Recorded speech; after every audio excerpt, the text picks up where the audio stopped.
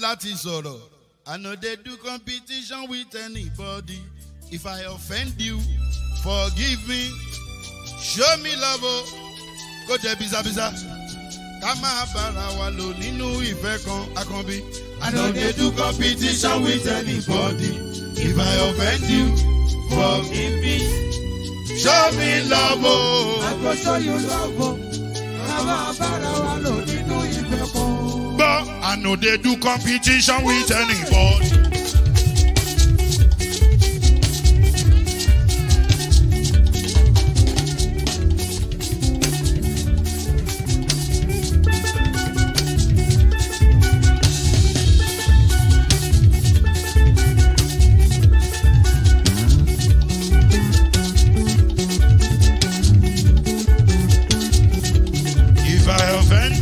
Forgive me, show me love, oh. I go show you love, eh. Ká má bára wa lò nínú ìfẹ́ kan. I know they do competition with anybody. If I offend you, forgive me. Show me love, oh. I go show you love, oh. Ká má bára wa lò nínú ìfẹ́ kan.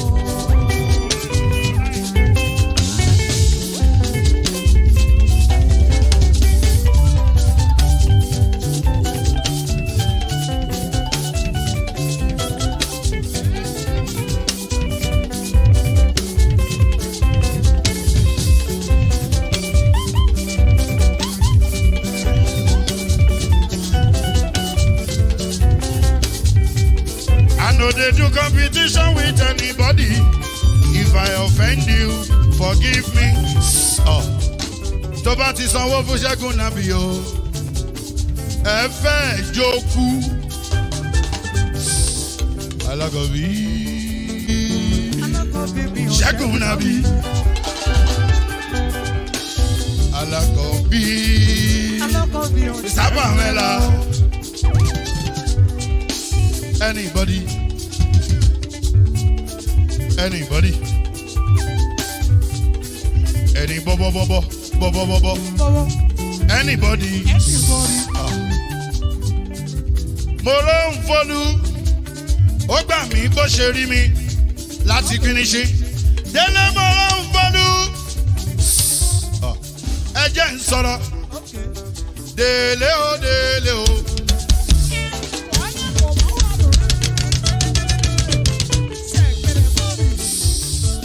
In now. Anyway, happy Saturday to every one of you. Today is 30th September 2023. Thank you very much for your time with us, my people. I appreciate you all right there. Let me quickly acknowledge the people that is already here with me. Mother of all, Mommy Diaspora. Good evening to you, Mommy. Happy weekend to you. Thank you very much for all you do. We appreciate you always. CXL, I can see you. Sabovo Kwangai, Mofire, my brother, I can see you. He's lucky. Charlie Prince, thanks very much. Good evening to every one of you. Sue Berry is right there with us. Thanks for joining us. Amaka E, Faceless Baby Face, thank you very much, Amaka. Afojabi, thank you very much for joining us. Yobo Safestos, great mind. Love of God is my strength. God bless all. Shala David, Michael, and Emaro, Mr. Joseph Oji, Bryce Strasser, good evening to you all, my people. Hannah, Peggy Modi, good evening to you all. Didi Anthony, Vitos, Akwebelem, Nell James, Austin, Prince, good evening to you all, my people. Grace is right there with me. Good evening to you. Juliet Okere, I can see you all, my people. I can see Vazik Bere right there in the building. Thank you very much, Inoma, Nosahare, Frank Ono, and we have many more right there. Osaga Daddy is with us. Discussion Channel TV in the building. Thank you very much, my people. Kingsley Ogbona, thank you very much. Nikki Oka Ugu, Stella Masevedo in the building. God bless you all. Yinze Omodia, thank you very much for joining us. God bless you all, my people. I appreciate every one of you. Angola Emmanuel Shooks, thank you very much for joining us. Wadia Unos once more. God bless you all. Marvis Amono says with us, thanks for joining us. Felix A.O. Francis, I can see all. Clement Meneke, Jude King, Miracle B, Kate, and more. Now, God will bless every one of you. Good morning, good afternoon, good evening to you all. The reason why I have to quickly come in right now, because I want you guys to pay attention to Arise correspondent, Mr. Charles. You see, sometimes we criticize Arise here, and I'm part of the people that criticize these people. But I'm also one of the people that if I see what is good, I say it. If you guys noticed for a while now, Chinese television is nowhere to be found. Chinese television don't report anything that is affecting us right now. They are reporting it, but they are laying back. They don't want to talk about it. But if you check, for example, what is trending, you see they analyze it, you see their dissatisfaction. I'm not talking about Abati, I'm talking about Arise and other, direct correspondence. Okay, let me quickly come to Mr. Charles. I'm not sure if some of you that is listening to me right now, if you were paying attention to what Mr. Charles were talking about. I'm going to replay it again. Some of you must have watched it already, but they took how many minutes? They took 4 minutes to review a lot of things here. They deserve credit. Chinese television is not doing this. Obviously, TVC would never do it. They review a lot of things here, in the name of beginning of a broadcast. Let's play this again. Please pay attention to what is happening in our country and look at the stand, the position of Mr. Charles. Although I'm not sure if I can pronounce his surname. Yes, but just pay attention to this and let's take it from here. Now, God bless you, my people. Please, let's take it from here again. Candidate Atiku Abubakar and President TINUBU of the APC, a rivalry that's now gone beyond the shores of Nigeria. Both sides appear to be working on gathering as much muck as they can so that it won't be possible for either of them to find a loophole or any other way of getting off the hook. Each side is carefully laying landmines in the other's path in the hope that if their opponent steps on one, he and his team could be blown to smithereens as the tantalizing mystery of which way a US court and the Nigerian Supreme Court will jump draws inexorably closer. A victory in both will surely be the biggest catch of all. That is, if it's not complicated by Nigeria's political situation amid concerns about this country's weak institutions. So what is the hidden dynamic here? Whose Achilles heel will it be?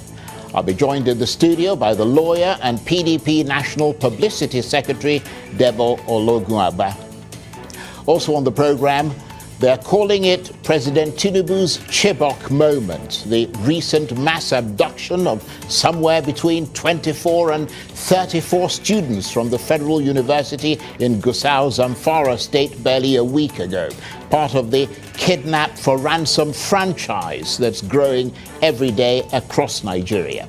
According to the authorities, 13 of the victims have been rescued, although some reports suggest that only 7 have regained their freedom and at least 2 of them reportedly escaped on their own. Either way, it's clear that the challenge of insecurity continues to pose a big threat in this country. How is it that bandits and criminals now seem to make the rules in Nigeria? Why can't they be hunted down and defeated? What should be on the table to tackle this blight? I'll be joined in the studio by the public policy expert, Professor Usman Yusuf, who was the former secretary to the Chief of Defense Staff's committee that negotiated the release of the last batch of train hostages. Plus, we have analysis featuring a leading commentator who will reflect on the main events shaping Nigerian politics.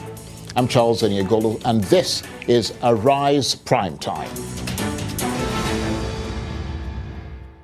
Now, as you know, the starting gun in the race to lead Nigeria was fired during fiercely competitive elections in February.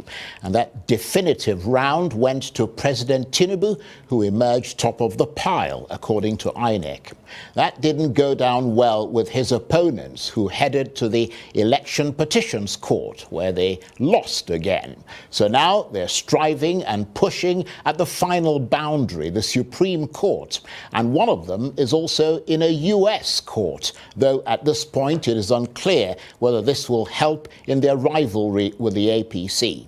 Meanwhile, the president is getting on with the job in a country where tensions are dialing up higher and higher, with Nigerians at home struggling with growing insecurity, corruption, poverty, unemployment, skyrocketing inflation, and a currency that's in free fall. and all these shortcomings also being keenly watched on the world stage. A Nigeria that could be great but isn't, that's failed to become an African superpower in its own right, a country that in a world where the decisive stuff is force, power and money has failed to shine and to shift the global headwinds to its benefit. Well, for more on all that, I'm joined now in the studio by the lawyer and the National Publicity Secretary of the People's Democratic Party, Debo Ologunagba. Thank you very much indeed for coming in. Good evening, Charles. Nice Looking impeccable as always. Thank you. Want to look like you. I like that. Yeah. I want to look like you. Yes, it makes two of us. So we'll start a mutual admiration club. Absolutely, thank you. Now, your reaction, first of all, to attempts by President TINUBU's lawyers in the US to prevent the release of the president's academic records from the Chicago State University. The PDP, from you, has released a statement today about that. Just summarize for us what's contained in that statement. Yeah, thank you very much, Charles. It's nice to be here again. I think what's in that statement is actually to situate the attempt by the lawyers of President TINUBU and, of course, by extension, the APC, to the extent appealing by a plea or making an application, requesting that certain details regarding the president's academic records should not be released to the public. And there are two issues there. We're concerned, number one, that APC, as a party, has not made any statement to that effect.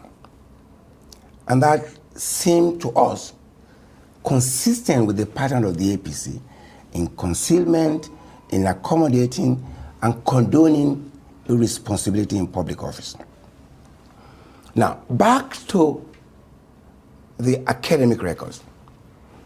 You recall at a public event some time ago, President TINUBU boasted and actually said, and for exactitude, because I don't want to say where I'm being accused of misquoting, he said this. He said, I was one of the most recruited graduates of my university. Multiple honors, first class degree, and I have the reference point. That's the man saying, this is who I am. Now, for his lawyers, and I would expect that he would dissociate himself from those positions. For any lawyer to attempt to vitiate these comments is actually a disservice to President TINUBU and to Nigeria. The second part of this is that as a nation, we must begin to ask ourselves, what do we want to be known for? In his book, Ernest Renan, What is a Nation? Describe what a nation state should be. That it's a space of people coming together and saying, this is what we want to be known for. If you are a public officer, obviously, you are a public person, and the people that you seek to lead have a right to know. In some situations, there might not be a law that obliges you to do that, but for moral standing, you must do that. And we'll give an example of that. And PDP has consistently showed the way in that regard. And I give an example. In the Code of Conduct Bureau and the Act, where public officers, on getting to the office, you need to declare the asset, and when you're leaving, you recall that President Umaru, late President Umaru Yar'Adua, a PDP, voluntarily made public his asset. In following that state, you see governors of PDP, Governor Seyi Makinde of Oyo State did, and most recently, the governors of Zamfara State. I need to know which of the APC public officials have done that. And that tells you about the character of a party, about the people who are they. Now, they seem to condone secrecy and concealment from the public the records of a public official. So for us in that, we are saying number one is a disservice to President Tinubu, it's a disservice to Nigeria and to the international community, because any country or the whole world should have records and be sure that when they're talking to a head of state, a president, they're talking to a person whose record they can view, and that shouldn't be available. And we're saying it's an indictment on the APC as well as a disservice. And so we're calling on the APC, speak out on this issue, if it is necessary. And above all this, Charles, what is critical is about democracy, is about transparency, is about the right of the public to know, and the night that when you set yourself out as a public officer, then we that have voted, or those who didn't even vote for you, have a right to know. And I don't see a big deal. No, I totally understand that. Yeah. But what I'm trying to say is that you as a political party that is in opposition to the president and is an opponent to the president in that political arena, you're trying to muster as much muck as possible so that you make it impossible for the president to find a loophole that'll keep him on as president. Is that a fair assessment? And you're hoping that this Chicago State University affair will become his Achilles heel? No, Charles, I think you're looking at it from the prism of being personal interest. No. I know the point you're making, and I have conceded that point. But I'm saying there's an additional point, which it could potentially be politically beneficial to you, and you're pressing that advantage. We are not pressing any advantage. We're asking for a fair question. That, like I said, this whole thing you call political advantage can stop right now. President Tinubu has the right to stop it now and say, you know what, release it. And if it is released, wherever the facts leads, then we go there. Yeah. Okay. Thank you very much, my people. I appreciate you all. Thanks for your time. Good morning, good afternoon, good evening to every one of you right there. Please press on the like button and let us do this together. So I'd like us to listen to another one or two videos. Then we have serious articles for you today. Serious articles. There's a lot of revelations that we are going to be revealing here today. So endeavor to join us, like and share, and let us do this together. We take our time for the whole day recession for what to bring to you here every day. As you know, Nigeria Watch will never bring anything to mislead anybody. We bring it here and we show you the source. Like and share, my people. Remember, on Monday is my birthday. So don't forget, if you love me, if you care about me, if you appreciate my work, what I've been doing since April last year till now without no break, please come on Monday to show me that you care. I know you care, will come to show me. I appreciate that. On Monday, 2nd of October is my birthday. Thank you very much, my people. For those of you that's always reminding me already, some people already counting it. Thank you. May God bless you all. Let's listen to this video.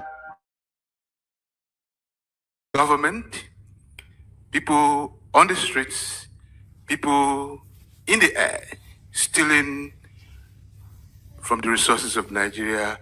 How do you want to enforce law when there is no law? Who will enforce law? The courts have collapsed. The police has collapsed. Every aspect of national life and love and order would have collapsed. Where do you start from? And you did say, well, if somebody is in government and is not stealing and his wife is not stealing, what about the concubine if they're stealing? Yeah, so those questions are related. I want you to address it. Thank you very much. I didn't say that. I just said those around him. That's where I put the uncles and concubines. I know they're all involved. But like I said before, what we are going through is not peculiar to us. That's why I said I visited countries similar to Nigeria. Countries have gone through that, even worse than what we've gone through. And that is what our dear father questions. Leadership. What changed all that is simply leadership. I don't want to use, let me give you an example of Anambra State again. Anambra State in year 2000, year 2001, the schools were closed. There was no secondary school, no primary school. Nobody went to school because they couldn't pay the teachers. The consequence is that when I became governor, we were number 26, 27 in Wayeka Neko. That's what we were. We had a situation where we were owing salaries, pension, and everything. We couldn't pay pension. My predecessor had just, Dr. Chris Ngige, had just started what I can call meaningful work on the roads and has started pension. But we're owing people pensions and everything. I always tell people my experience with Oken Dibe's mother. I later knew that it was Oken Dibe's mother. Professor Oken Dibe's mother met me in a church. I usually go to morning mass and everything. Usually go to church in the morning as governor, and I go to the nearby church.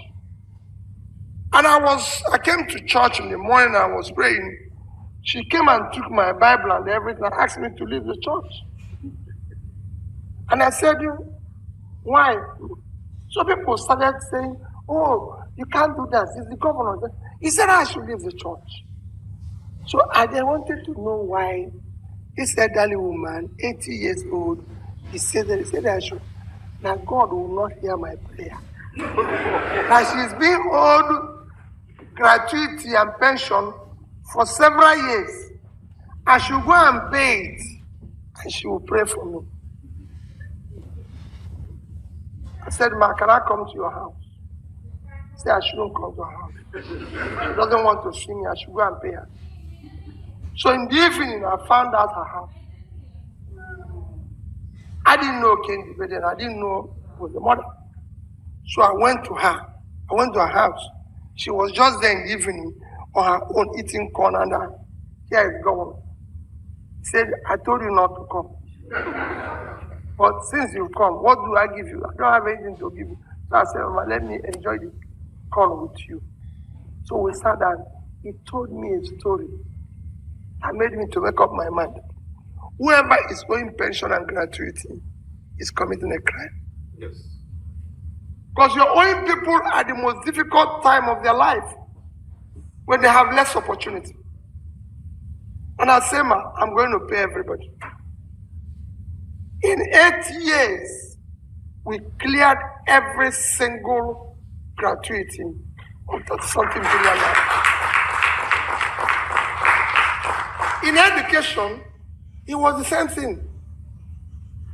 We went about,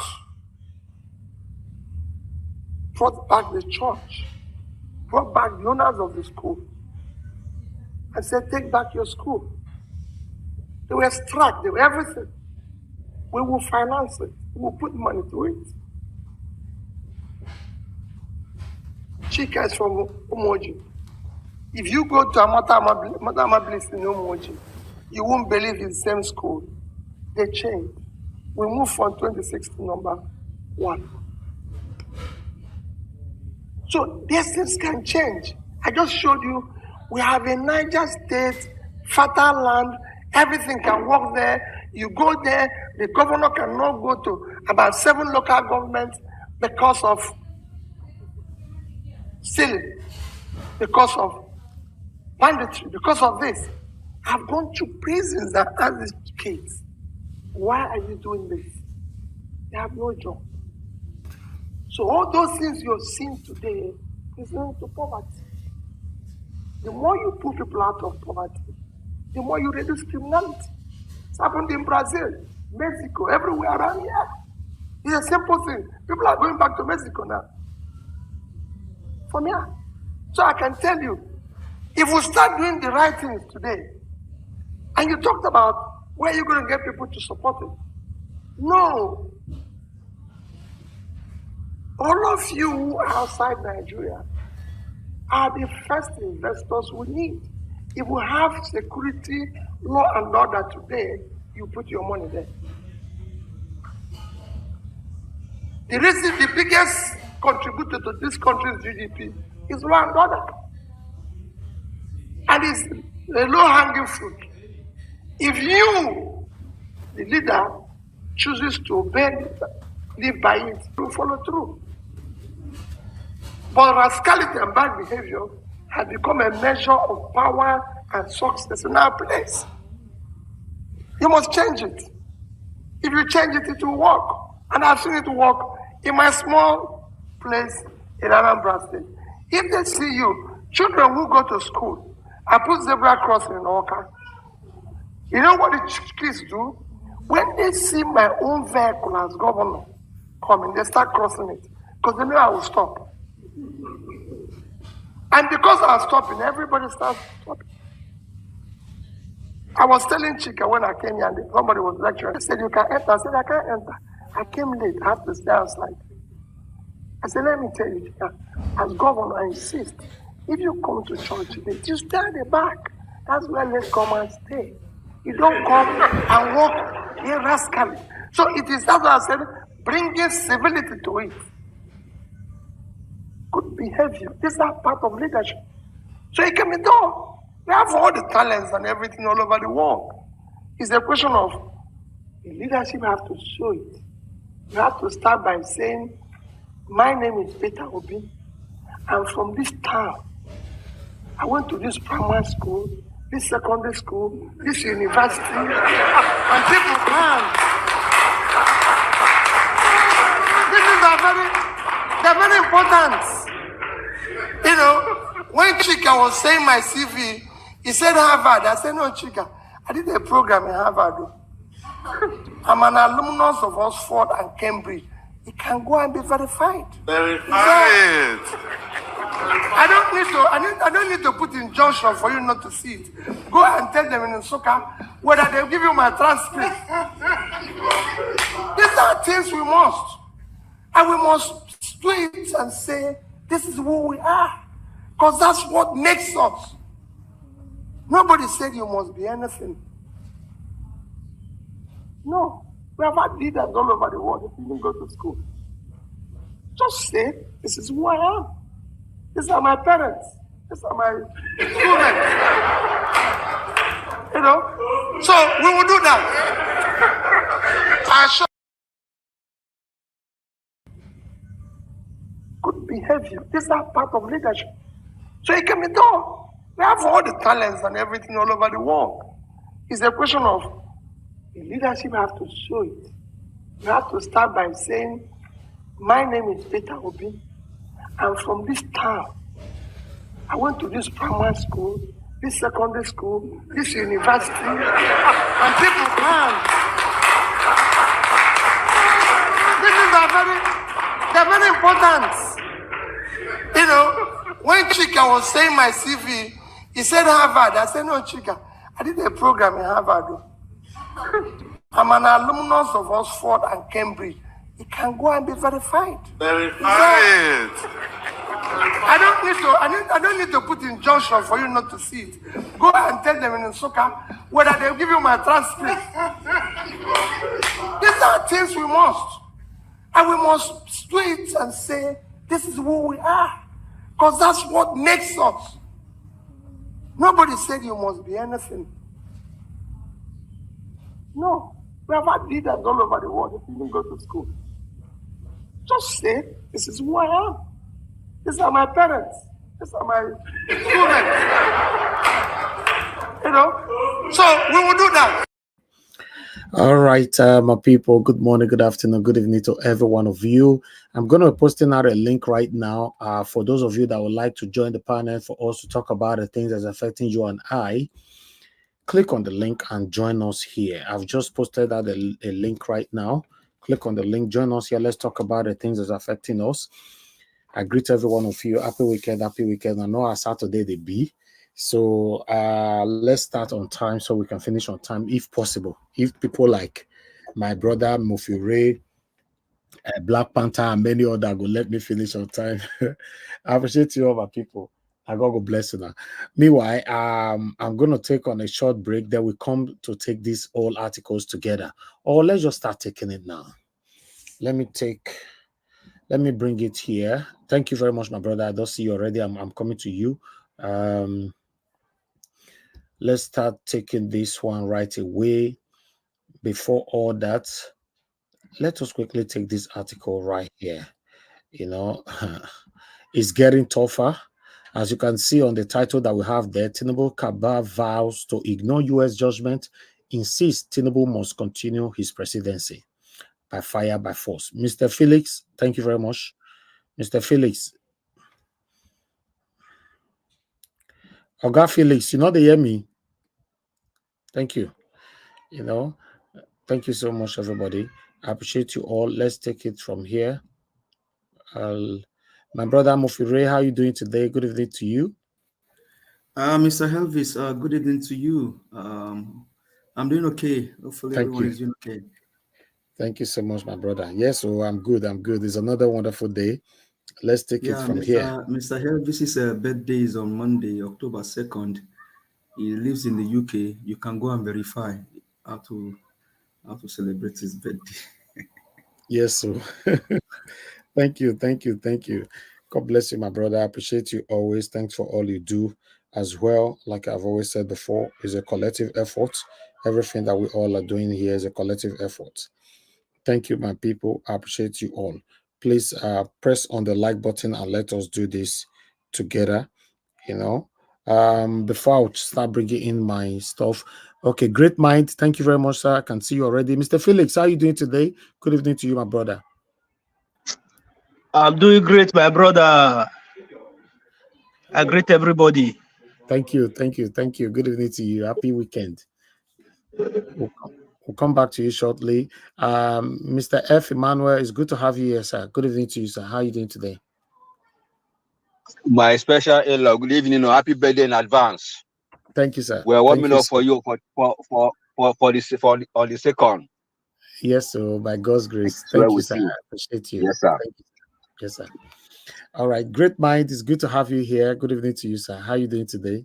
I'm doing great, Mr. Elvis. Thank you for your service. I really appreciate you. Thank you. Thank you so much. Thank you, sir. Thank you. I'll come back to you shortly. Thank you. All right, my people. I'd like us to take this one quickly here. Like I said before, we have a couple of articles for you. Bear with me and let's do this together. Let me go on a quick break so that I can leave because I'm still outside, UK here. There are a lot of people playing, so I don't want that to distract us that much. But let me go for a quick break. You are the pillar that holds my life. You are the pillar that holds my life. Master Jesus, you are the pillar that holds my life. Lily of the body, you are the pillar that holds my life. You are the pillar that holds my life. You are the pillar that holds my life. Lion of the night, you are the pillar. Chickadee, you are the pillar. Daddy, you are the pillar that holds my life. Lion of Judah. You are the pillar that holds my life. Oh, anyway. You are the pillar that holds my life. Hey, yeah. Master Jesus, you are the pillar that holds my life. You are the pillar. You are the pillar that holds my life. I said, Jesus, unibu kalabati sinduwe. Nibu kalabati sinduwe. Ojo bienvenido. Nibu kalabao. Nibu kalabao. Nibu kalabati sinduwe. Ojo bienvenido. Nibu kalabao. Chica nibu kalabao. Nibu kalabao. All right, my people. We're back here again. Let's start taking this from here. We have a couple of things to review to you today. In fact, you're going to be shocked with what is currently going on right now. It looks like by fire, by force, the way everything is currently going on. Mr. Chuks Obiboeze, I can see you already. Thank you very much, sir, for joining us. Good evening to you, Mr. Chuks Obiboeze. How are you doing today, sir? Okay. All right, Mr. Chuks, we can't hear you, so let me move on to Madam Helen. Madam Helen, thank you very much for joining us. I can see you already. Great mind, you are out of the screen. You need to leave your device on. Madam Helen, how are you doing today? Good evening to you, ma'am. Good evening, Mr. Elvis. Thank you so very much. As usual, Thank you. you're doing a great work. God bless you.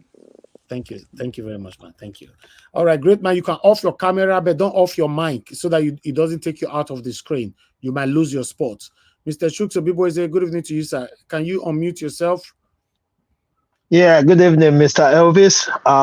Good evening, everyone on the panel. Good evening, those watching us, and our comment section, which is ever busy. God bless you. Today is a beautiful day. I wish everybody a very happy weekend. Let's discuss our nation. Thank you. Thank you very much, sir. Thank you. I'll come back to you, everyone. Okay, let me quickly take this together. As you all know that every article that I have today, I'm going to be taking all of them probably by myself. So let me focus and let's take it from here. The first one we have from you here, as you can see from People's Gazette, public interest in TINUBU's record significant to Nigerians. I will rule on article's request shortly. Judge Maldonado. Okay, let me take more. Although I might not take all paragraph because of time, but let's see. Depend on how it goes. Judge Nelson Maldonado says the U.S. Court for the Northern District of Illinois in Chicago has been inundated with emails from Nigerians eagerly anticipating her decision on whether or not shall will order Chicago State University CSU to release President Bola Tinubu's record. But she went on. As a result, she has decided to issue a ruling on the matter as soon as possible. A court filing seen by People's Gazette stated, unquote, the court notes that court staff has received extensive email communication from members of the public related to this case. Stated the court document entered into docket on Friday. Consequently, the court will endeavor to issue written ruling as soon as possible. The document noted acknowledging that the matter was of utmost interest to Nigerians curious to learn the background of their leader and had sent the court a flooring of emails. Nigerians. As we do our part here, other people they do their part too. When could I get that one for bad? Everybody concerned Nigerians, everybody is working. Everybody is working. Everybody's putting in their effort to make this work. Do you know how many of our people here that is going extra miles to send me details, informations every day for us to come on air? So it's a collective effort, my people. Okay, let me move on from here. The court understands the significant public interest in this dispute, but the court will not consider any third party or ex parte submission. Okay, I'll leave this one right here. I don't want us to continue with that because we have a couple of things to read for you, Then please bear with me, my people, and let's take this together. Let me bring another one to the screen. Please just continue to press on the like button as you're just coming in. Please do that for us. Okay, maybe we take this one first. This one surprised me. Oh, hey, God. I don't know how people take the car, pack all this information they come out for inside. They are so rock safe. The thing called it surprised me. Okay, let's take this one together, my people. I believe this one will surprise you now. Anyway, not when they surprise us again for this Nigeria. Okay, as you can see right there, what we have for you, I'll read it loud. I'm not sure if you guys can see, but I'll read it from here. I can see clearly. The report by an investigative journalist, Jackson, PBN, that Bola Tinubu has ordered the chairman of the Independent National Electoral Commission, INEC, Mahmoud Yakubu, to destroy all his previous filed documents in INEC's possession, specifically all the 1999 documents and affidavits he had filed to contest the governorship elections should be removed and destroyed. An informant in the presidency has told me cause from serious concern from well-meaning Nigerians, but we are sure of victory at last. Let me put this before I start showing this document. I've told you guys before that in every home, like Governor Obaseki said before in Edo State, that in every home there's an obedient.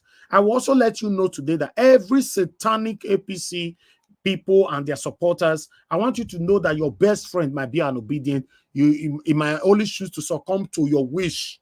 Since you force her, make it succumb or make it admit to what you want. But in case you're not aware, your wife might also be an obedient.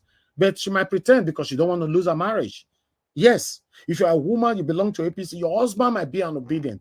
He just want to please you, but you don't know what he have in his mind. This is what is currently going on right now. That's why TINUBU is facing a lot of challenges right now in Aso Rock, because you don't, at this moment, you are not even sure who is who anymore. That is the problem. So let's take, this is the document there that the way God, they bring everything come out. Though this one are from CF001, the Independent National Electoral Commission, Lagos State Governor. Can you imagine waiting they submit since okay, date of birth was March 29, 1952. Here, you know, submitted then local government in Ikeja, Nigeria, 10th Sunday, another. So all the informations are here. Tinubu Bola Ahmed, you know, that's what they put right there. You know, why we have another document here. This one was submitted when? Let me see, 1999. Jesus. Hey, High Court of Lagos holding at Ikeja affidavits in respect of the laws of I can't really see these things like that. This document don't take.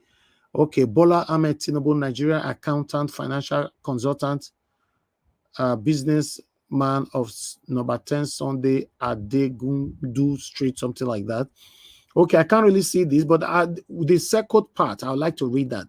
I went on self-exile from October 1994 to October 1998 when I returned and I discovered that all my property, including all my documents relating to my qualification and my all these things don't fade or certificates in respect of paragraph 3. I don't see this one. Everything all have been looted by unknown persons. Okay. Now what it talks is 1999 that they bring come, so you know. All right, I'll leave that one there. Then we have another one here. This document here. This one, oath form, Lagos State, and are you an indigent of 12 above? Yes, okay. I'm not too sure. Okay, this one's educational. Okay, they are focusing on this educational background. Primary school, St. Paul, Aroloya, okay. Children Home School, Ibadan, 1958 to 1958 to 1950. 64, 50, 59, 57. I know. When they see, when way they panel, they see what TV they see. So the thing is difficult, man. Can anybody see this book? Is anybody still on the panel with me at all? Yes, we are here. Yeah, we're here. That's what I'm saying. Can anybody see this book at all? Now it's very tiny. Let me see. Okay. All right. Let me take okay, it so the way it it says, is. can you hear me? Yes. It says education institution at St. Paul Aroloye Children Home School, Ibadan, 1958 to 1964. Then secondary school, Government College, Ibadan, 1965 to 1968.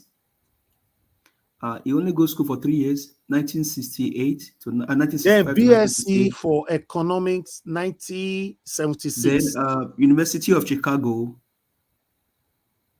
17/12/96. 96. Wow. Sorry, 1976. Then BSc Economics, Chicago State University, 1977 to 1979. Then BSc Economics, 1976. BSc in Business Administration, 1979. Then Certified Public Accountant, June 1979. And then Arthur Anderson Accountant. Okay. I believe, say, because all these things, according to the information reaching, they have forwarded all these things to the America court, right? Okay, let's take it further, my people. I have a couple of things to review for you right now. let's take it further so that we'll take it from here. You know, bear with us, my people. Continue to, those of you that just joined us right now, appreciate every one of you.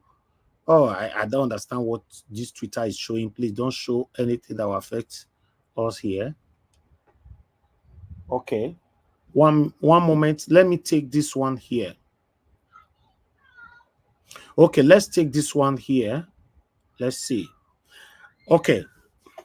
Breaking U.S. District Judge Honorable Nancy L. Maldonado cancelled oral argument and presentation, reserved ruling on Bola Tinubu's objection to Magistrate Judge Gilbert order directing Chicago State University to release Tinubu's academic record to article within 48 hours. The court will endeavor to issue a written ruling as soon as possible. The court notes that the court staff has received extensive email communication from members of the public related to this case. The court understands the significant public interest in this dispute, but the court will not consider any third party or ex parte submission. Rather, the court review will be limited to the parties' briefing and the official record on the docket, said Judge Nancy Maldonado. So this one is almost what we read before, but I would like us to take this. This is why I brought it here. So there's this one is United States Districts for the Northern District of Illinois. This one is coming directly from them, right? Okay, you can see case number right there, 1/23-CV-05099. Okay, notification of docket entry. The docket entry was made by the clerk on Friday, September 29, 2023. Minute entry before the Honorable Nancy L. Maldonado briefing on intervenal objections to the Judge Gilbert's order 40 is now complete. The court will endeavor to issue a written ruling as soon as possible. Separately, the court notes that court staff has received extensive email communication from members of the public related to this case. Okay, that's exactly what we read just now, but this is the official letter from Chicago State, according to what I've seen here from United States District Court. Okay, defendant is Chicago State University. All right, I would like us to take this. I think we are okay. Let's see if there's another one here. That is the wonderful woman there that we all are looking up to right now after God. But meanwhile, because it's Twitter, let me put another thing here quickly. Bear with me, my people. Just press on the like button. We have a love for you. You know, press on the like button. Let me quickly leave this page and bring in another one shortly. 1 minute. Bear with me, my people. We're almost there. Okay, we're taking this. Let's see. TINUBU CABAL. Okay, yes, this one. Let's take this one together. This one was actually waiting for this. Wow. This is it. Okay, this one, I'm not sure you guys can read it as well, but don't worry, I'll take it from here. But the reason why we have to carry everybody along is good for people to know our source and where we are reading from. It's very, very important. You know, that's why we are doing this. If you need help, I can read if you want me to read. No, let me take it. I'll take this one, maybe the other one. Thank you very much, my dear brother. You know, because this one is clear, it's bold. TINUBU CABAL vows to ignore U.S. judgment, insists TINUBU must continue his presidency's sealed deal with Supreme Court.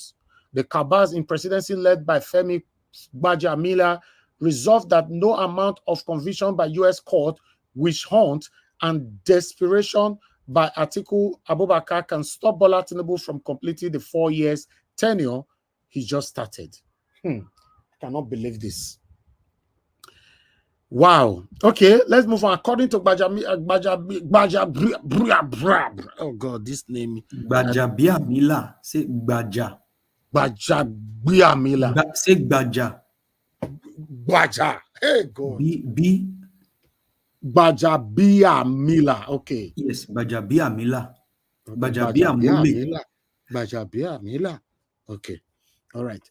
Assured them that the APC-led administration have concluded all the plans with Supreme Court judges to strike all the appeals concerning presidential elections. 3. Ganduje is currently in Yenuga, Bayelsa State, to meet with election stakeholders, including security agencies and INEC officials, and to charge them to ensure they deliver APC in November gubernatorial contest. 4. According to Abraham Masari, it have never happened in Nigeria for Supreme Court to nullify presidential election, and it cannot start with TINUBU through the Supreme Court. He composed by himself. 5. Bat has just returned from France after undergoing some medical and some series of meetings suspected not to be unconnected to his desperation to block access to his school record using international collaborators, as already reported, and it's tipped to return back to Nigeria tomorrow or before an army event in Kaduna scheduled for next week. While we have 6, the APC leadership will soon be meeting on how to sustain division in opposition parties, as Wike guaranteed them of destroying PDP beyond redemption through some powerful state governor in the party if Atiku Abubakar will still contest 2027 presidential election. 7. Yusuf Bishi, DGSS, was assured of a known career ambassadorial posting after his tenure. This is to appreciate his contribution in bringing Bat to power after being considered the only service chief that worked for APC presidential candidate during 2023 general election. While the last one here is that there are renewed plans to engage media, traditional and religious leaders in a blackmail campaign against Atiku, using some scholars who charged Muslims against electing AA, including late Jafar Mahmoud Adam. This, according to them, will make the job easy for Izala faction for ease reference, and funds were earmarked for Diraga counterpart for similarly purpose. Okay, these are the people right now, right there. So then I have another reactions here. You know, let's take this reaction here quickly. My people, let's start from here. As you can see, Nigerians have reacted. You know, please, my brother, help me to take those reactions, all of them. If you are there, give us a mandate. Okay, you are not there right now, right? Okay, let me take them quickly. You know, as you can see, this one is from Patience Williams. Oh, sorry, I'm here. Sorry. Okay, thank you very much. Please take the reactions. Thank you. God bless you, my brother. Okay, Patience Williams. Only Nigerians can rescue Nigeria from the hands of these desperate criminals. Man proposes and God proposes. We shall see if 0.5% is greater than 99.5%. Okay, that's another one there from Jesus is the only way, every all. Nigerians wants to give the compromised judiciary benefit of doubt for the last time. If the Supreme Court failed to deliver justice, then the people has no option than to embark on self-help, because we must right the wrongs by taking back our country. Okay, we have another one here from Skeptic Tom. These men talks as if they own tomorrow. They forget the owner of life can strike anytime. Watch how your government would be so useless. Cause it's obvious you would lose at the US court. Only Nigerians must rise up to this. Okay, we have from George Impala. Then let's watch how Nigerians will let a shameless certificate forger to remain in office after being exposed in USA. Okay, there you go. From KK yeah. L official is the most despicable of the criminal narco bunch. Everything about him is repulsively tyrannical, very shabbish creature to be a politician. Okay, we have from Christopher Emmanuel. Unfortunately for them, I don't see where They secure God in their plans. In God we trust. Evil can only try, but God will always win. Okay, let's take from Evans, Elvis, LLM. Those Supreme Court judges are Nigerians living in Nigeria and sees what's going on in the country. It's not about Peter Obi or Atiku. Whatever Supreme Court says becomes a law. If they legitimize forgery, INEC impunity, and preventing certain tribes from voting in certain areas, fine. Okay, 3 to go. Emmanuel Johanna. God Almighty is still on the throne, and He is our judge, our just judge. And I still have my strong faith in Jesus that the enemies of Nigeria shall not triumph over the peace-loving Nigerians. While we have E. Phillips. You cannot wake up a man that is pretending to be asleep, no matter how much hard you try. Okay, the last one here from Joshua Obi. Let's see how it goes then. Then the likes of Peter Obi and Atiku needs to come together and form a firm certain fraction to oppose this man outside the rule of law, as our law was buried on the 6th of this month. Exactly. Thank you very much, my people. Good morning, good afternoon, good evening to every one of you. That is all we have for you this evening. If we have time, we might give you more things, more information later on as our search continue. Thank you very much. Now God bless you, my people. Good morning, good afternoon, good evening to you all. I would like us to start talking right now. Let's take it from here. One moment. Can you guys still hear me? Yes. Okay. All right. Thank you so much. So the first person that we have on the panel is Give Us a Mandate. Give us a mandate, please. I would like you to talk to us, my brother. Thank you so much. Good evening to you once again. Well, good evening to you, Mr. Elvis, and then the panelists. Greetings to everyone. People on the comment section, greetings to everyone. Thank you for all that you do. I think we have some of our generals on the comment section. We could join, we could have either na window na go pass enter, we could enter on a door, we enter quick. We cannot wait for now to come as this thing they hot. Me all of us follow join body, they do this thing. Then me all of us come follow join hand, take cook better fried rice and better chicken and begiri we do and black soup for Mr. Elvis' birthday. You know, tomorrow night with the Eve, right? So make I see all of you now. Panelists, all of you now, one at the comment section, one at jump. Thank you. Quick, enter. Well, what more can we say? You know, it just shows the impunity in our country. I will start from the last article. But you know, one thing is, I wish Nigerians can actually react like the Egyptians or like the Nigerians or Sri Lankans, because even one of them come tell us, say his name na Rotimi Amechi, and he can't give us a Amechi 101. Say now for just come use a Amechi 101 principle for them, because now only Nigerian and politicians go steal money, carry money, waka. The Nigerians they can't follow celebrate themselves. So we for just activate Amechi 101 decree. We Amechi tell us. Amechi say the day we will go start to stone them.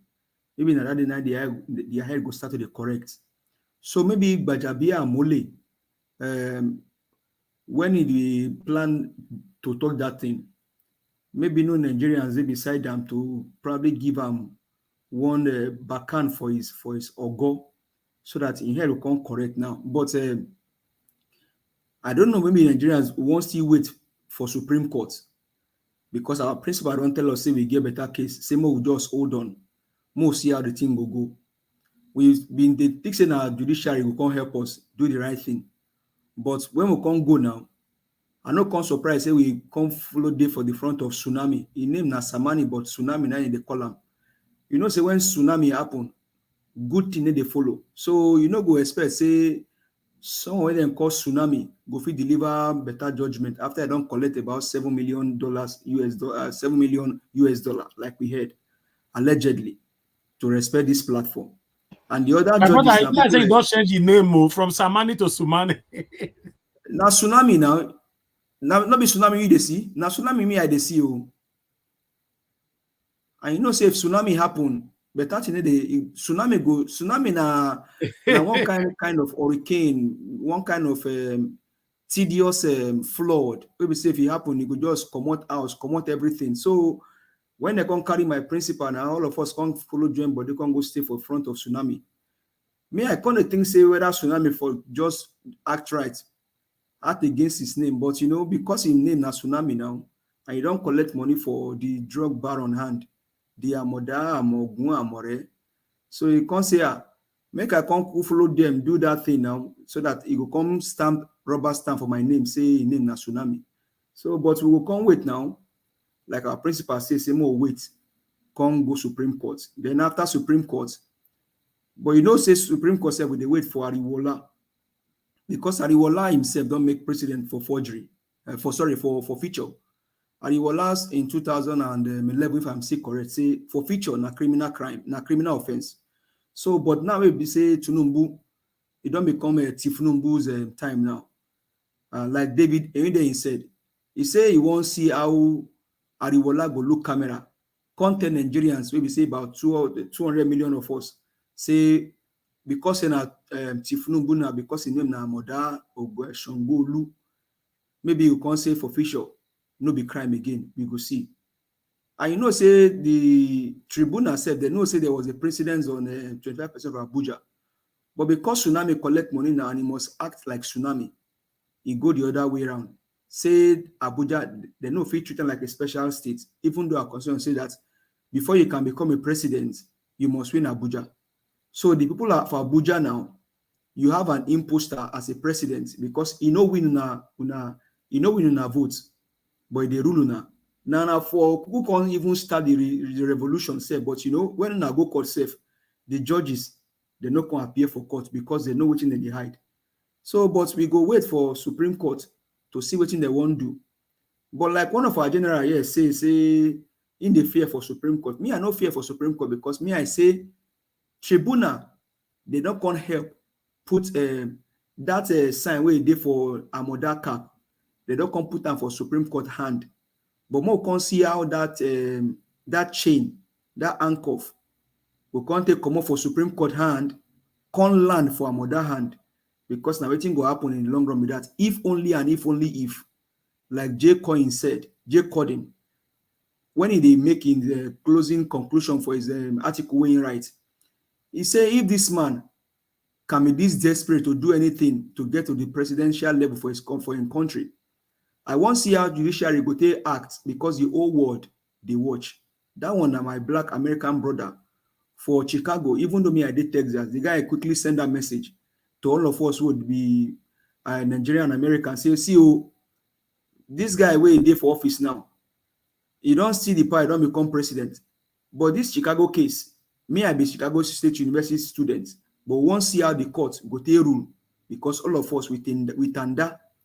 We say na year we deal until Amoda and go court, and then Ariwola will come deliver judgment. Then we will see how it will go.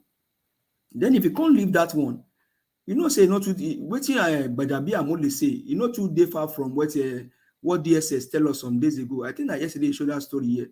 Say DSS say them not TINUBU boys, they can do and undo.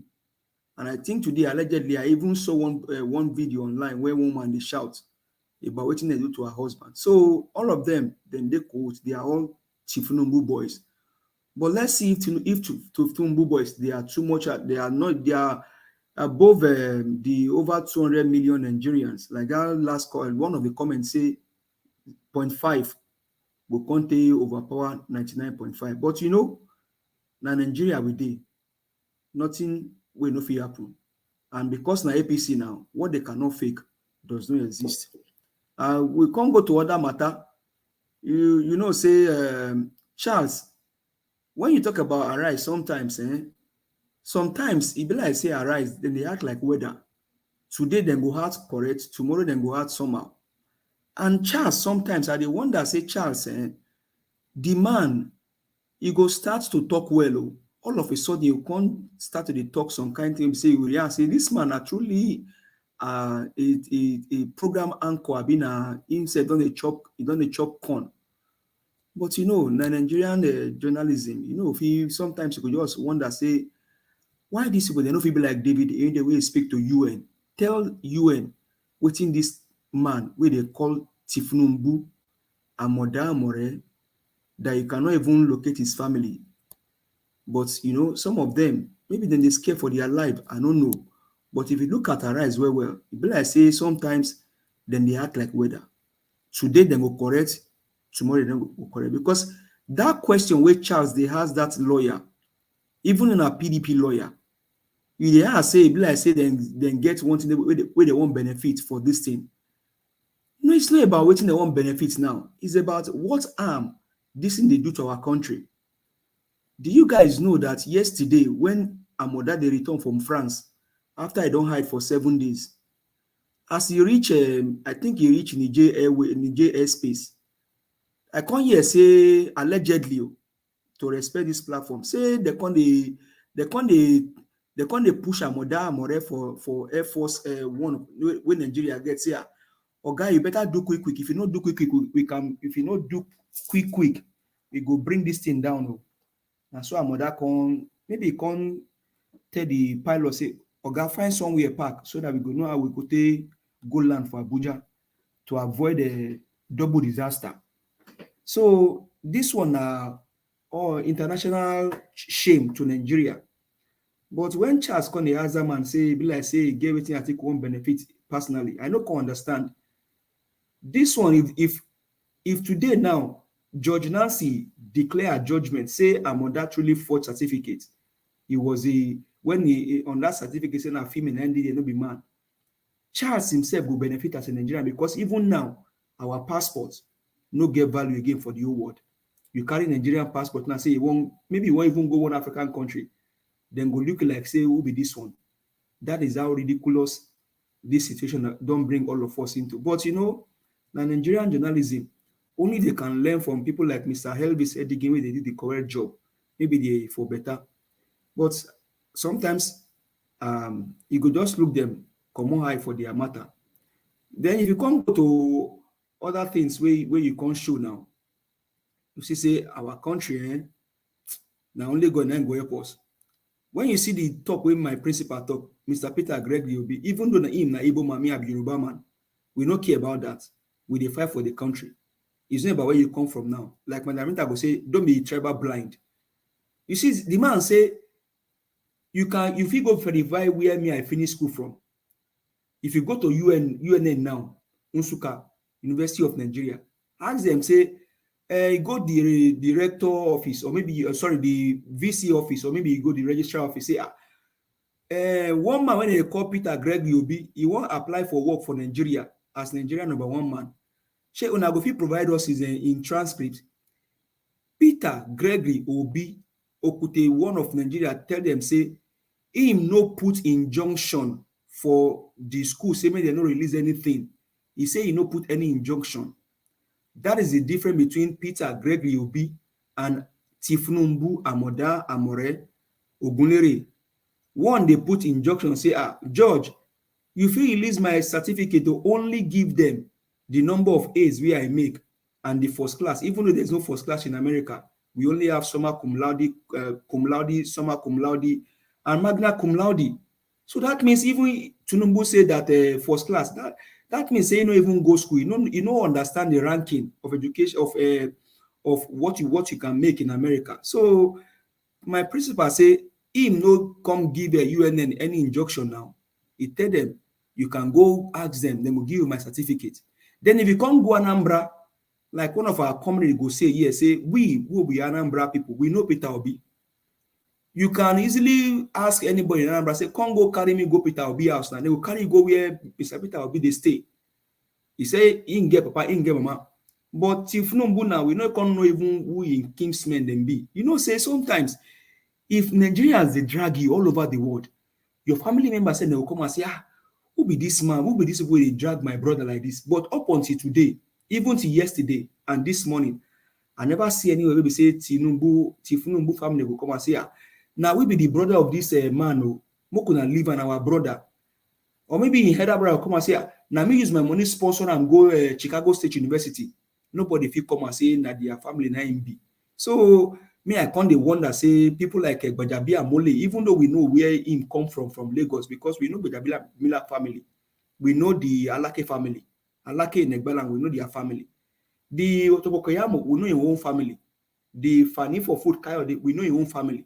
We know some of them, we know where they come from, but their master where they support, we can't even know the own family, because other people where they support them, we can trace their house, we can trace their heritage. But when it comes to this TINUBU now, you cannot even trace where they even. Me, I can't even ask. Maybe you could fit tell me, Mr. Elvis, say whether I even get papa or mama, or now God just say, okay, I create you, I just throw away you for Nigeria. When I look where I go throw away you put, because of the evil way you go do, I no can't see anywhere now. Make I just throw you for Nigeria. So, but me, I can't the one that say this kind of man's matter self can't they worry me, because every day now. You wake up after you pray, do everything. The next thing you start to think about now Nigeria. To call every day where I wake up after I do my prayer, do everything, do my chore and everything. The next thing where I go on look now to see what they happen on X, to see whether they don't come out to Gulleri or still dey there. But I no can understand. Ever since last year, we still dey here. They turned up for this matter.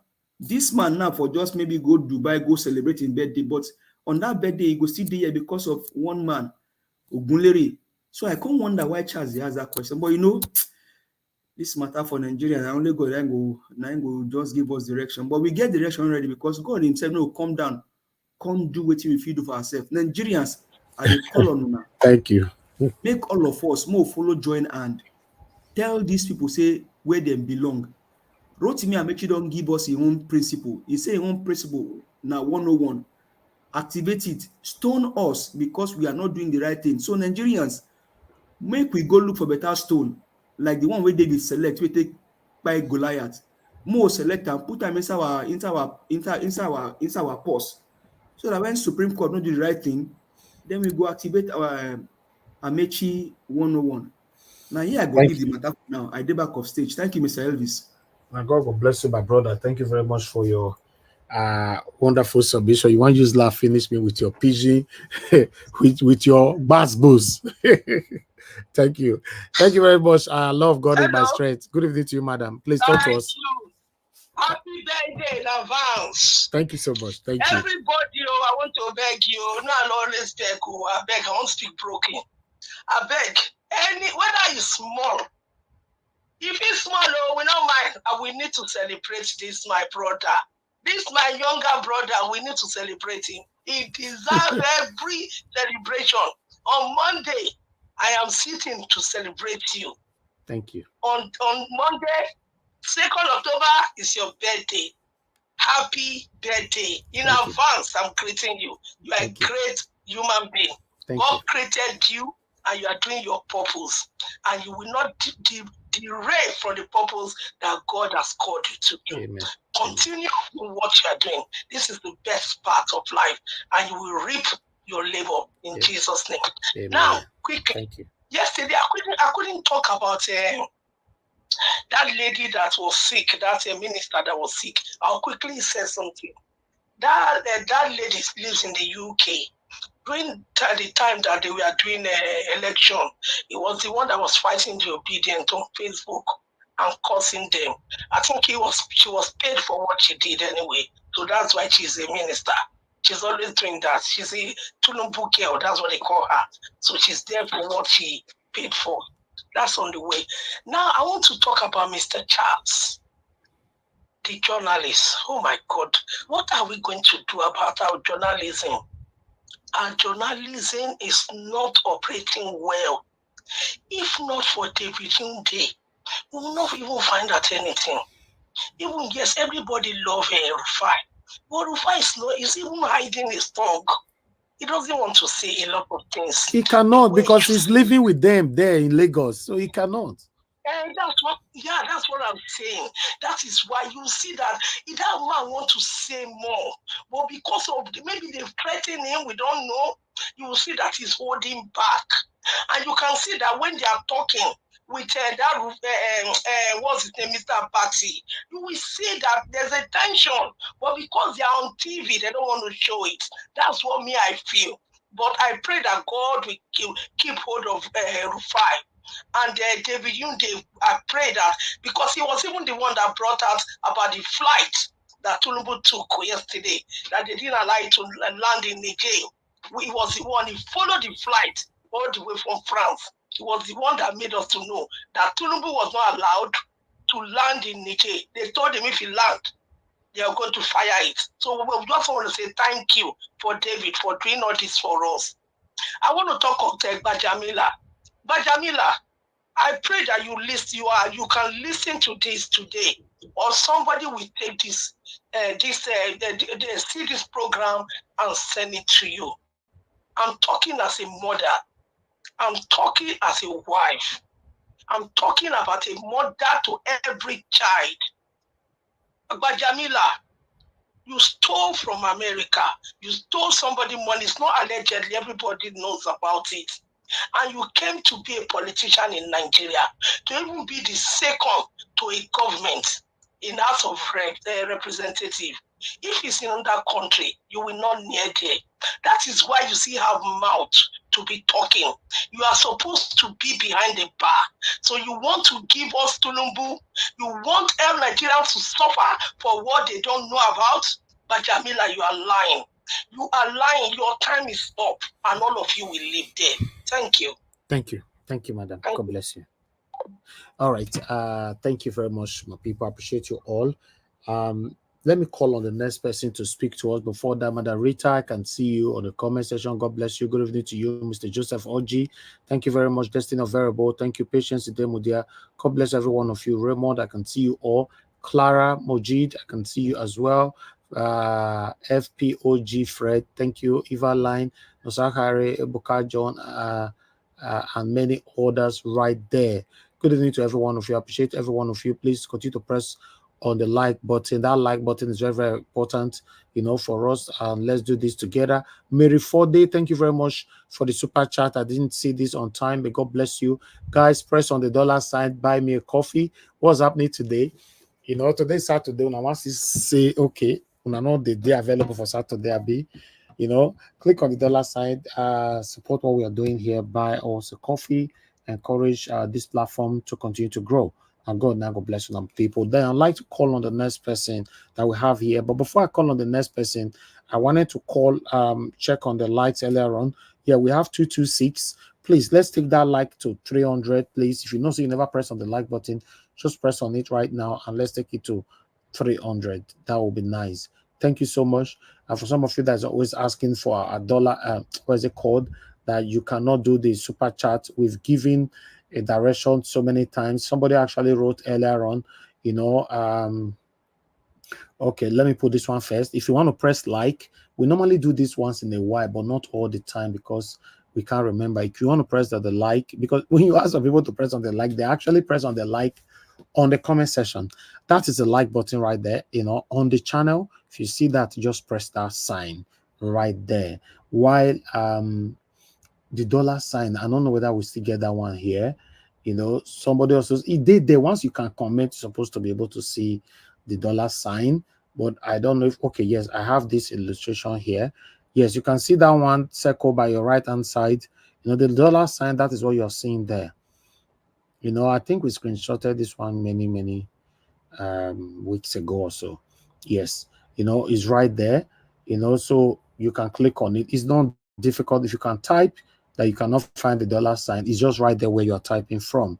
While for those of you that want to support us on our Naira account, that is it right there on screen. That's our Naira account. You can click on that and support what we are doing here. And God bless you now, my people. Then I think the last one, because we don't normally do all this time. Let me just use opportunity to put this one as well.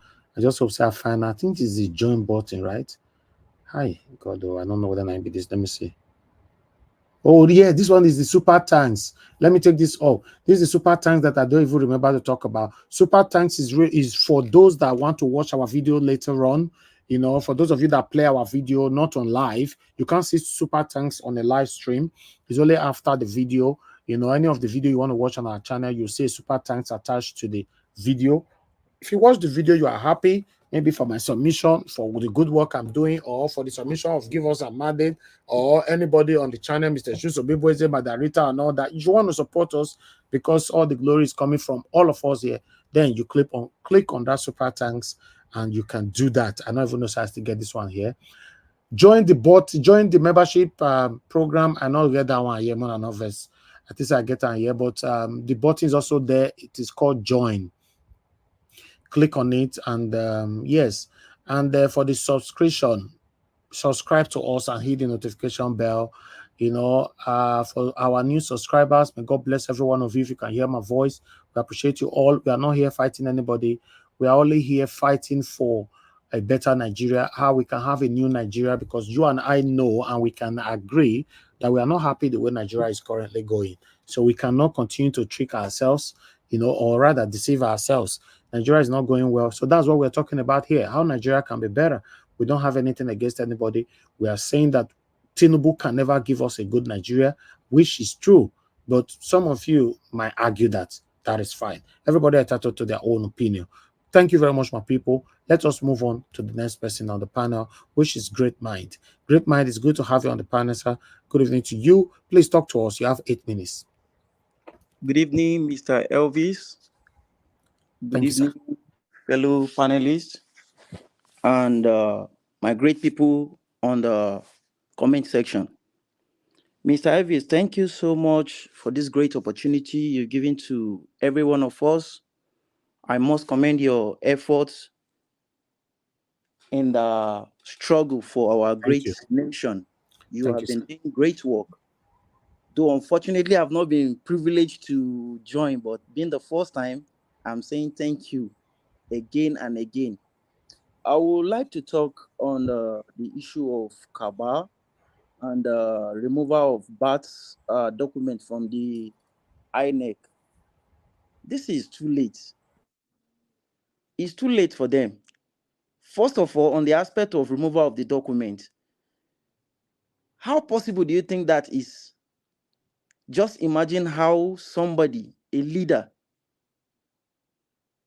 that is expected to be a leader by example, imagine the kind of antecedents, the kind of life he wants to live. Please, I will beg this panel, let me speak in Yoruba and also Hausa. Ẹ̀yin ọmọ Nigeria, ẹ̀yin ọmọ Yorùbá, kò sẹ́ni tó fọ́jú nínú gbogbo wa, kò dẹ̀ sẹ́ni tétí ń dùn, kò dẹ̀ sẹ́ni tó yarọ. Ẹ rí gbogbo bílù ṣe ń lọ, bílù ṣe ń dàrú. Ẹ rí bí ìyà ṣe ń jẹ àwọn èèyàn. Ẹ rí bí àwọn èèyàn ṣe ń fi ẹ̀mí ṣòfò. Ṣé nǹkan tá a fẹ́ fún ìlú wa nìí? Ẹ wo àwọn ìlú kéékèèké tó wà lẹ́gbẹ̀ẹ́ Nàìjíríà, àwọn ìlú tí Nàìjíríà ní independent ṣáájú wọn. Ẹ wo bọ́n ṣe bí dàgbàsókè ṣe ń bá wọn. Ẹ wo ọrọ̀ ajé wọn bó ṣe ń lọ síwájú. Ṣé nǹkan tí a máa jókòó tì rèé gẹ́gẹ́ bí ọmọ Nàìjíríà? Ẹ jẹ́ ká yọ ọ̀rọ̀ ẹlẹ́yàmẹ̀yà, èdè, ẹ jẹ́ ká yọ kúrò nínú ọ̀rọ̀ wa. Yíbò ń ṣèyàn wa, Haúsá ń ṣèyàn wa, ẹ jẹ́ ká yọ kúrò. APC ò níbi tó ń gbé yín lọ. Wọ́n fẹ́ pa Nàìjíríà run ni. Ẹ jẹ́ ká support, ká ṣe nǹkan tó dáa. Ẹ wo nǹkan táwọn lọ́yà ń ṣe, ẹ wo nǹkan tí judge ń ṣe.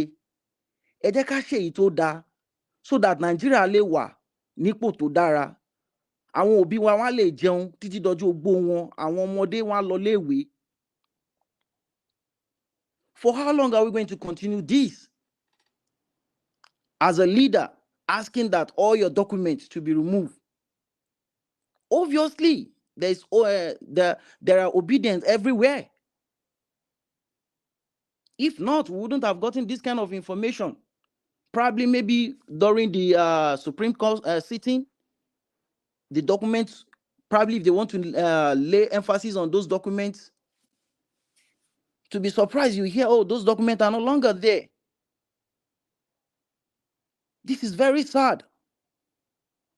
To my northern brothers, en uwana en arewa, maganan nan ba na Yarbawa kaɗai ba, ba na Inyamura kaɗai ba. Mu tsaya mu tambi kanmu me muke so a Najeriya. Najeriya ƙasa ne da Allah ta bamu da abubuwa iri-iri. Akwai gold, akwai fetur, akwai zinari, akwai abubuwa. Mutanen nan ɓarayi ne. Sun sa talauci a cikin ƙasanmu. Sun sa yunwa a cikin ƙasanmu. Haka za mu ci gaba da duniya. A tsaya a bar maganan kabilanci, maganan addini a barsa. Mu zo tare abu Malam Peter Obi, kotu ta yi asalin maganan daidai banda cuta. Sanadiyan aka Najeriya za ta yi gaba, ba bayan da take yi ba. Kullum ga maganan Boko Haram, ga maganan 'yan kidnapper a Zamfara. In muka zauna tare, Najeriya za ta yi daidai, amma ba ta hannun Tinubu ba. 'Yan uwana 'yan arewa, kar ku zauna ku yi shiru cewa dan bai shafe ku ba. Maganan addini ba ita bace. Wane ne zai ɗauki Najeriya ya kai ta guri mai wanda Allah ya riga ya mata? Ku duba su sosai. Allah ya taimake mu. Now, secondly, back to the issue of CABAL, precisely Mr. Femi Gbajabiamila saying Tinubu must continue or must finish up his 4th tenure. Mr. Femi, you are not God. And your number, your percentage compared to the numbers of Nigeria is very few. Just wait. Just wait. The time is near. The time for liberation of Nigeria is just at hand. Remember, you are not God. But be rest assured, the liberation of Nigeria is now or never. I can't imagine a president. What is there? I'm from Southwest. I schooled in Port Harcourt, River State of Science of Technology. If you care to know, go to my school, go to my department, go and check.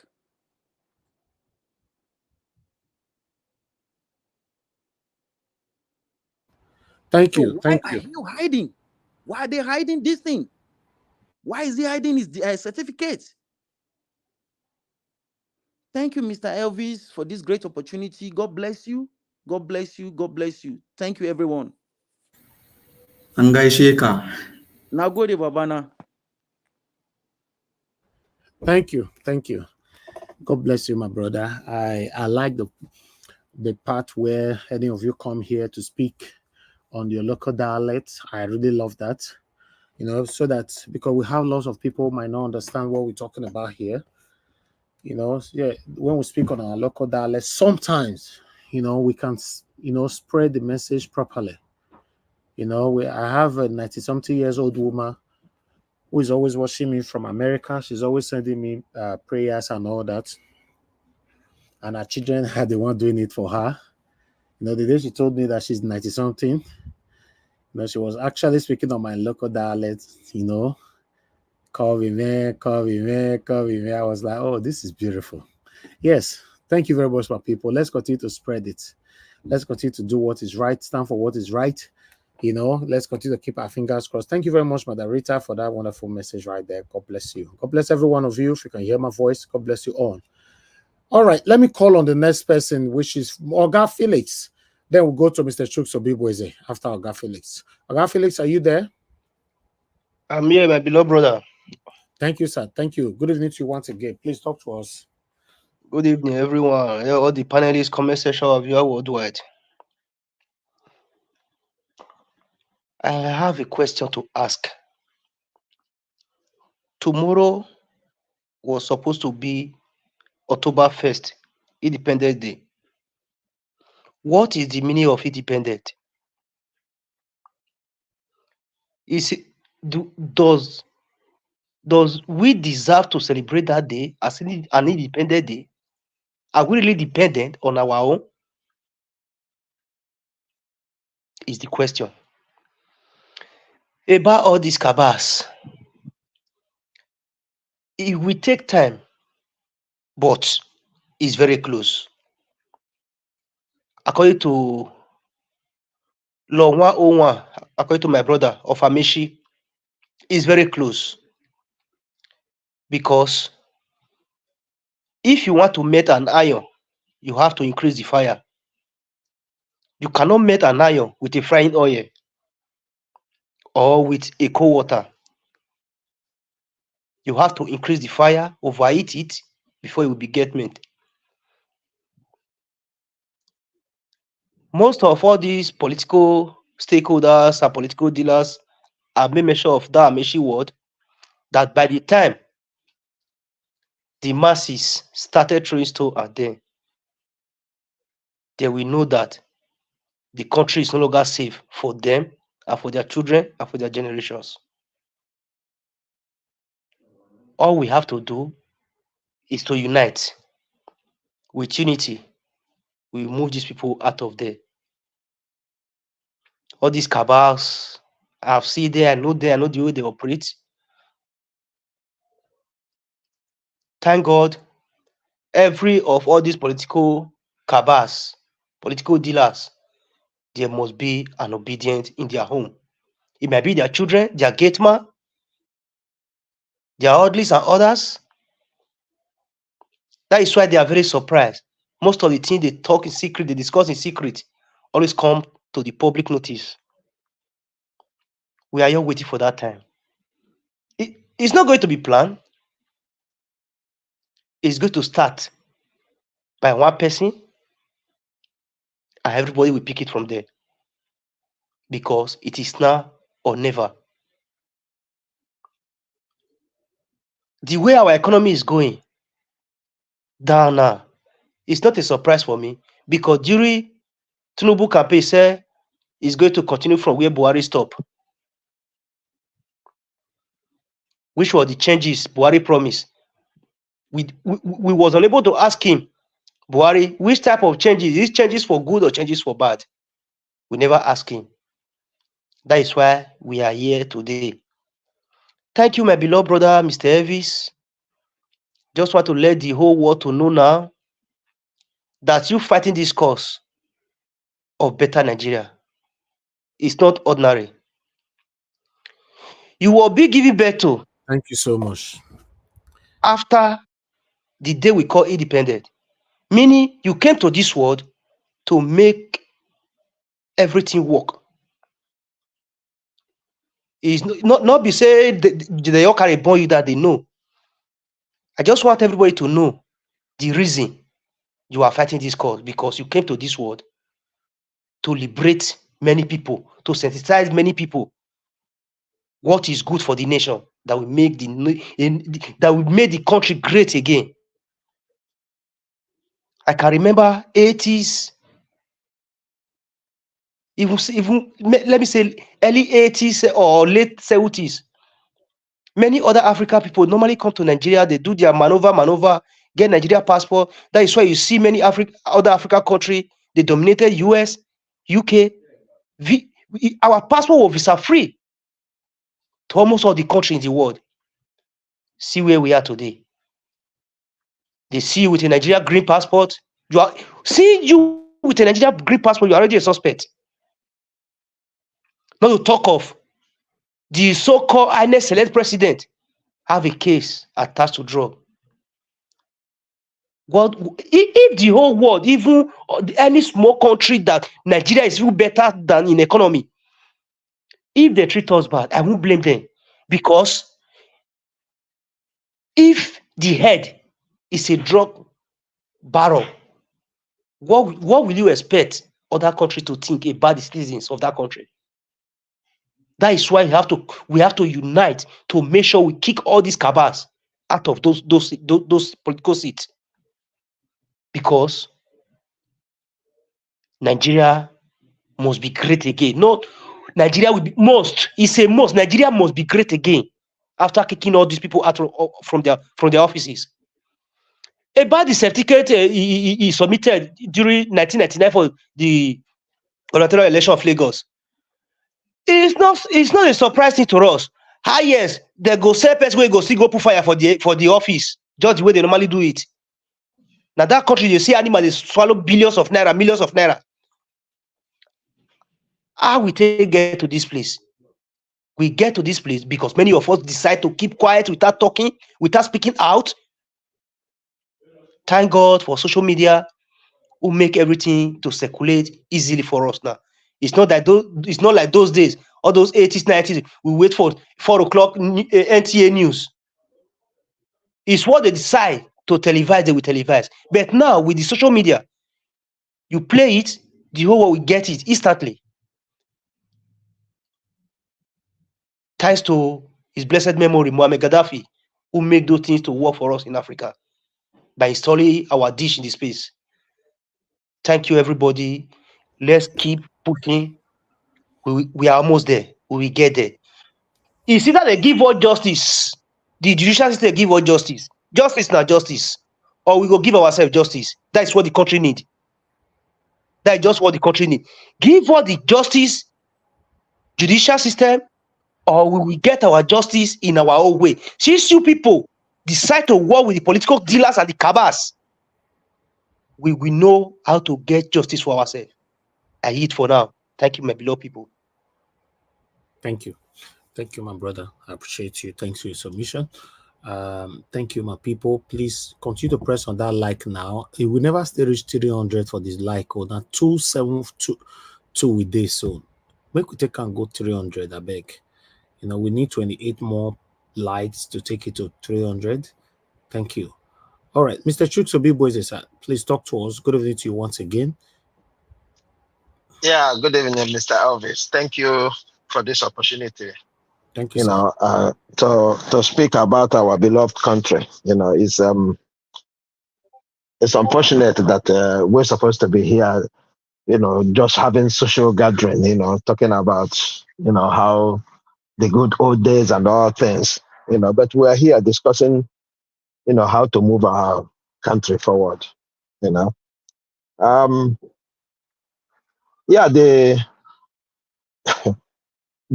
judge in America, we don't want to, I don't even know why you should be even demanding to know the usefulness of the document.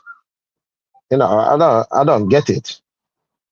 Is it a crime for us to know everything about somebody who is my president? This is the same people who taught us democracy, who is forcing democracy down our neck. These are the same people. I do not know why you even think of going anywhere near getting information if that document will be useful or not. Each time I hear that on the news, I get angry. You taught us democracy. You said to us, take this money, do election. We've done election. Something went wrong. You refuse to talk. We are talking now. We are making it clear. Don't we have the right to know who is my president? What is even the meaning of democracy? Democracy means surrendering your power to governmental institution. So you are telling me that all the power I possess, I surrendered it, and I don't have to ask questions. It's just like I have a country. I have a company. I built and it's worth millions. And I'm looking for somebody to help me manage. And you're telling me that it's a crime for me to seek his credentials. And that is why I don't understand. I don't understand. Because if these judges are becoming like Nigerian judges who say it doesn't concern me, forgetting the fact that what we are discussing is me, not even them. Because each time you vote, it means you are surrendering all the power you possess over your properties, over everything. And that's why they can get up one day, tell you, we are making a law called property laws, something you own. They make a law saying you have to pay us this because you own that. These are the powers we surrendered to these people. And yet, I don't want to talk about Nigerian judicial system because I'm not sure they understand this little thing I'm saying now. I'm not sure they understand that, because if they do, even in the case of our petition, it should even be the courts opening the doors for people to submit evidence. Their job should be get forensic police or individuals or whoever that is, firms for them to, do a forensic on those evidence and see those the ones that are admissible and those that are not admissible. And yet, the U.S. court is telling us that they want to look at things before. It baffles me. It baffles me. And this is why this fight is not a small fight. It's not. We're just looking at it and thinking we are fighting only 5%. No, they are more than 5% all around the world. Because what is happening now tells me what they want to do. The first judge that asked them to submit it within 24 hours, I gave him kudos, because he didn't even want to know if it is useful or not. He told him plain, you weakened your case because you submitted.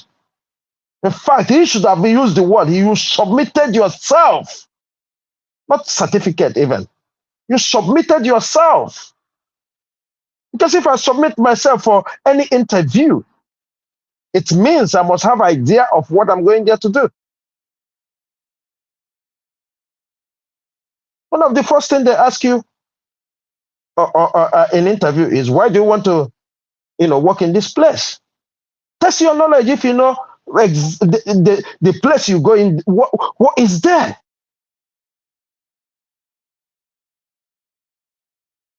It's so disappointing. Kudos to Atiku for not giving up. If you do well, we salute you. Kudos to you for not giving up. Keep fighting. We are with you. On this very one, I am with you. You have the money, spend the money. I was talking with somebody, and the person was telling me what is the need for all this. They're not even going to admit it. Why are we happy? Why are we, excited that, this is happening? I said to the person, even if, God forbid, at the end, our judicial system didn't do anything, and probably nobody does anything, one thing we gain is everybody knows who he is. The rest of the world know who he is, except his friends. That's a big moment. That's a big moment. I tell you, what this man have done cannot depart from from the rest of his family for as long as Nigerians live. I'm telling you, what this man has done, we're seeing it as a joke. We said we have democracy, we have arms of government, and none of them is active. Only one man is activating or deactivating them. Look at it. All these things happening. None of them, including the labor or what is it called? Labor House of Reps and the senators, none of them is asking questions. Does it mean they have the same ideology with these criminals? Or they are afraid if they speak, they remove them in the court? Whether you like it or not, whether you speak or not, those who they removed, did they speak? They didn't speak. So if you like, speak. If you don't like, don't speak.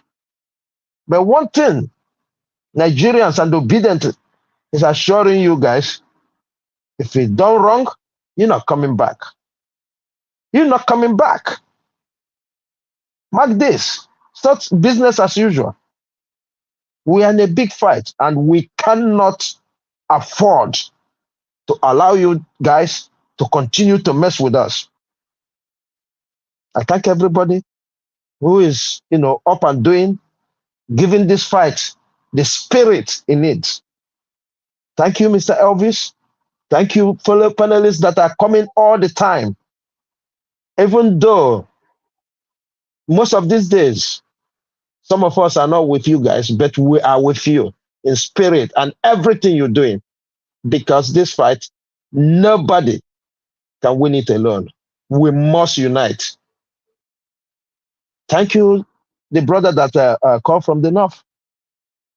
Please continue to give that message. I love when you spoke it in 2 different languages.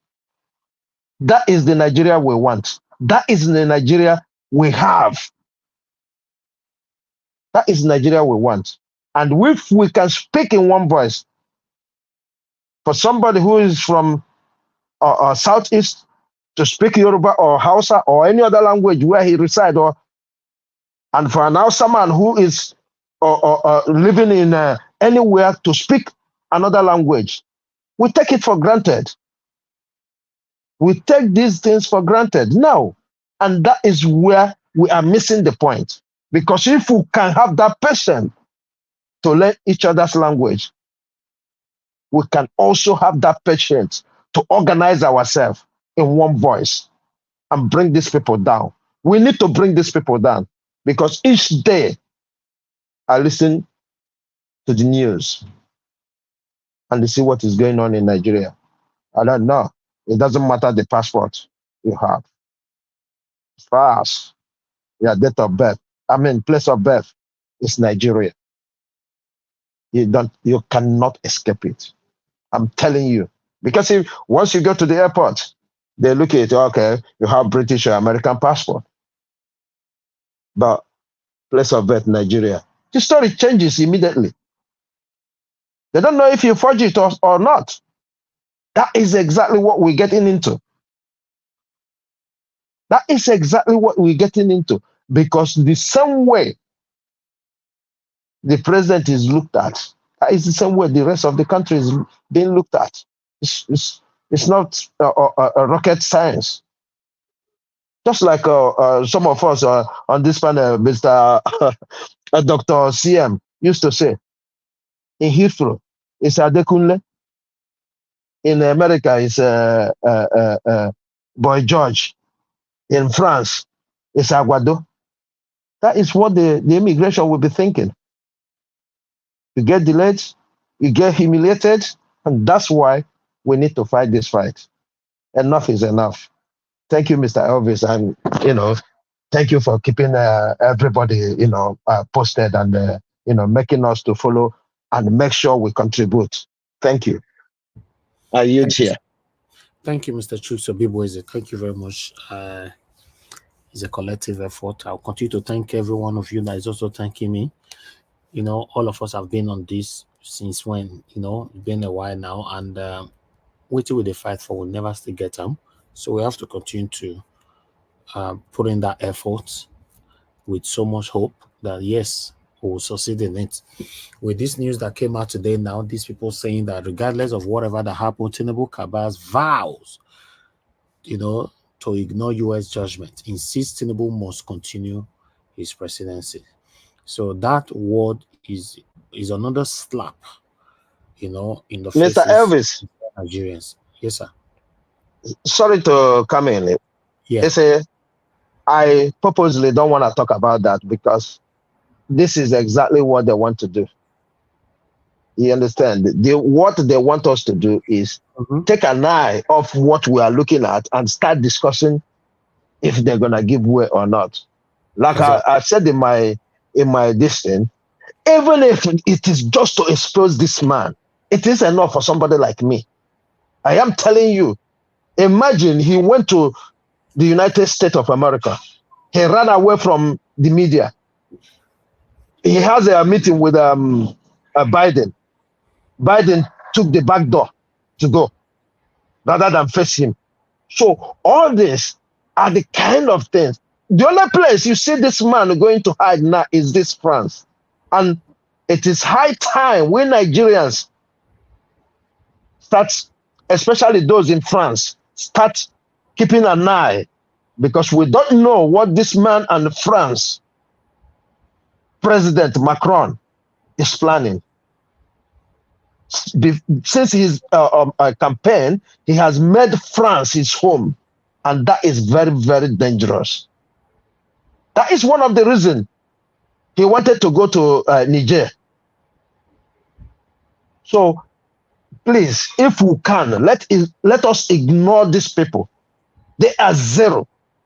When we get to the bridge, we will cross it. Let us have the main thing, the cocoa for our hand. When we have the cocoa for our hand, we see what we can do. Thank you. Thank you. Thank you, sir. Thank you very much. All right. Let me call on the next person to speak to us, which is Mr. Juden. Mr. Juden, it's good to have you here, sir. Good evening to you. Good evening, my brother. How are you? Happy birthday in advance. Thank you, sir. Thank you. God bless you. God continue to multiply you and increase you in all areas. Amen. Amen. Yeah. Thank you, sir. Thank you, everybody, all our fellow panelists and listeners, and those in the comment section.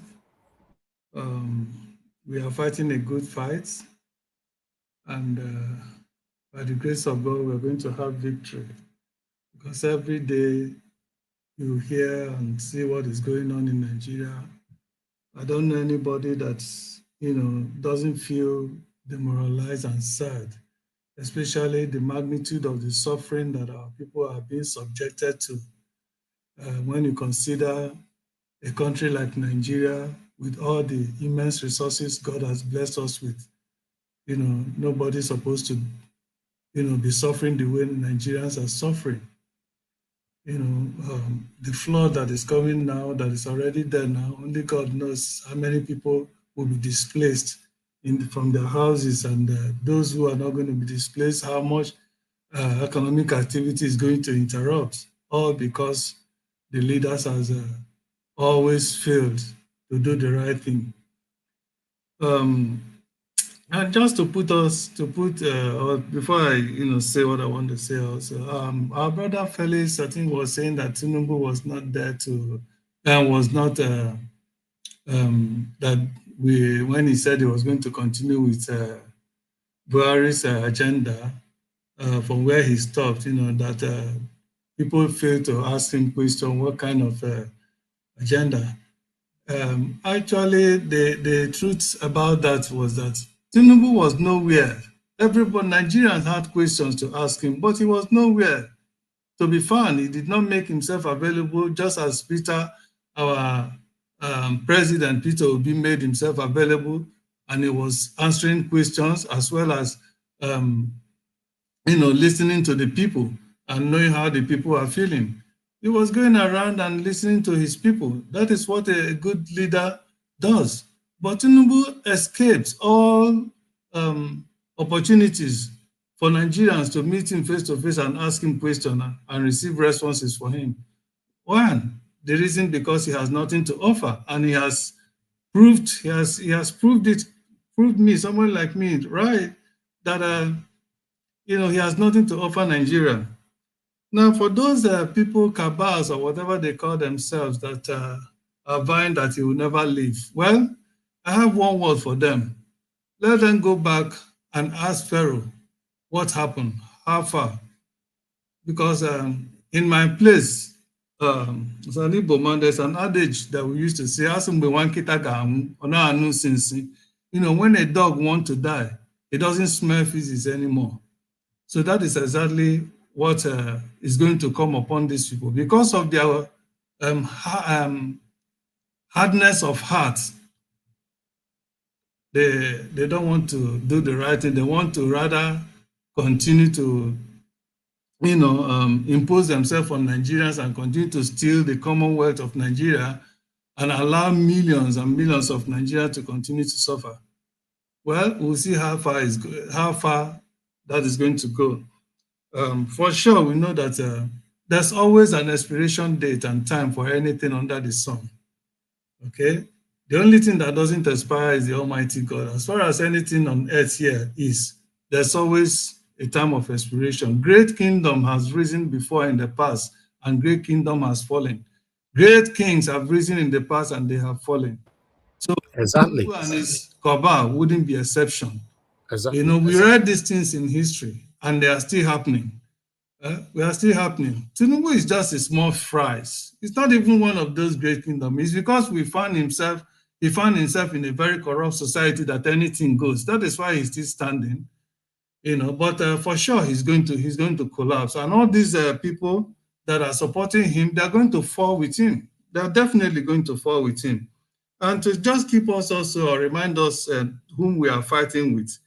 We are fighting with people with the judiciary, the Senate and the House representative, the ministers, the ambassadors, the military chiefs, and all that has received appointment from this illegitimate and fraudulent government of an international career criminal and drug baron called Chief TINUBU, a murderer and identity thief, if there's anything like that.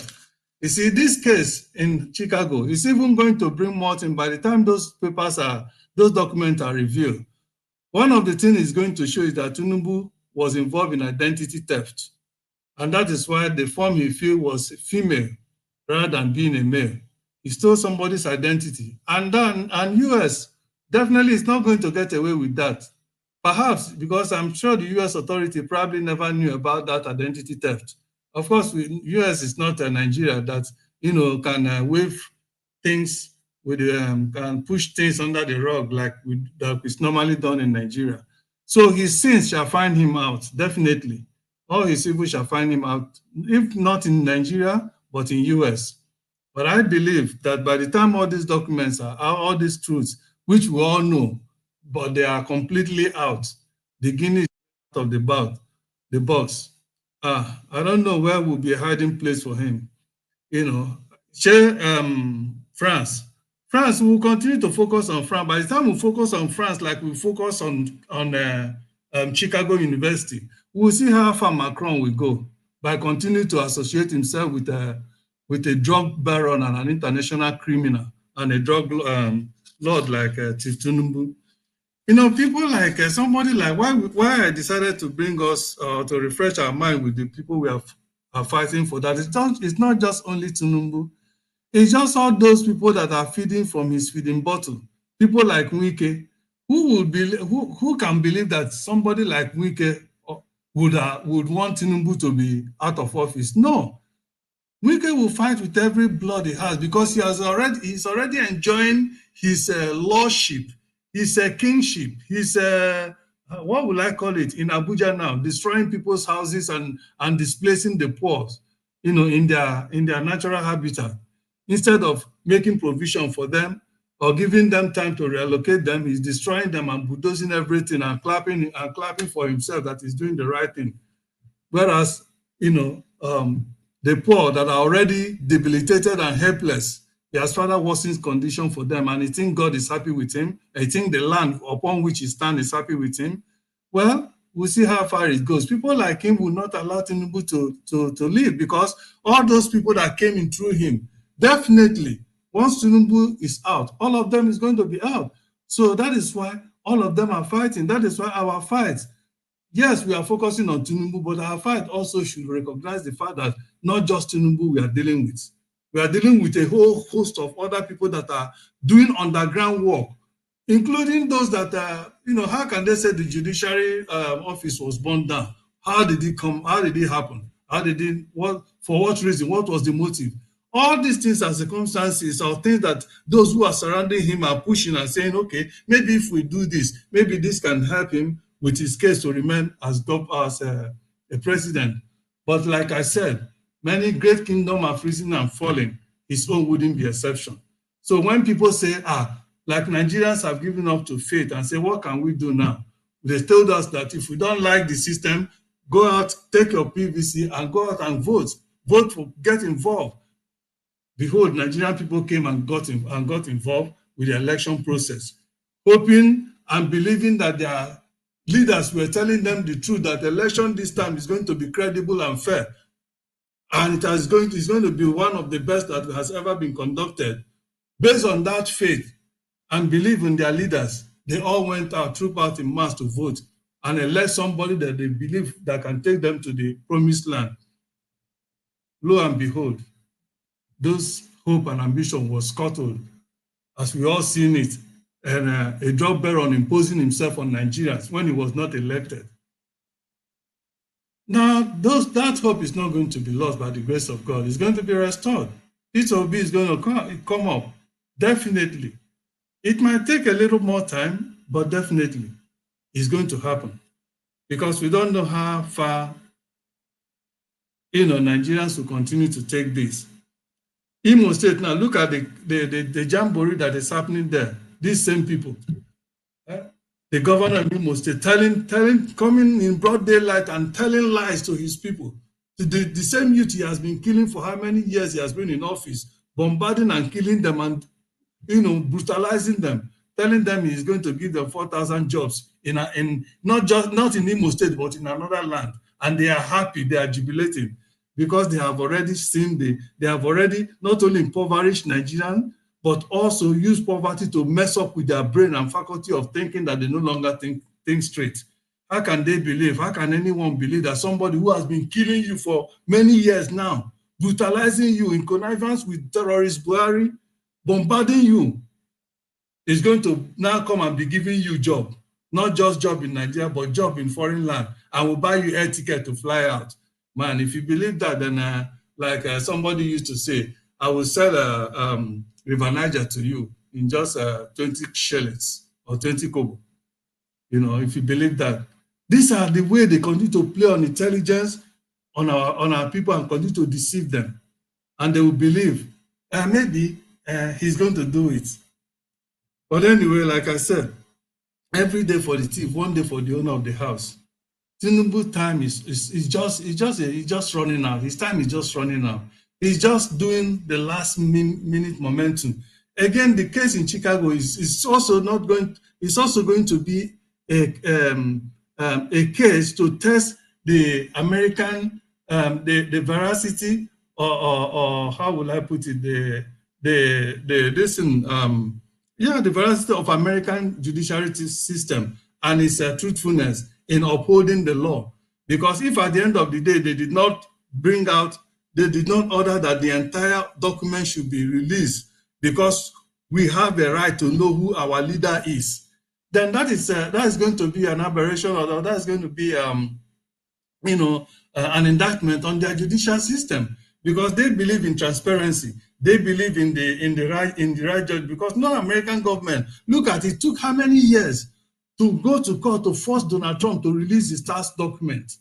If that can happen, even when Obama wasn't a president, they forced him to get out his document to prove that he's an American citizen and also that he went to college. And he did that. So why wouldn't they do it for us? When somebody has presented a fake certificate that the school did not offer, the school can't authenticate that, can't certify that is their certificate. So why can't they release other documents so that people can see whether this man who said this is who he is actually who he is, so that the whole world will know. And if that is the only thing that this whole thing is going to achieve, then we have done a lot. Just like what is it? The man that said, well, the reason why they continue to steal is that Nigerians have not stoned them. You see, the stone there is not only indicating physical stone. What we are doing today, what Brother Elvis, together with all our brethren that comes here day in and day out to come and lend their voices, that is part of the stone, because it has never been before now in the history of Nigeria with this kind of way that Nigerians are speaking out. It has never been. And it is having great impact. It is rattling them. It is giving them sleepless nights. You people may not even know, but that is true. It's giving them sleepless nights.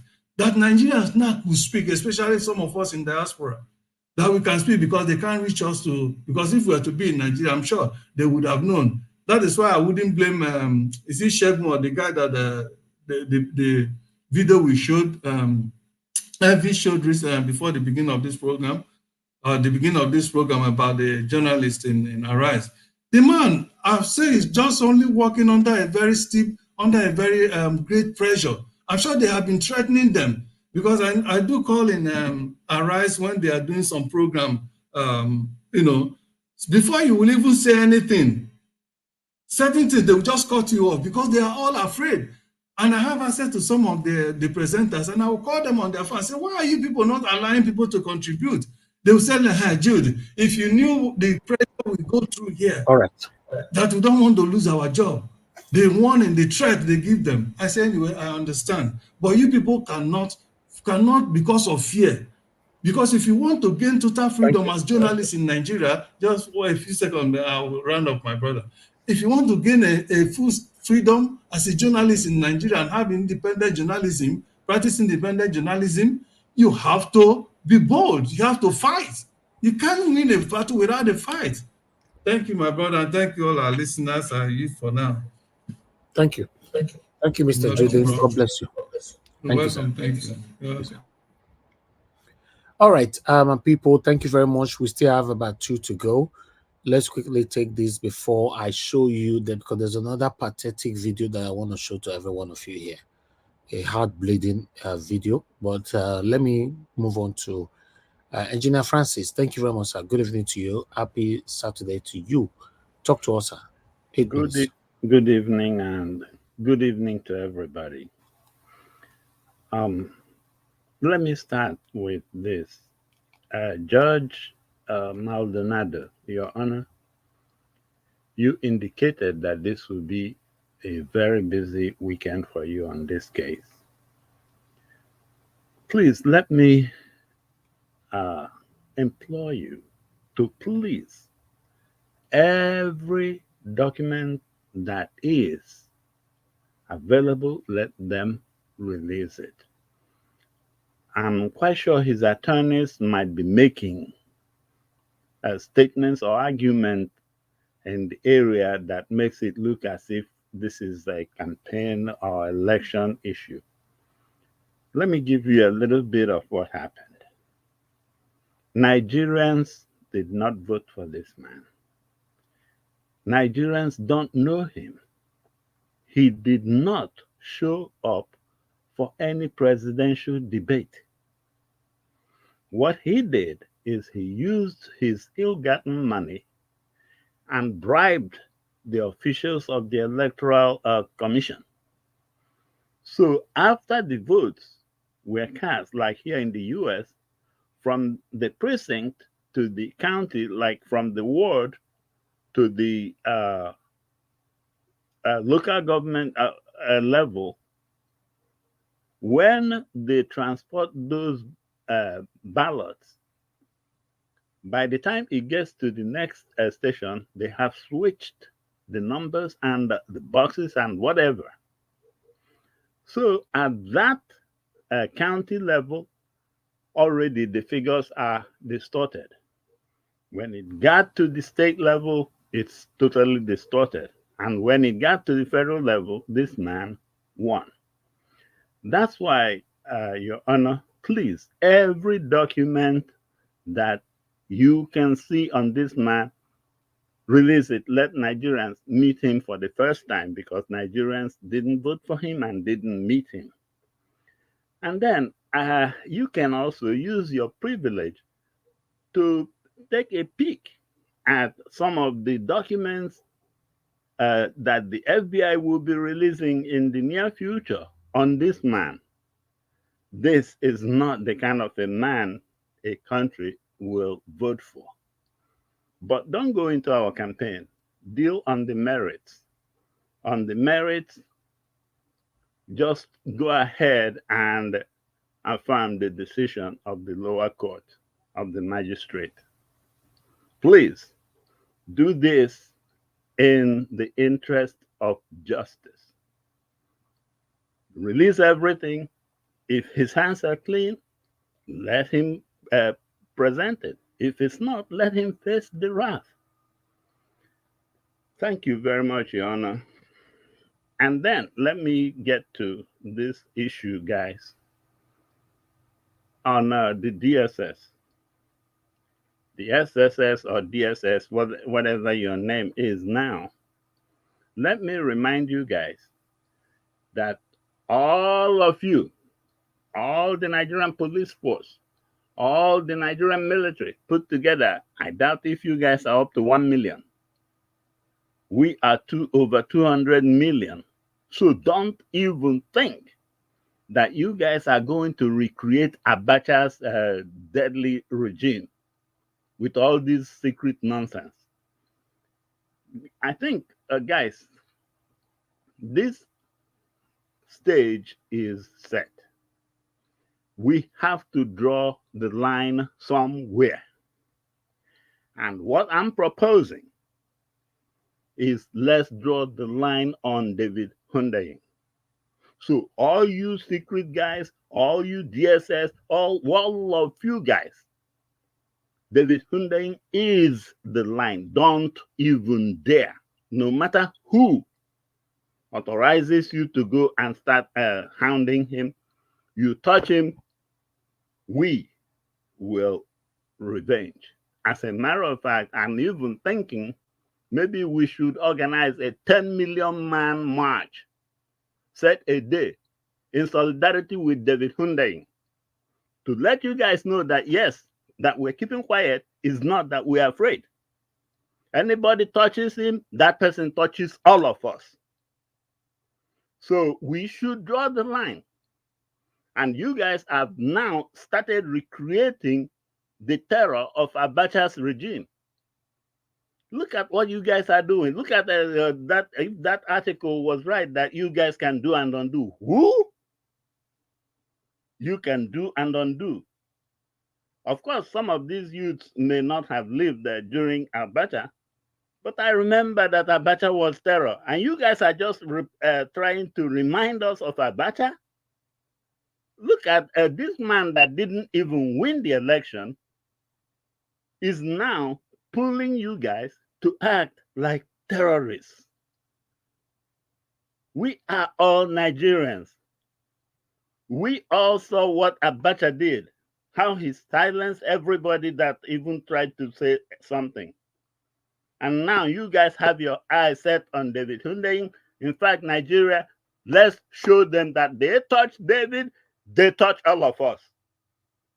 I mean, how much further back are we going to be pulling back? Let's draw the line somewhere. And let's set a serious warning to them to stop hounding that boy. And if anything touches him, it touches each and every one of all the over 200 million of us. And let's see how we can handle it. Because we are now, it's like slowly, were being neutralized or indoctrinated into this cabal, where we are afraid of what we don't know. Look at this man that didn't even do anything in the military, coming here to be a dictator. Nigeria, I don't know what we have left, but as far as I'm concerned, we should draw that line. And we should also let the judiciary know that if they leave this man on us, they too will suffer it. But we should let both him and his DSS or whatever, SSS, whatever organization he's now using to be doing this terrorist, let's let them know. Anybody touches David Hundeyin, they touch all of us. And let's see how they can handle it. Thank you very much, Mr. Niger Watch.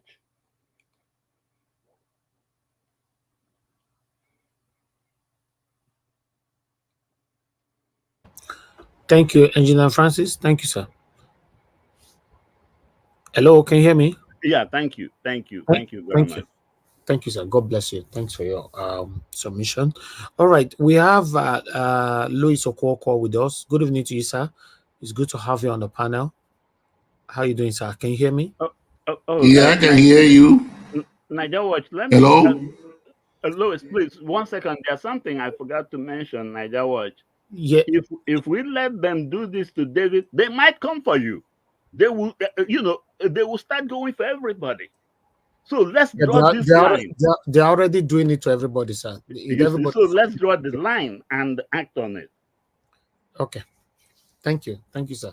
All right. Thank you very much, Mr. Louis. Thank you, sir. Good evening to you once again. Please talk to us. Can you hear me? Yes, sir. We can hear you. Can you hear me? Yes, sir. Okay. Good evening. Good afternoon. To everybody, to all the Niger Watch family and all the obedience worldwide, and then all people participating both online and in the comment section. All protocols observed, and I'm standing on the existing protocols. What is happening is, first of all, let me take the issue of the cabals that they are talking about. Somebody says, don't pay attention to that, and I seem to agree to that. One thing you have to know is APC is very good at propaganda. They will create something, and then we go and chase that, and then you find out there's nothing in it. So they always create propaganda.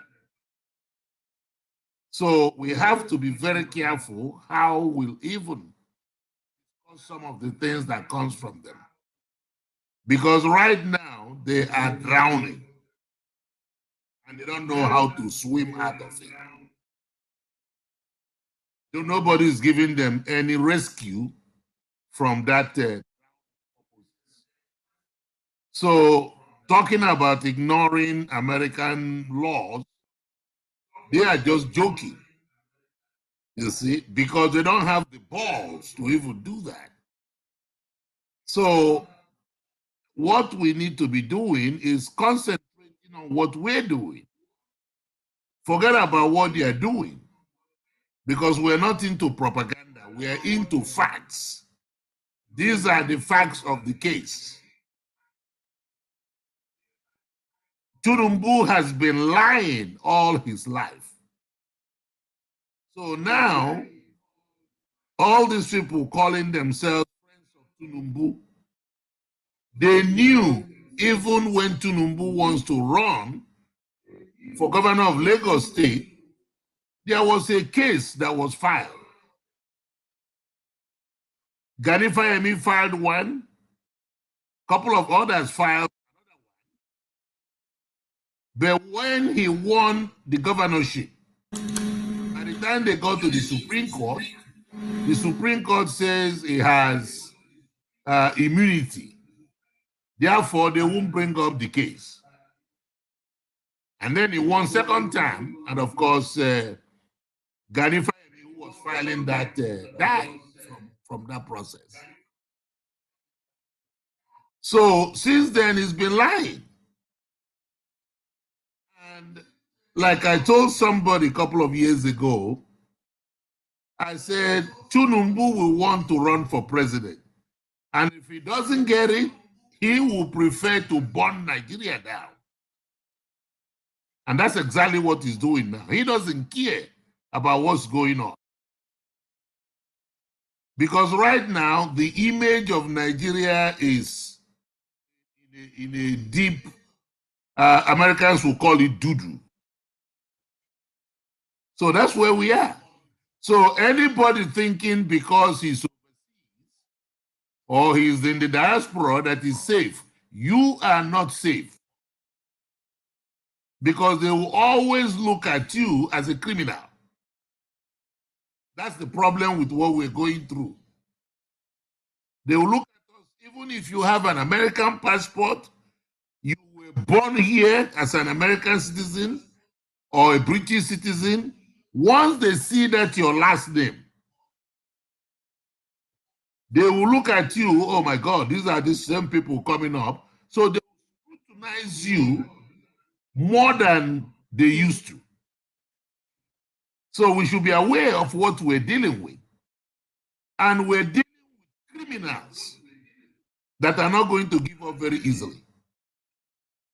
Our principal, His Excellency, will be told us this at the beginning of the process.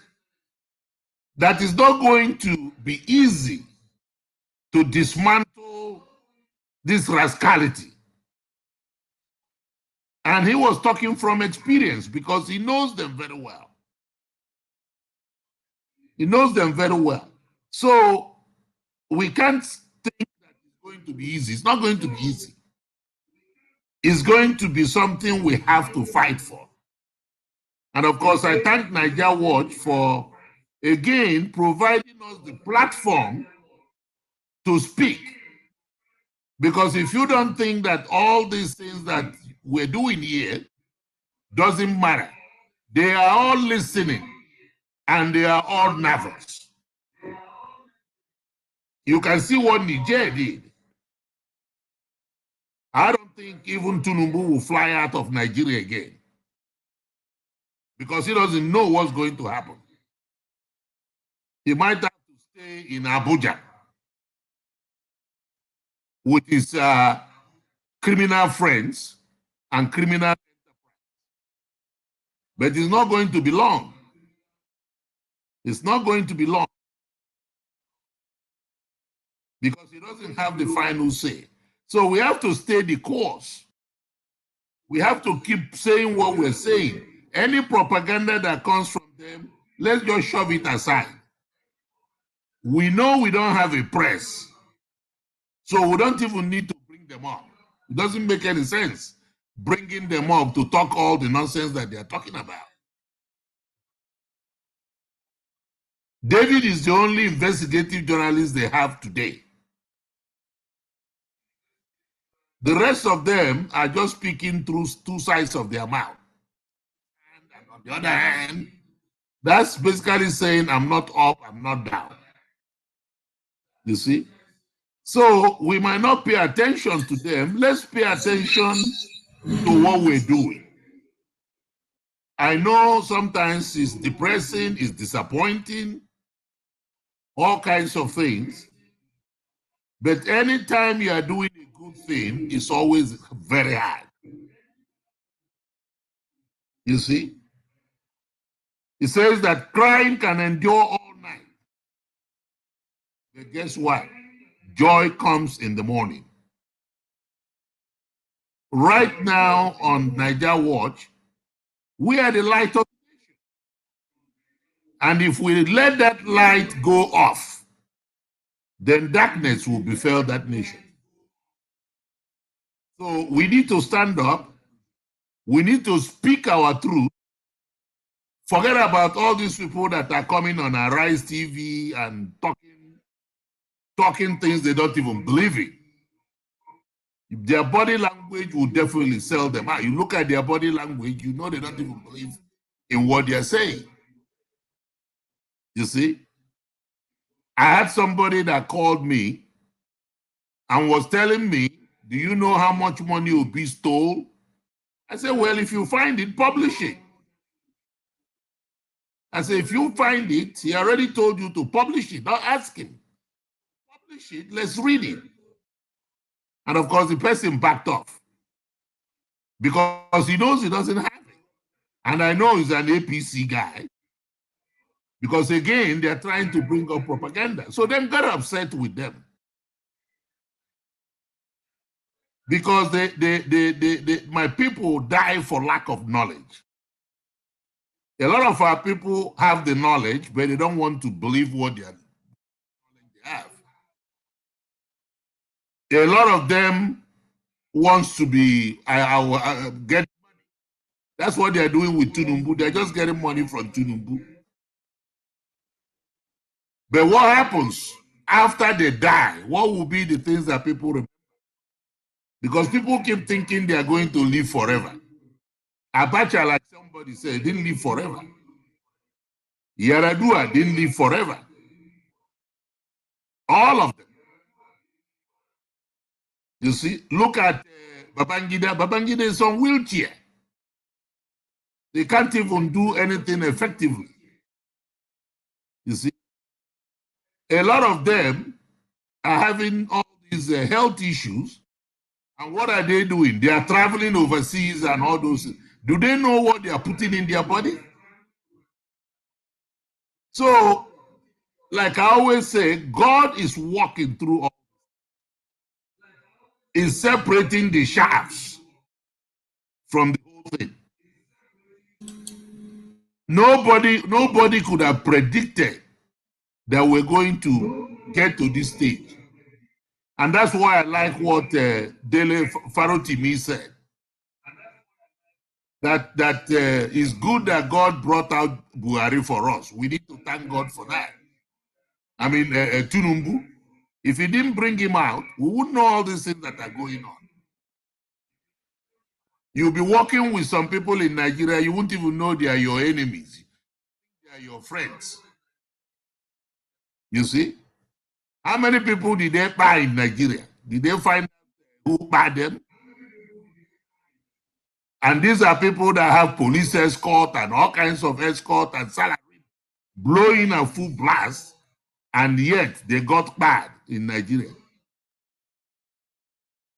So that's basically where we are. I think the honorable thing we should have done is resign.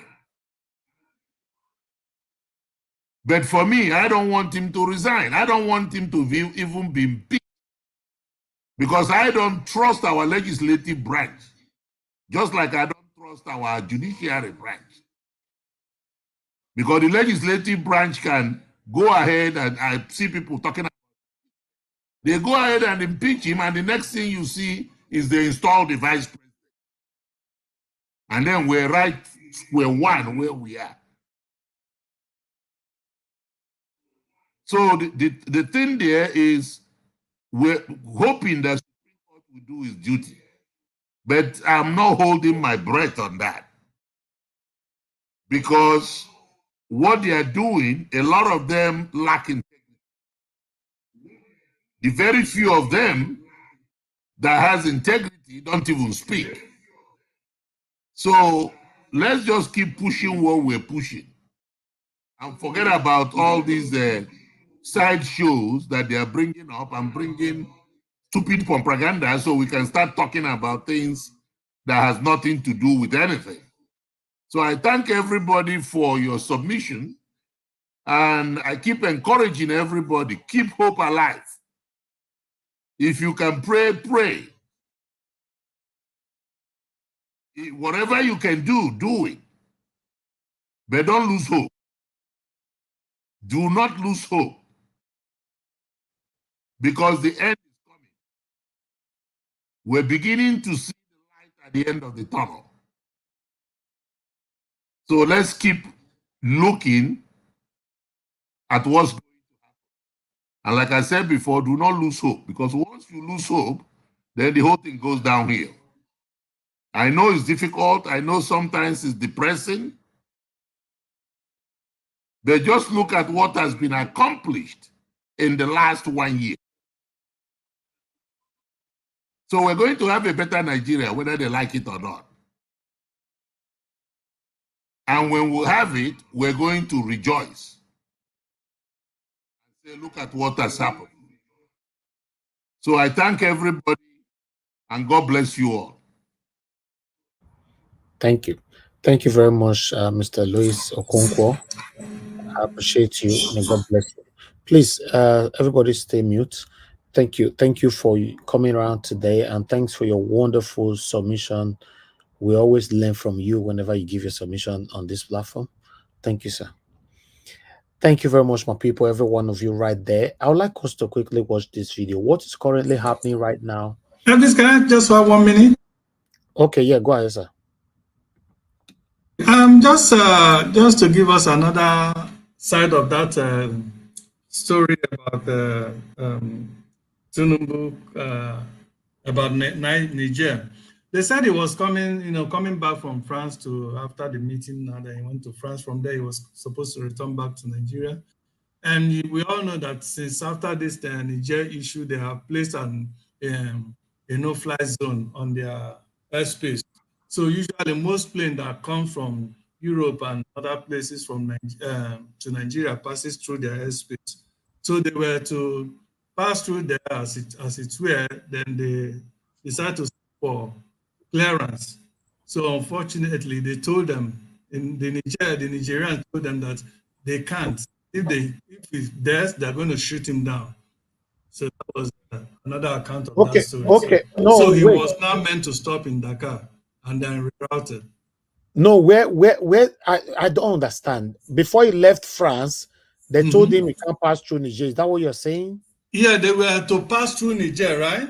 So they had to seek for clearance because of the air restrictions. Seek for clearance from where? From where? From Niger. Is it Niger now? No, that's what I'm saying. No, he was leaving France, right? Coming back home. So that's what I'm saying. Does he supposed to get the clearance from France before leaving at all? No, not France. Okay, not France. I think what happened is when he was approaching the Niger to pass over, and that's when they told him that if he gets where is he going to seek for clearance on air? Yes, they can't. Of the course, pilot collects that. They will alert you when they arrive in your area.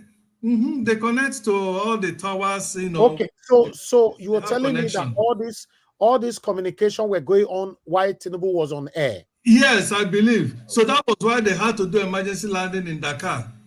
Okay, I think they spent 1 or 2 days there before they now. So Niger refused TINUBU to pass through their country. Yes, that they were going to shoot him down if he come into their airspace.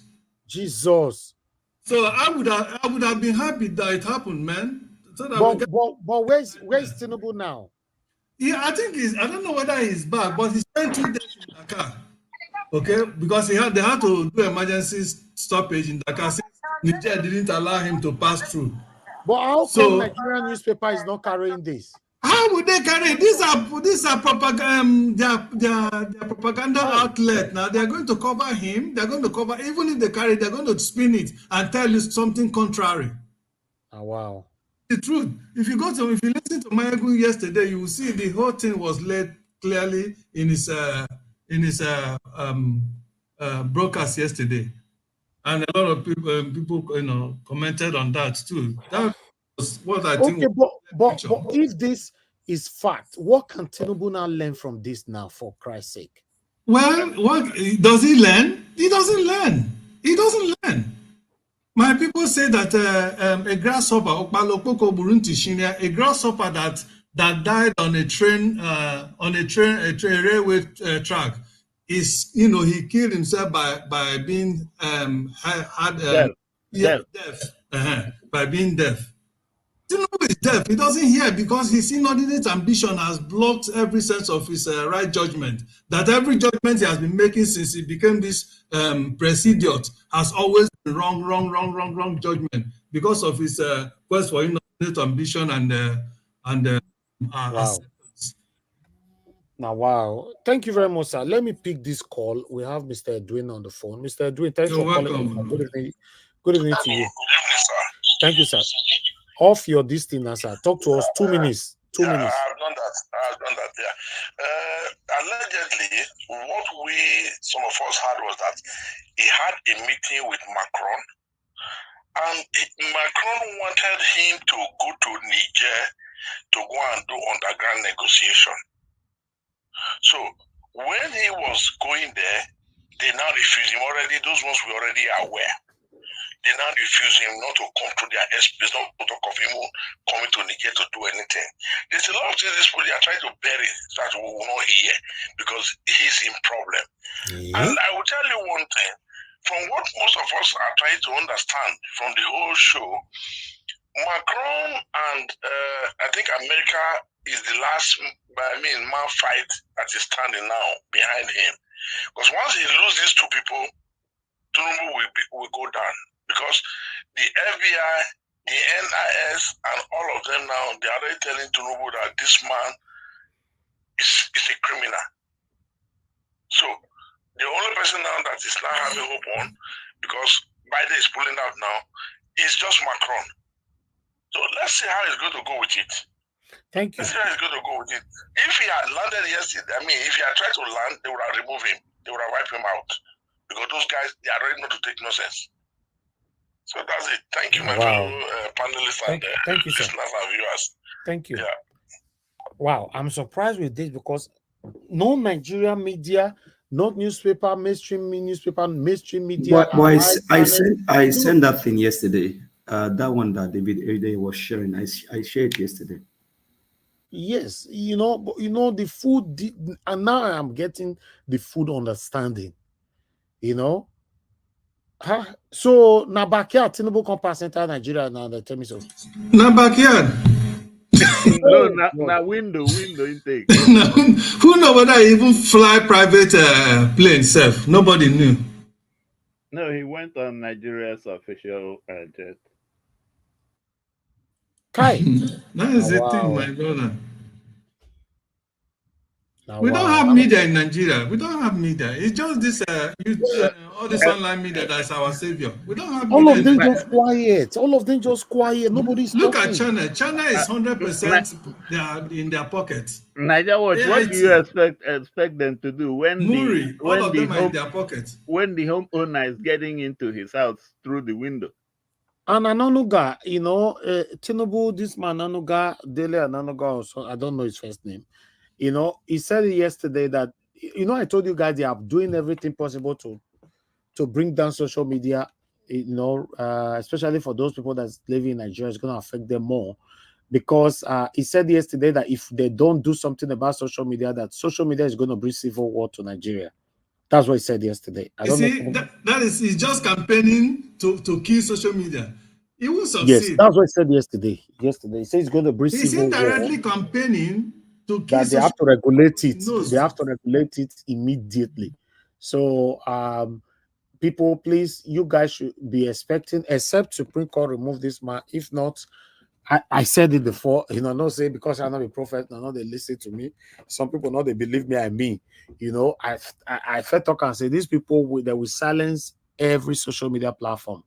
Remember Lai Mohammed did it before, but this time TINUBU, the way I'm looking at it, they're gonna bring down everywhere: YouTube, Instagram, Facebook, TikTok, everywhere. My brother Elvis, if they even do that, right? If they do that, trust me, it will backfire on them. You know why?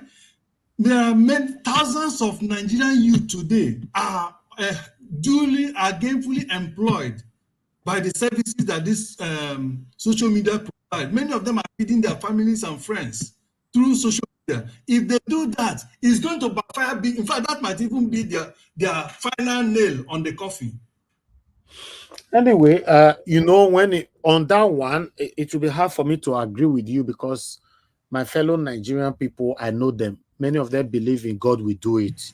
No matter how even though you take all their children from them, they will still be telling you God will do it. So it's true. But I'm I telling tell you, you, same way I don't trust judiciary, I don't trust my fellow Nigerians in Nigeria. but I don't know how they can do that, and because a I'm lot of telling you, Nigerians these are people really they will employed, pray. making a lot of money on social media. They will start to pray, sir. I'm telling you. But, God. But Niger Watch, that means that we have to hurry to set up that your Niger Watch TV station. Yeah, it's not gonna setting up or not setting up, it's not gonna affect me. Our brokers will continue, brokers continue to be every day. Nothing is gonna affect me. It's just that you can't stream from Nigeria. So because of that, I will not go to Nigeria. I will not go to Nigeria for a while. Or even I'm though I'm talking going to about the Nigeria. TV station that can be viewed in their home TVs. They cannot. It's not possible. You know, it's not. They're going to license it. It's not. That's what I'm saying. We said that Nigeria. before already. Now you can't stream anything like that in their home TV. How are you going to do they that? won't allow it. We talked about this the other day. You cannot. You can't. You can only use the one we are using here. That is exactly. You need license to do that. Nigerian government will. They They will prefer not. to die. They will kill me. They won't even listen to you. They prefer to die than to give you license to do that. So that's right. You know, do you think that they've not been fighting to close something like this, or Mayegu, or all this other media? Let me quickly pick this call. One moment. Thank you, love. God is my strength. Go ahead, madam. Yeah, Nigeria Watch, I want you to look into this thing that is happening in Abuja. They are seizing all the machine, bike that people are using for their daily bread. I want to, how can they feed when this man, UK, is packing all this machine and taking out of the streets? And let them seize more, sir. Madam, please. I'm having a headache with all these things. Are they not Nigerians that live there? Is it not part of the thing we are saying now? All of them are praying. They are praying. Let them continue to pray, please, madam. Can I say something, please? I don't want Can I say something to our sister? You know, thank you, madam. Thank you. Yeah. Listen, guys, everybody hold on, please. For me, sometimes I finish my broadcast and I have headache. Please, there are some things I want to emphasize on. You know, when we have a child, then you can put more emphasis on correcting your child. But then when you become an adult, you now have your own responsibility for some certain decision that you take in life. So you cannot tell me you are suffering and you are praying. You know, that's fine. Let me be saying amen from here. Me, I'm tired of these people back in Nigeria, man, because they are the same people that is telling us, come home now, come and take the lead with us. Like I said, they are. In case you are not aware, if you are listening to me right now from Nigeria, if there is a bag of rice for 10 million naira, someone like me not go suffer for food they give forever. God forbid that one already. God have done that already. And 99.9% of the people that lives in diaspora, if there is a bag of rice for 10 million naira, they all not go feed beat them again forever. God have done that. So if you think you are waiting for the people in diaspora to come and take lead for you to cry out, then don't worry, be praying. Cry inside your room, pray.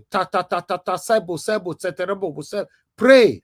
They go answer you. So all these, they seize their bike, they seize their keke napep. May they seize all of them. Let them seize all of them. God, Judy, they tell me just now, say, if they ban all the social media, that I go worse pass. Now I say, God, Judy, you not go worse. These people will start praying. They will not put more effort to start praying. That's all. That's the best they can do. I'm telling you. Most Nigerians are cowards, especially those of us that live back home. We are cowards. We talk and talk and talk and talk and talk and complain and run, you know, upon all that. If you live abroad, you even send them money. Many of them are very ungrateful. You still say you want to support them, you send 20,000 naira, go give her. You go tell you by yourself, say, thank you, I received the money, but 20,000 naira, my brother, you know, let us say buy anything, but I go manage them. That's the spirit of ungratefulness. Then if you send her 50,000 naira, the same thing you will hear. You know, Nigeria problem, and all of us will be the problem. Let's take on this. Let's take on this so we can start talking. The same Abuja that my sister just talked about just now, Look what is currently happening right now in Abuja. A woman have cried out saying that DSS beat up her husband. You know, DSS. As we talk, so they say DSS don't turn to Agberu for Abuja. Meanwhile, let's just take it. I don't want to explain anything so that you guys can hear from her. Nigeria matter, man, is so stressful. Okay, you guys listen to what this woman have to say. According to the headline, what I have right here on the headline, it said Abuja DSS at it again. DSS beat up an innocent 60-year-old businessman waiting at embassy to collect his visa as he walked on his tail. He bled with wife. Wife cried out. Okay, let's listen to the wife because the headline. My husband is not a Yahoo boy. My husband is not a Yahoo boy. My husband works for an organization, an international organization, which he is an expatriate to them. My husband went to Ethiopian embassy to pick up his visa. While he was waiting in the car, he was working on his laptop. DSS men came there, collected the laptop, collected his phone, started beating him, and took him away. Getting to his office, they asked for his ID card. He brought out his ID card and showed them. They brought him back to the Ethiopian consulates. When they brought him there, the people asked him, where did you go to? He said he was that he was beaten. All his face is swollen. DSS office, men are not begging that they thought they are fighting case of terrorism. DSS said they are fighting case of terrorism. They beat up my husband now. I am using this media to call those in power, those in the DSS head office, those who control the boys. See what your boys are doing. Your boys are beating my husband up. They are beating him up. He's managing his health. Oh, he went to pick up his visa. Oh. He went to pick up his visa. DSS overall, your boys went to Ethiopian embassy. My husband was in the car responding to mails. Your boss pick him, jack him inside motor, carry his laptop, carry his phone, go to the office, undress him, blow him, all his face don't swell up. Look at his laptop, he's not a Yahoo boy. They brought him back to embassy. They said that Ethiopian consulate was like, this is inhuman. This is inhuman. Your boys are begging. My husband cannot breathe, oh. My husband cannot breathe, oh. I cannot let children alone, oh. Whoever is DSS head, you didn't hear my voice, oh. Your boys went to embassy to pick my husband. DSS head of officials. Your boys went to embassy, Ethiopian embassy, pick him inside the car, started beating him. Even if you pick a criminal, won't you do investigation? Won't you do investigation before you beat them? If they pick him inside the vehicle where he was waiting to go in for his visa, started beating him, took him to their office. They say it's a mistake. Your boss say it's a mistake. Your boss say it's a mistake. That they are fighting terrorism. They are thinking it's terrorism when carry laptop. No investigation. You started beating a 60-year-old man. Your boy started beating a 60-year-old man. DSS head of official is that to do the job? If you catch criminal, you will not confirm before you start killing him. My husband was at DSS office, Ethiopian embassy, Abuja. He's a man that tell you where he's going to. Ethiopian office, Abuja. That's where he's there. He's at Ethiopian embassy to pick his visa. He's inside the car waiting because they are not open to customer yet. Your boys brought him out of car, put him in motor, started beating him. That is terrorism. That they are fighting terrorism.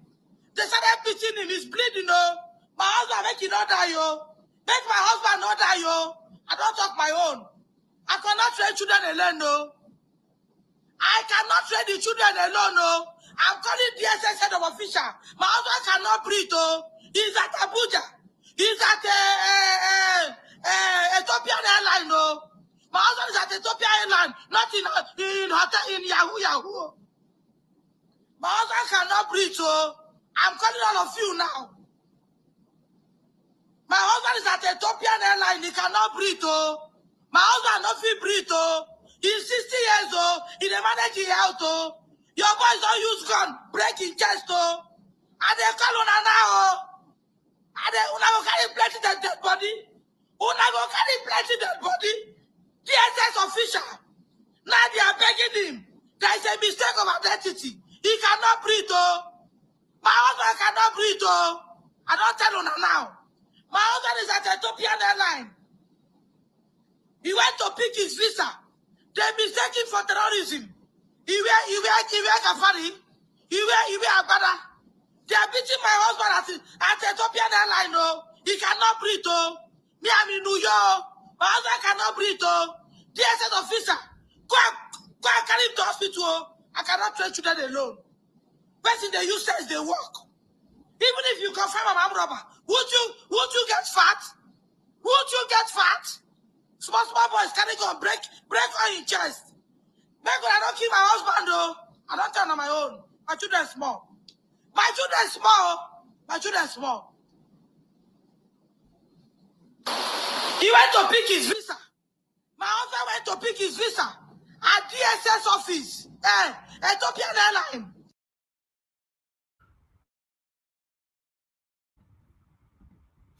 This is sad. This is very sad. This is where we find ourselves. You see when I talk on this platform, when you see I'm shouting, especially when one or two persons come here to try to stop us from what we are doing, this is the result. When you don't stop this satanic government, these same satanic politicians that have been recycling themselves, ruling us for so long, we will continue to see things like this. For some time now, we have been hearing DSS this, DSS collect money, DSS seize phone, DSS. Normally, DSS supposed to be top-class security officials in Nigeria. But at the moment now, they don't enter streets. Thank you, Mr. Joseph Oji. I will forward this video straight away to Ayo immediately. Now, once I call on the next person to speak, that's the best that I can do. I've showcased it on my platform, so I'll forward it and let her know what what they can do about it. She needs justice. A 60-year-old man, truly, is managing himself. 60-year-old man. And they say they use gun to destroy all the body. Ah, God. Nigeria matter, eh? That's why I say, una way they say leave this government like this. Ah, now wow. Thank you, my people. I appreciate you all. I want to appreciate you. Thank you very much. Amazing Grace USA. May God bless you, Mr. Joseph Oji. Thank you very much. I will do as you've instructed. Thank you. May God bless you all. I appreciate all your encouragement.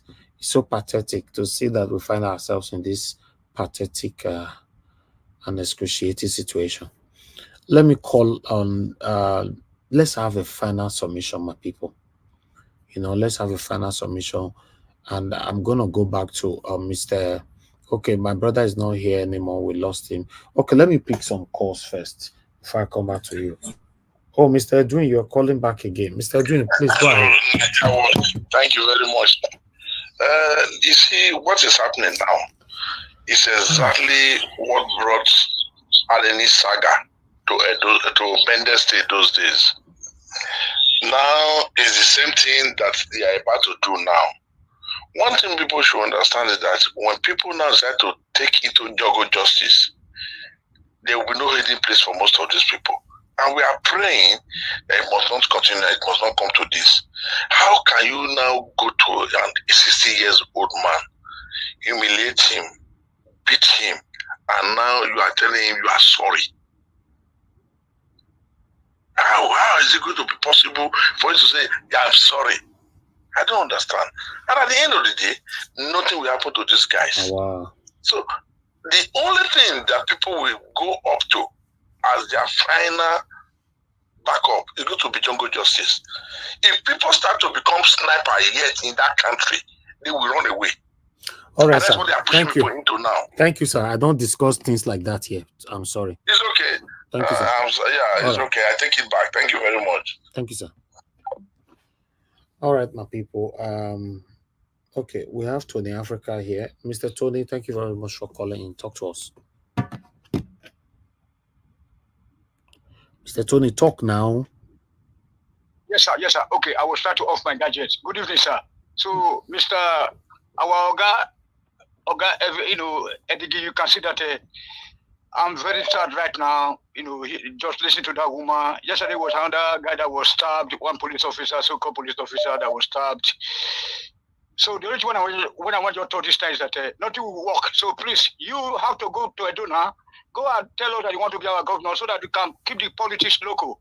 Forget about the TVs that people are asking to set up. All this, nothing will work. Go to Edo, please. Let us organize ourselves. Those people that promise to donate money to set up TV, let them bring that money out for us to start to organize, to put instrument in place. Then some of us have to go back home and they try to organize a vote for you. You understand me? We make sure that nobody will cheat you. You must not be in a big party. You must not be in any party, PDP, whatever. Go and contest as an independent or whatever, or you form your own political party. Because we are, because you are, you're already commanding a lot of people across our area. At least from the old west region, many people know you there. You understand me? So south, southwest, and then all this area. So that's the only thing. Please, let's stop all this because nothing's working. There's no signal that things will work. The other time we said no signal. Out of 1,000 things, make one thing just improve. So please, the only way that you can affect our lives right now is for you that we have trusted now, that we can communicate with you. Please go and be our governor so that we can go to harness the resources in our place to better our lives. Thank you very much, sir. Thank you. Thank you, Mr. Tony. God bless you, sir. Let me pick this call, my people. Hello. Thank you, sir. Good evening to you. Please talk to us. Good evening, Mr. Elvis and the entire panel. I greet all of you, and my prayer is that God will continue to guide all of you and protect all. Now, I start first and foremost with Bajabi Amila.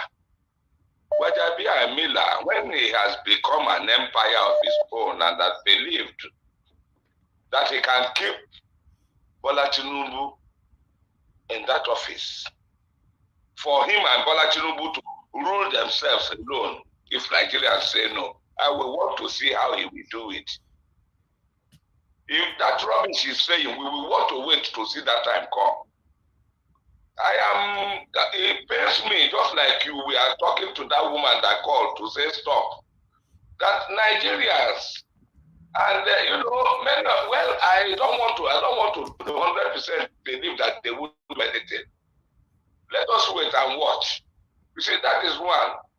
Then the Bola Tinubu journey that had to either pass through Niger or stop at Niger. Let's believe it was just trying to pass, because if it was stopping, then people should watch Bola Tinubu very carefully with the French president, because there is something they are up to, and there's something they want to use Bola Tinubu for, and that's why they are ready. No matter the amount of load he's carrying, they want to make sure that they impose him on Nigerians, but that won't work. Then finally, with this woman that was screaming now about her husband, do you know that, because of the Yahoo boys, don't know who is genuine and who is not genuine again? But nonsense, if SSS can ask somebody to, let me see your laptop, go through it, confirm that yes, this person is genuine or not, before beating up. You see them flaunting ID card. Have you ever seen where security agent, somebody who is supposed to be undercover, we see you and say, hey, do you know who I am? I'm SSS, and then you bring ID card and show you. That is what they do. I am privy to that. I'm aware they do that. I wish that woman well, fortunately, there's no law, even if it goes to court. But it will be good. Let it be on record. Let him take that man. Let him find a way to rush down to the hospital. Let them document whatever injuries he has, and then present it to a law court, and let's see what they will do. Then, Thank you. if people from the government can support, let them give them support. This is my submission. God will bless you, and we are heading somewhere. Thank you, we sir. are heading somewhere. Whatever is happening there in Chicago, we are waiting. We are going to get the realities of whatever they will do. But one point, sorry, when this man, what's his name, was talking before about the woman in Chicago and was trying to say that the woman was just telling the world that yes, Nigerians, the rate at which they were sending in messages to save this release was at a very high rate, and she was interested in obliging them. So, I mean, what Obi say yes. Obi say didn't sound as if he had what that woman said or what you said about the woman or what you read. So that is my submission. God bless you people. Thank you, sir. Have a very pleasant day. Thank you, sir. Okay. Thank you very much, everybody. I appreciate you all. I think we need to move on now. Let's take it from here. Let me call. Oh, somebody is still calling in. Mr. Jonathan, thanks for calling in. Good evening to you, sir. Please talk to us. 2 minutes. Thank you. Yeah, hello, Mr. Elvis. Thanks for thanks. Good evening. Thanks for taking my call. Really appreciate it. Thanks to all the panelists. It's this woman that you showed now. I just want to make a comment or two. The video of the woman that her husband was beaten up by SSS. You see, that is the issue, the problem we have in Nigeria.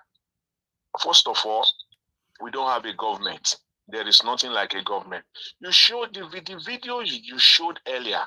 That is the interview that the Arise man did, showing all those bandits.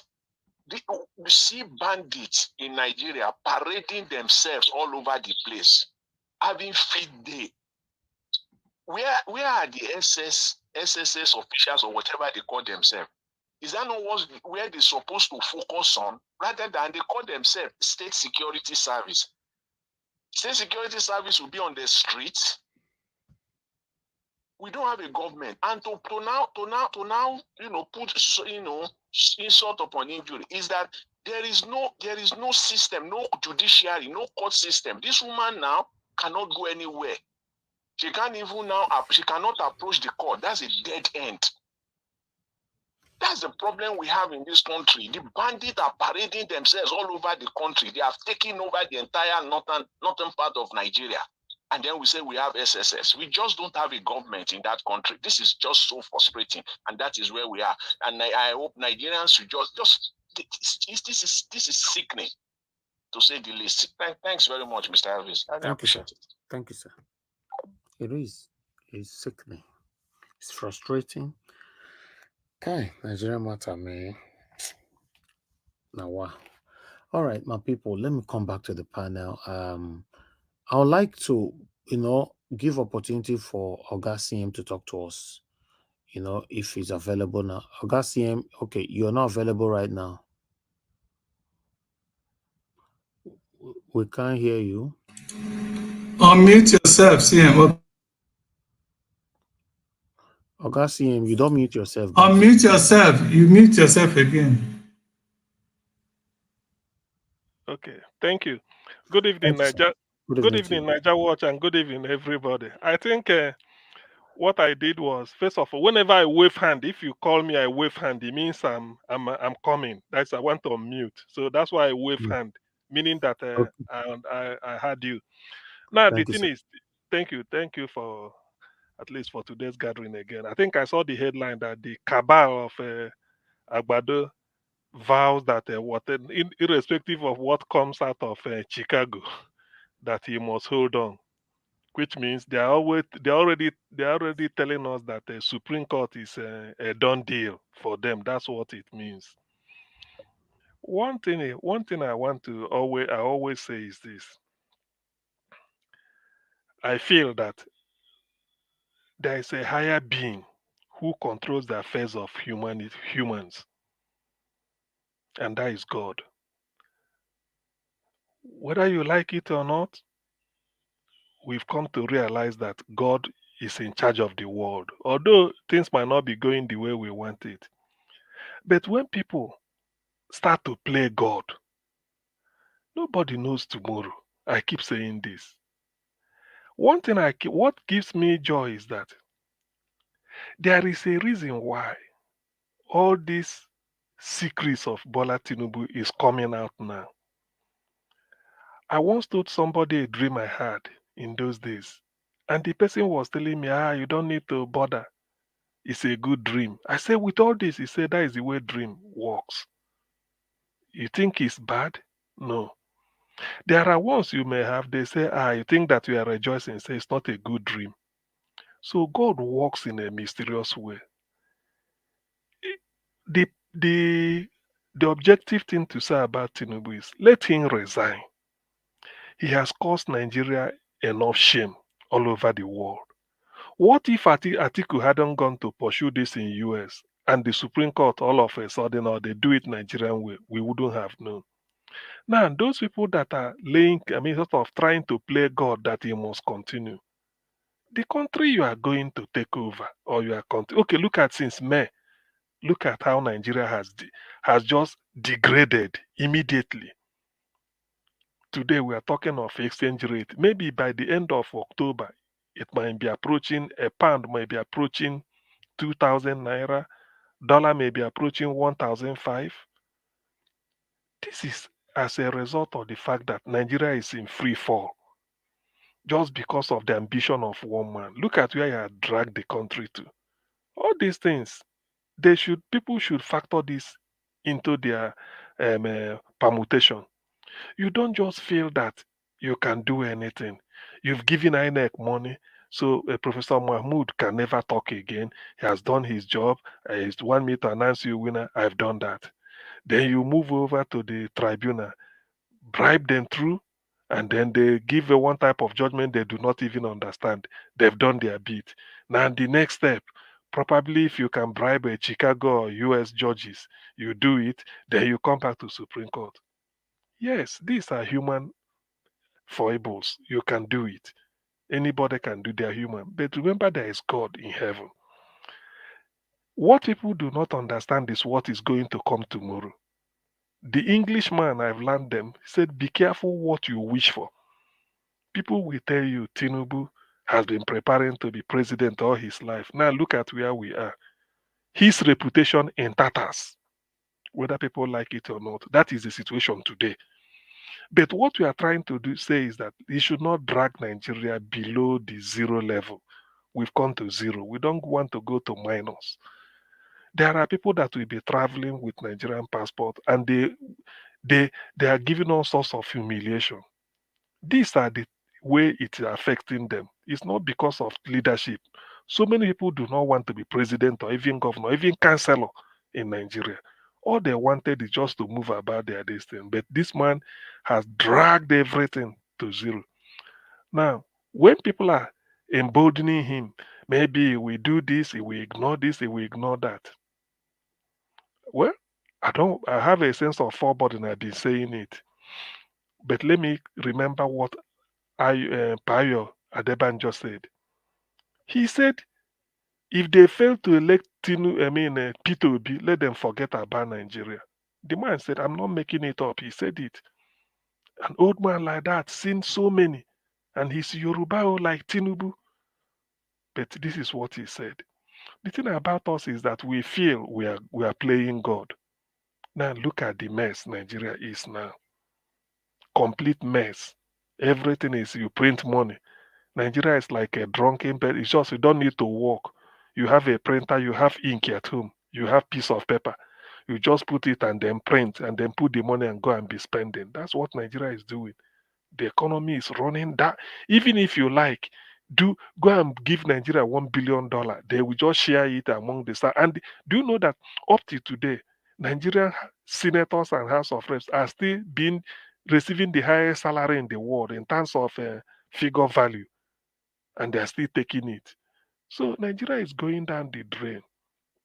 My humble plea is Tinubu should quietly resign so that the more than 100 million people, 200 million people that constitute Nigerians, wherever they may be, will now start to rebuild their country. Are you telling me that Nigeria is still 133 million people in multidimensional poverty? That was before dollar approached the 700 or maybe approached the 600 naira to the dollar. Are you telling me that the 133 million is still what it is today? I doubt it. If they revise that figure, it should be going to at least 190. But nobody is talking. People are just shouting. Something must have to give because nature abhors vacuum. The impossible may yet happen in Nigeria. What they think is impossible, it will not become possible because this is getting out of hand. I do not see why a country should be taken should be messed up the way it is now. Thank God Atiku went to US. Now look at what we are hearing. A president saying he's a president is instructing a court, a university, don't release this or release the other one. What are you hiding? What are you? This is fraud. So you know you have all these things and you want to be president. What? So we now this one what this revelation is telling us is that so we can be with our eyes wide open, we elect or we purport to have a fraudster as a president. Is that good? Who is he representing? So please, when I saw this headline, I said I must come in and say something. Those people call CABAL, let them not play God. They are not God. Abacha did all he did. I think I've said the story here. All he did, Nigeria was so tensed up. The Roman Catholic Church in Nigeria started Nigeria in distress prayer. Everywhere, Nigeria in distress. They commissioned it. Pope John Paul this thing had to visit Nigeria again just to plead to Abacha, leave MKO, let him go. Presidency, forget. Just let him go so that the tension will die down. So that at least the tension will die down. After speaking to Abacha one-on-one, Abacha, Nigeria, those that play God say, for what? You want to show this? They feel that it's a Yoruba affair. That was in March 1998. 3 months later, what happened? At least till today, nobody is being accused of killing Abacha. God called him home. And that is end. And the day Abacha died, everywhere in Nigeria was in Lagos then. It was like the day Nigeria defeated Brazil in 1996 Atlanta. Come and see rejoicing everywhere. Abacha died. People, first of all, pretended, say no, they want to start arresting people. Everybody went home and glued to the TV, and people were happy openly. And then that course was taken out of Nigeria. That is the situation Nigeria is now again. Look at the tension. Just because of leadership, why not go? The white people, by people, if that one will make million people to suffer, they just delete one person or two. They do it. If you want to bring shame to them, they just remove you. People should go and read about how Diana, the Princess of Wales, died and the circumstances why she was deleted the way it happened. So some of these things are the situation in Nigeria. And that's why they said majority. These are millions of people suffering just because of one ambitious person or maybe 3 people. They say they are cabal. You bribe anybody, you want to be there. And people are suffering. It is not that Nigerians do not know what they want. They know. That's why they identified Obi. For the first time, Obi is not a money bag that share money. If not for Obi, the money PDP and APC would have distributed would have been out of this world. But because they found out that the people are not willing to even queue in for money, all they want is Obi. They will buy T-shirts on their own, say which color do we, which logo do we put, which logo is it Obi or the Labour Party or flag? People were doing it on themselves in the hope that the 2,000, the 5,000 they normally collect hasn't led them anywhere. They said no, no more. Now what they now want is to do it the way it should be. This is the man who has articulated their feelings. Because some people feel they are cabal, they switched up the beavers deliberately. Those of you look, people watching me can see that there is a light in in the room where I am. If I get up to go and switch it off, I don't have to blame glitch. I did it deliberately. This was what happened. Some people feel they own Nigeria. They did it deliberately. What can that Igbo man do? This is how it started with MKO. Then before you know it, go to court, the man prepared and went to court. And they found out that so many things are being revealed. They have to go and bribe. Do everything the way they are. Now look at the US fighting on all fronts because of what? They are willing to sell Nigeria for penny just to make sure that that person enters. Well, you may conquer the whole world, but God is in heaven watching.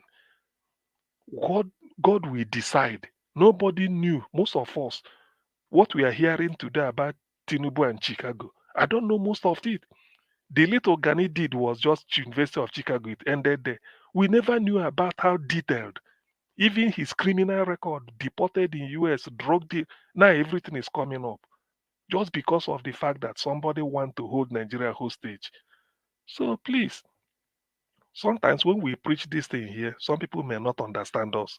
But in the end, let us learn from history. We cannot continue to suffer. If it is the wish of God that you should be president, you should have been clean. You could have come. All this idea of switch beavers off in the midnight and they use TPEX to change the result and announce it, nothing will happen. Well, Nigerians have placed their trust in God in the hope that something higher, because during Abacha's time, there's nothing you can do to remove Abacha. It was difficult to remove Abacha.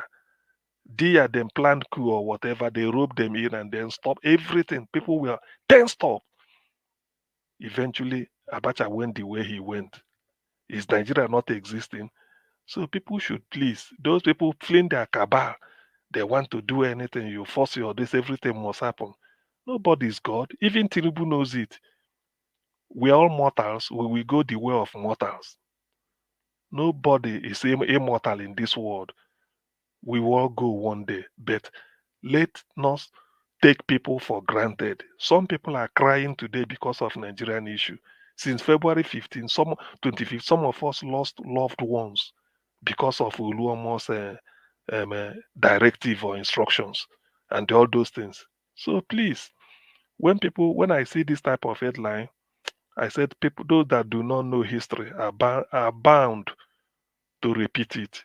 You can't vow, say you ignore US judgment on your president, even if they proclaim him that he's a murderer, he's everything. You feel you can keep up with it just because you want him to be there. Now look at the economy of Nigeria. Even if the guy, let's say the guy has a stolen mandate, but within the 4 months of stolen mandate, he's turning things around. One people will say, well, but Nigeria is just, they being decimated every day. Every day since May 29th, every day people are shedding nothing. You are not sure of tomorrow. So please, those people that are calling themselves cabal, let them think twice. Those you think you've conquered the people, there is a higher force you may not conquer. And because of Nigerians' march to nationhood, we've had Sani Abacha. People should go and learn how God removed Abacha.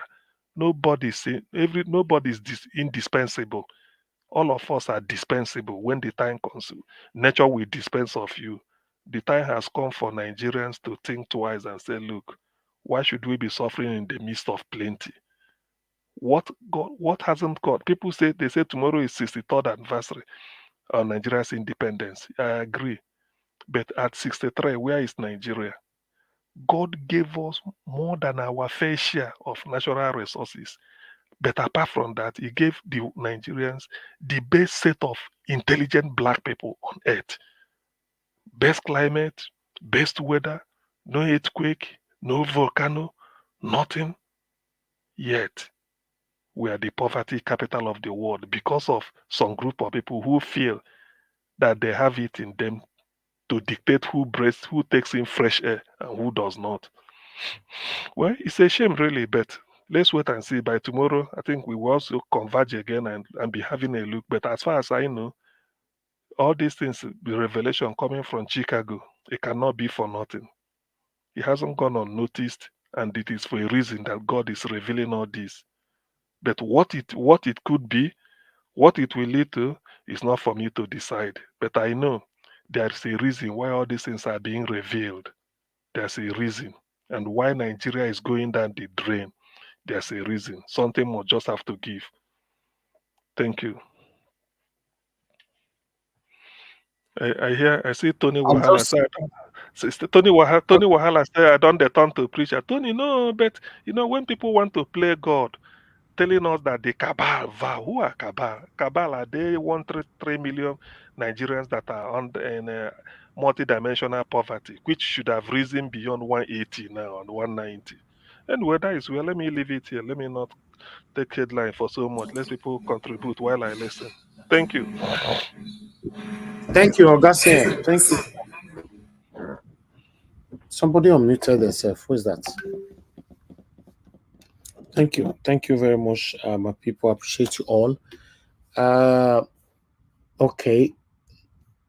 All right. Everybody right there on the comment section. Thank you very much. I appreciate every one of you. So let's go to One Love. One Love, I'm going to start our final submission from you. Okay, no. You have not. I thought it's Juden. No, Mr. Jude, never reached your tone. One Love, please talk to us. It's good to have you here. Good evening to you. Okay, looks like you're not available now. Okay, that's fine. Let us just move on now.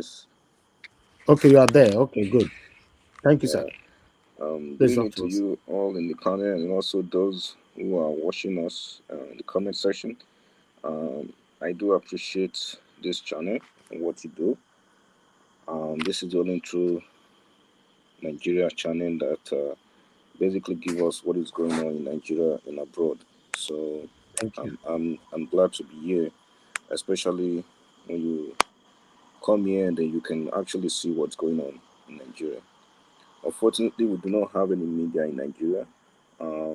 I heard when I joined, I heard some few guys here were discussing the reason why the media doesn't cover anything that actually happens in Nigeria.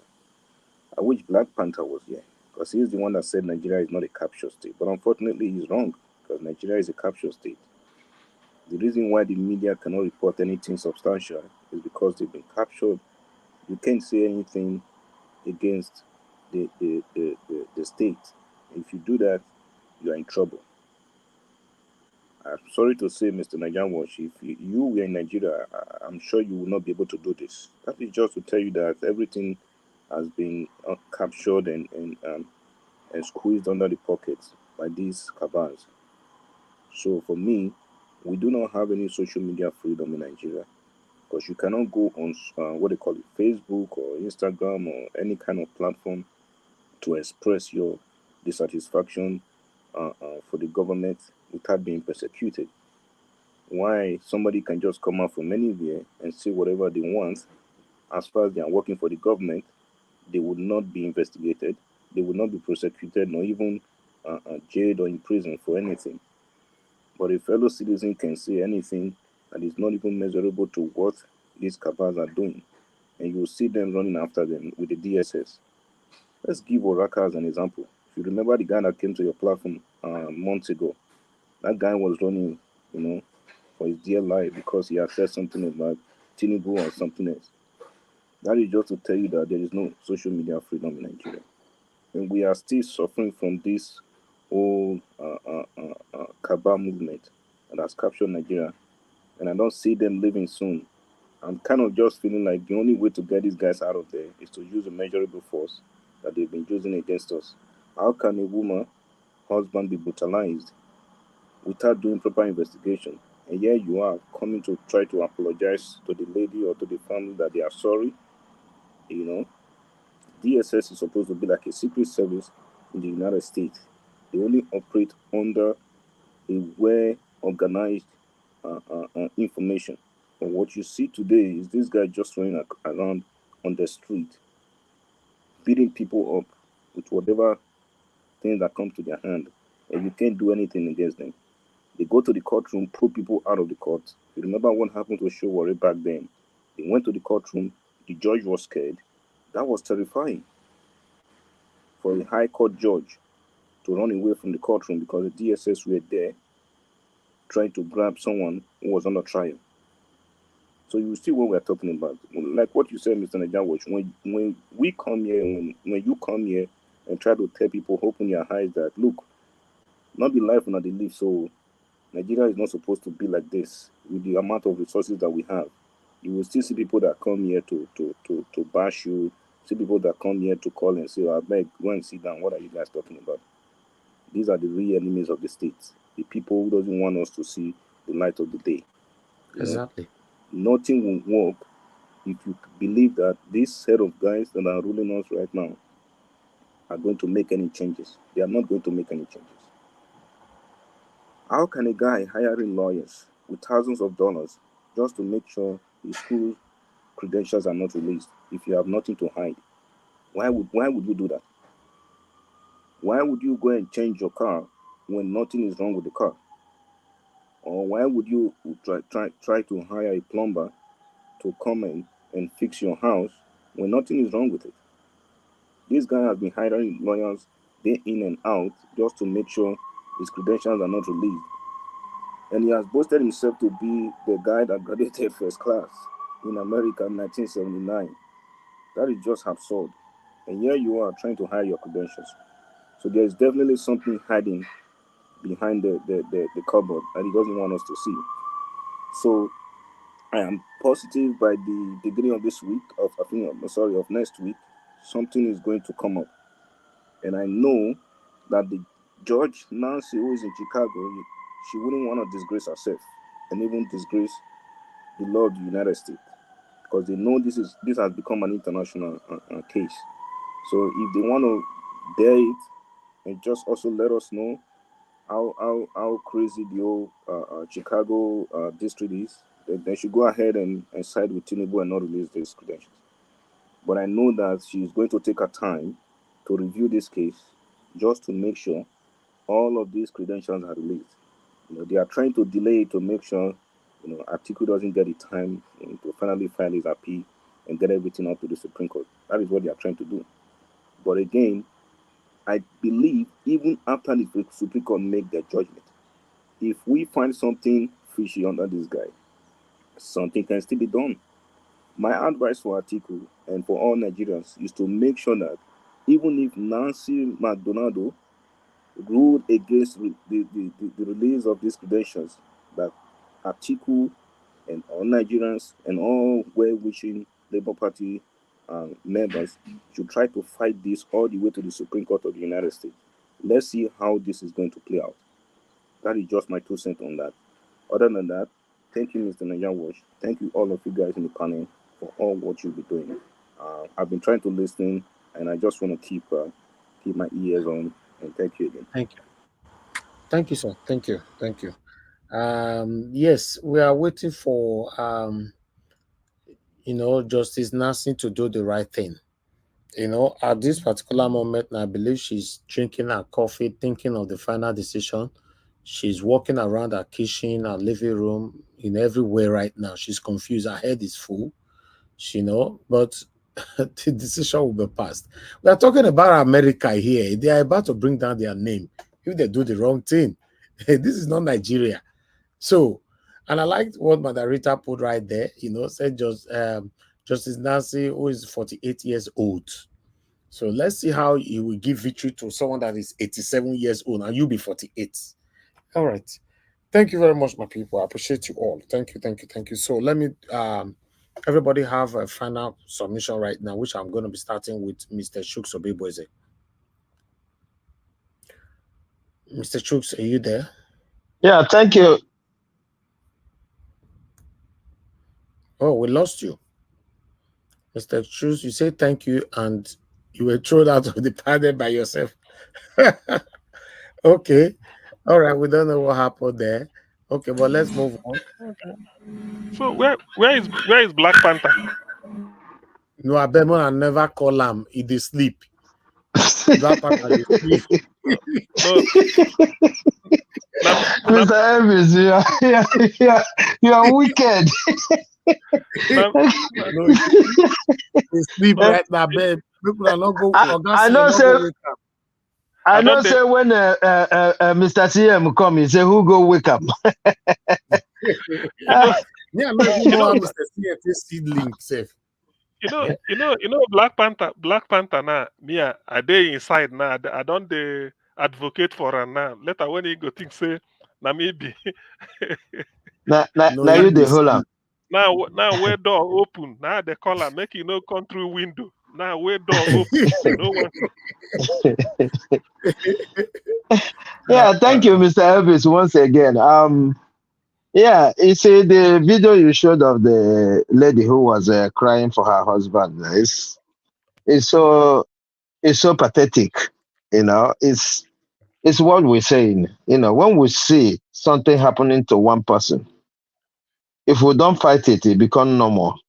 You know, it's when they grab all these youths and put them in the car and they, beat them up and seize their phone, open their phone, do whatever they want with them. Because they are young. What you will be hearing from the rest of the society is catch them, beat them. They are yahoos. If they catch 10 people, I can assure you, 6 out of that 10 has nothing to do with Yahoo. I'm just being conservative by saying 6, But the fact is, until we start speaking out, it's just like what we're saying about the media, the journalists, them. They're keeping quiet now. You will hear them. Look, we are joking. The next step is to completely silence the media. We've seen people like him, and he's gradually getting there. For Bayo Onanuga to start vomiting the trash instead of him to do his own job, he's taking over the job of legislation. This is exactly what we're gonna see. Before we know it, they put the law, they put everything that will make it even impossible for the media houses. And if they do PIM, exactly what happened to that old man will be happening to them one by one. It's not a rocket science. It's gonna come in. It will happen. It will happen. This is what it is. And it's so painful. Now everybody is crying. Look, it's not just one media. It's not about Arise. It's not about channels. It's not about TVC. It's not about AIT.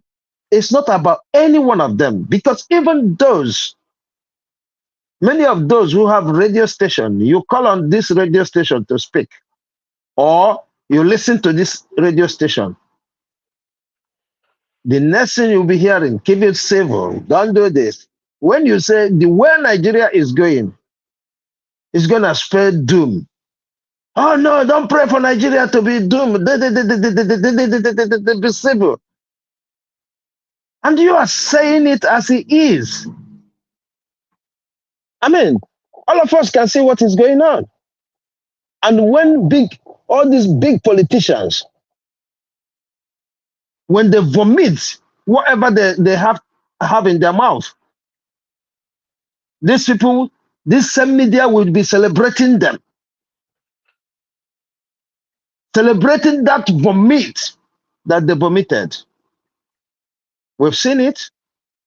We have the examples, the likes of Kayamu, Wike, all of them that have said something. The likes of El-Rufai that have said something that, in a normal society, it would have bring down these people. No, the media will clap for them, laugh over it, and if you want to complain about that, they tell you to keep it civil. I don't know, like we don't know the meaning of civility. It is so pathetic. I pray that the man will recover because it's a fight. And if he have never joined the fight, he needs to join the fight. Or else, that beating will just be the beginning for everyone. So I'm using this opportunity as well to call upon those people that have seen injustice to know that we are here 7 days a week. It's not for nothing. It is for the same thing that is happening to them that we are speaking and encouraging them to resist that. Because if we don't resist it, it will continue. There's an adage that says, if bad thing remain for long, it becomes normal. Anything that is wrong, if it stays for a particular time, it is normal. The same way we use language. All these languages that are coming, woto, this, that, it is because people, just somebody came up with that and start, using it for a particular reason. And people see reason to use it too. Then it becomes language. That is how everything works. So Nigerians, let us resist these people. You see, the same way Niger is resisting every one of them, no matter how big they are. That is the attitude I want to implore for every one of us. We need to fight this fight. It can never be fight of Elvis alone. It can never be fight of CM alone. It can never be fight of Madam Rita alone. It is our fight. And until we come together, we cannot win that fight. Are you dear, Mr. Elvis? And good night, everyone. Thank you.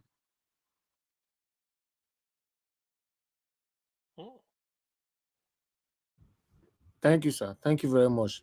Siana, CM, that's where you call the backyard, though. As I they talk to you now, it did backyard. Eh?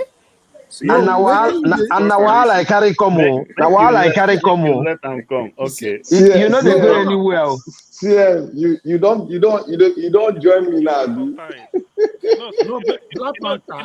I came through the door now. Oh, Kai. I didn't come to the back door. Somebody, I don't tell them, no, they accuse me. If you accuse me, I will appear like a spirit. And appear, you accuse me. Black Panther, I'm going to ask you a question. Who gives you link where you take on? What did I talk just now? I said I will appear like a spirit. Hey. Be like some people they formulate this link on their own. We don't understand. You don't forget say we be all Nigerians. We are tech people. I bet make we sing one Agbado song to relieve our stress. Mr. Elvis. Yes, sir. Have you forgotten the submission we made today? That if you are going anywhere, once they say, hey, you have any trace of Nigeria, you must be checked. Why? Because you will be properly scrutinized. Okay. Wahala. All right, my people. I appreciate every one of you. Thank you for your time with us. They don't go. This link make you go. You know that link you go redo them because some people go down adulterate the link. So whether you post, post, then go manufacture their own, take enter. So you go change. See, you want become Supreme Court judge now, Abi? No, I give suggestion. No, na suggestion. I also not be Oluwa alone until they do and shall not be Oluwa alone until they do. You know that because no, na Chicago they tell they do am more na Chicago. If you change them, they jump through the window every time. On that TINUBU regime, nothing is impossible. Because this link be like saying that the one will come from Chicago. You know, na Chicago link, it take coming. Na Chicago link. because Right. the real link they come when we start, we come close door. And all of a sudden, people go just they penetrate through the window like say them be cockroach. You know that kind of thing. So na Chicago link. Na Chicago, Illinois link. All right, let's Chicago take link. 30 seconds break. Then we continue. We can have continue with this conversation. And God bless you. Mr. Yakubu, Emma should be fraudster. Are you calling him dignity? Mr. Yakubu, Emma should be fraudster. Mr.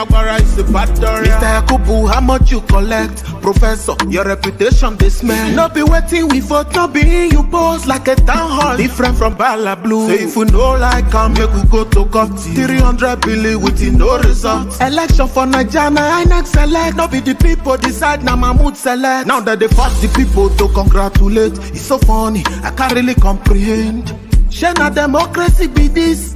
I been a democracy be this. Bala Blue de buga, say nothing they happen. Money they brekete, if you buy them all. 2023 we no fi forget you. The most fraudulent election in my country. Mr. Yakubu, Emma should be fraudster. Next argument. I leave the rest for the next argument. Mr.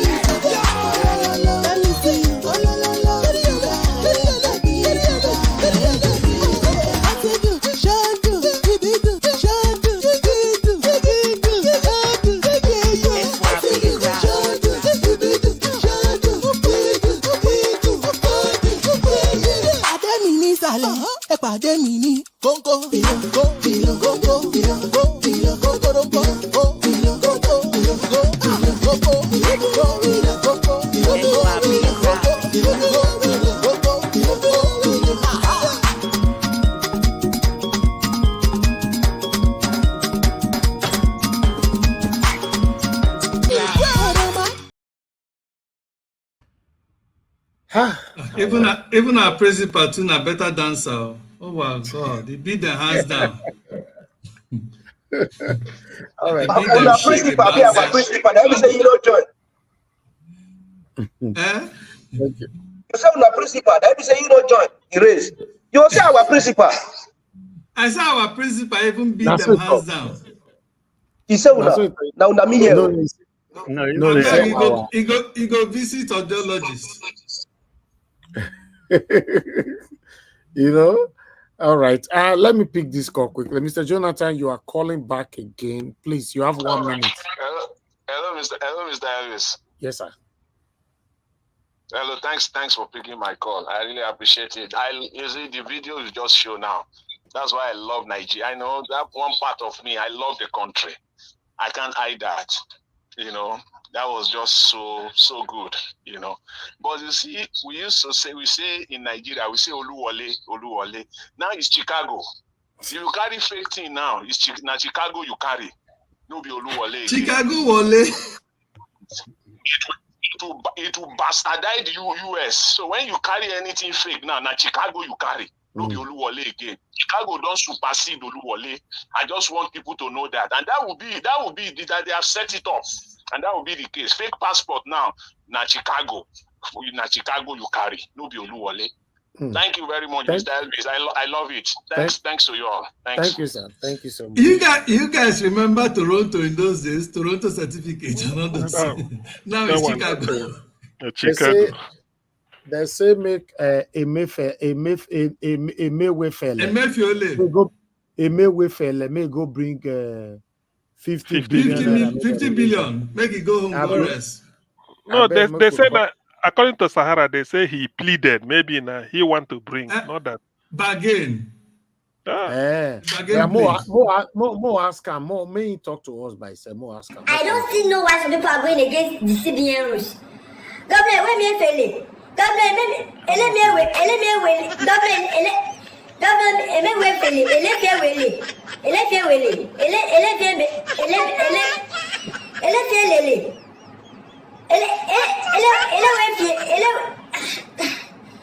CBN governor give us the rules that we should go with, that we should abide with.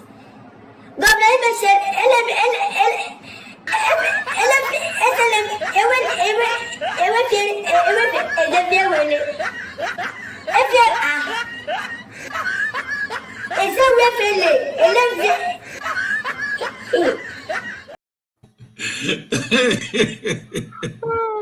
all right. Now, the situation where we find ourselves with this Emefe Isewefele.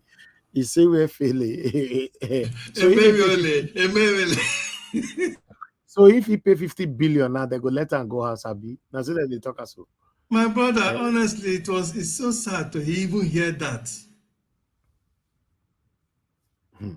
All right. Of all the billions this man has stolen, if you just bring a paltry sum of 50 billion, then he will go home and begin to enjoy his hundreds of billions this man stole. The country matter don't carry everybody, man. Anyway, my ladies and gentlemen, everybody on the panel, I will leave you guys to talk on your own for the next 1 hour.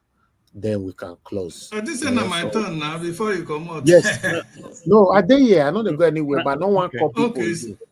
More just manage 1 hour. But anybody can interject now. Anybody can interject. Let me finish my own points. Go ahead, sir. Okay, yeah, like that video of that woman, actually, that is one of many stories. Usually, each time I watch those kind of stories, it bleeds my heart. It makes me believe that we have so many things to do to put right in Nigeria if we really have to advance and go forward in this world as a country. We have so many things to put in place. This same week also, there was a video that was circulating of a man with a wife being beaten up, slapped a number of times by one soldier or so, while another one was standing by. Just for, I don't know, for whatever reason.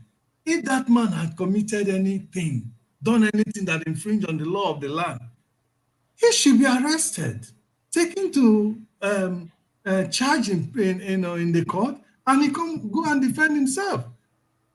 The idea or the notion or the legal distance that every man is proven innocent until he's proven guilty, people didn't just invent it for nothing. They knew that human beings will always abuse power when they are given power. That is why that law is made. Even if you are going to arrest a criminal, somebody you know that this person has violated the law of the land, but he's still not guilty yet until he has been tried. When you are going to arrest him, still put his humanity into consideration. You don't go there and begin to brutalize him. What if at the end of the day he proves to be innocent, or maybe he's not the right person? Then what happened? Then are you going to restore the dignity that you have rubbished? Are you going to restore the pain both the psychological and the physical pain that you have afflicted, not just on him, but everybody that has to do with that individual, including even the society that see that witness such a barbaric attitude? We have a long way to go. We live in a lawless society that when we talk about jungle justice, many of us Nigerians refuse to, fail to understand that jungle justice even originated from Nigerian leaders. Those are the ones that are massively involved in jungle justice. It originates from those who are supposed to be custodian of the law, who are supposed to keep peace and unity and orderliness in a society. Since I was born, I've never seen any policeman going to arrest somebody and arrest that person in a very civil way. Go there, okay, we found out that you are this. Okay, we have this warrant of arrest to arrest you. Please, we want you to come with us. This is the offense for which we are arresting you. You are encouraged, however, to keep silence and read the Miranda law before the individual, and then taking him away calmly and respectfully, because as at that point he's not a criminal. It was only an allegation. It was only alleged. I've never seen that. Rather, you see police people, oh yeah, come on, get up, move it. They begin to push. Abba, it's a nice soil, especially if you have had the opportunity of living in Western world. where somebody would have even killed somebody, or would have even buy somebody, and they go to arrest him. They will still, if they want to put him inside the car, inside their van, their car, they will still do everything to make sure he gets into the car safely without hurting him.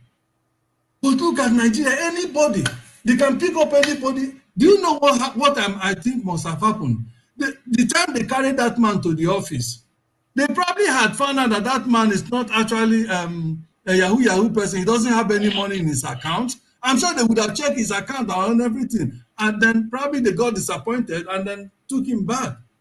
Okay? If they had found money, and believe me, they would have taken his money. They would have forced him to, take all the money, because that was what they were practicing during the time of Abba Kyari. That was exactly the modus operandi of DSS during Abba Kyari's time. Okay, and that is the same man they gave a super cup. The lawlessness of the leaders in Nigeria is very. In fact, I don't even have any adjective to qualify it. So that when we begin to talk about jungle justice, they are the originator. They are the one to stop it, because it comes from them. I mean, by the way, some military will go on the street and be arrested. Military have no business arresting a civilian, except in a special situation, and they are giving mind. Otherwise, that is why the police is there. Military have no business with any civilian in any society.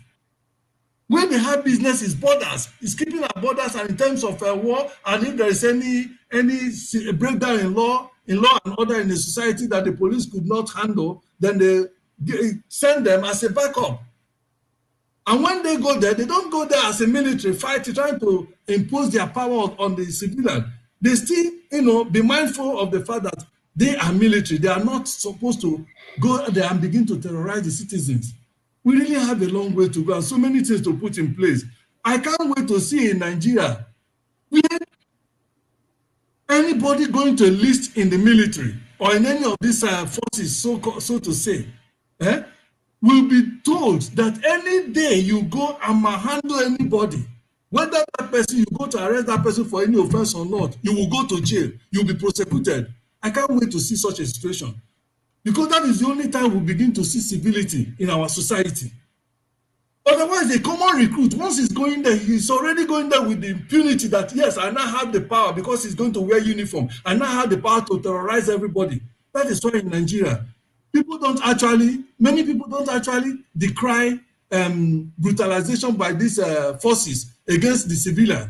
What they do, except when it directly affects them. Because why? They are waiting for their own turn. Maybe when they get in there, they now begin to unleash their own terror, as they have always been witnessed on the streets. That is why these things can't go away, except we have a good leader, a determined and deliberate leader who will curb all of these things. Who, when, for instance, if a police go out and misbehave and handle any civilian, he will not even bother to deal with that police, but to look for the DPO or under which that individual, or police commission under which that individual is working, and use that man as an example. So that when they are sending out their boys, they will be mindful of the repercussion that is going to come upon them should their boys go there and begin to mess up. Because most of these behaviors, the DPO, the various police heads, whether in every level, they all know about these things, but they don't do nothing about it. Because these boys, they go out and steal from the civilians and bring part of it to them in the office. That is how they survive. So this corruption and everything, it goes beyond TINUBU. It goes beyond the president and the governors. It's just so rotten. The system is just so rotten. And except we have a deliberate effort by any leader that is going to come in, for instance, if Obi comes in, to begin to put in place machineries, agencies that will curb this happening, and then introduce a civil society, when we civility in our society, so that people's humanity is respected. Even when somebody is been found accused of something, as long as it's not yet pronounced guilty, his humanity also should be, protected, just like we have in civilized society. That is the only way we can move forward. And for TINUBU and those that are still supporting him that think that they are not going to go out, I have one word for them. And the one word for them is that, you see, they said that a wise person only bows out when the ovation is loudest. It's only a foolish man that will be refused to tell that the music is ending. I think these people are becoming those foolish people that have refused to acknowledge the fact that their music or the drum that is beating the spirit that is beating the music to which they are dancing is already, it's already gone. That is what I'm going to tell them. Thank you, sir. Thank you, Oga Judin. Thank you. God bless you, sir. Thank you. You're welcome, Engineer Francis, are you there, sir?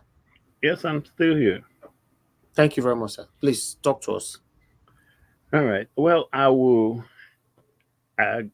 make one final appeal to Judge Maldonado.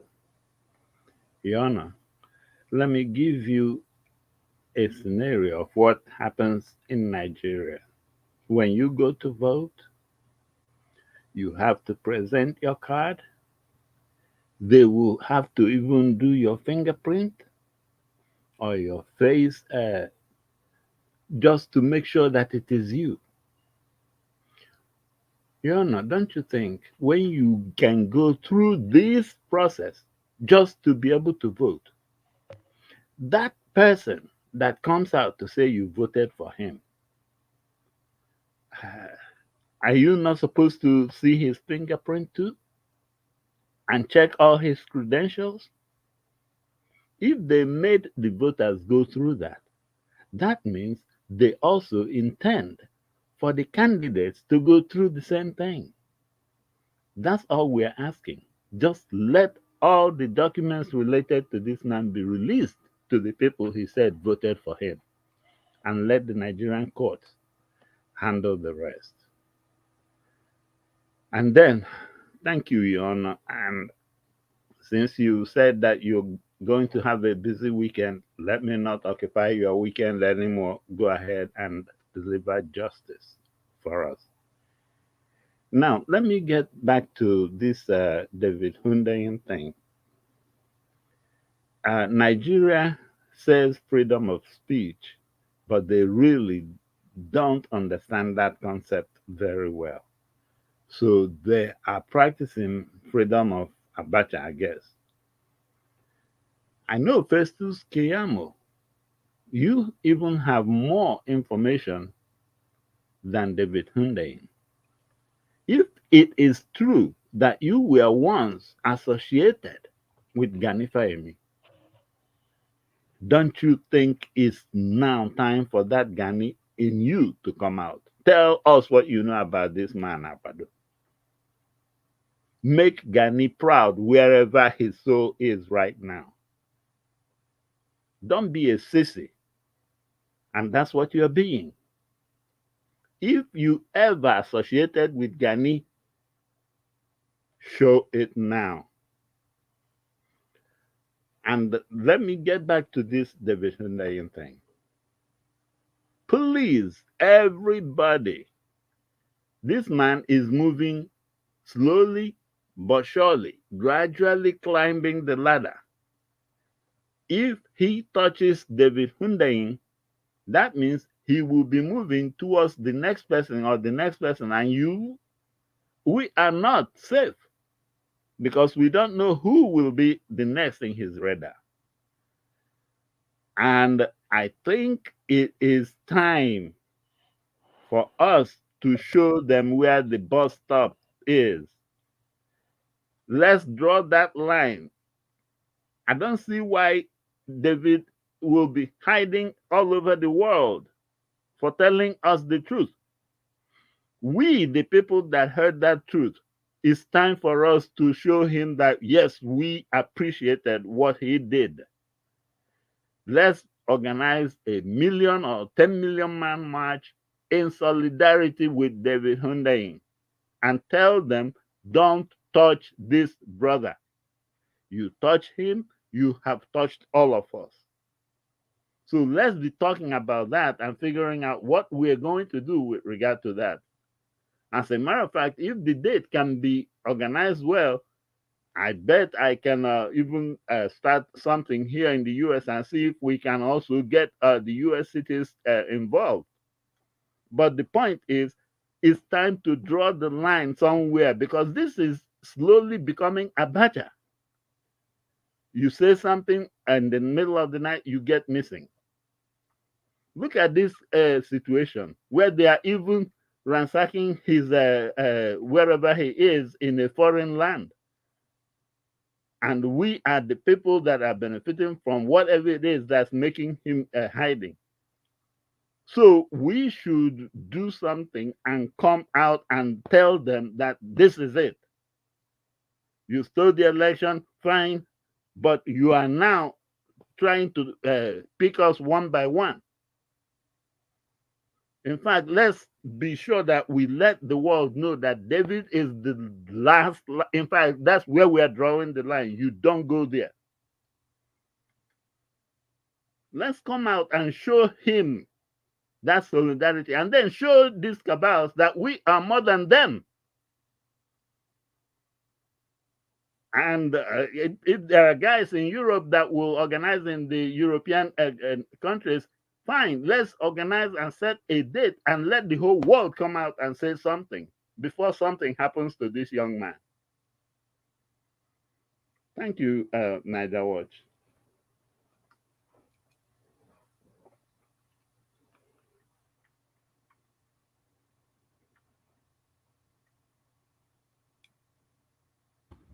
Thank you, Engineer Francis. Thank you very much. Engineer Francis, can you hear me?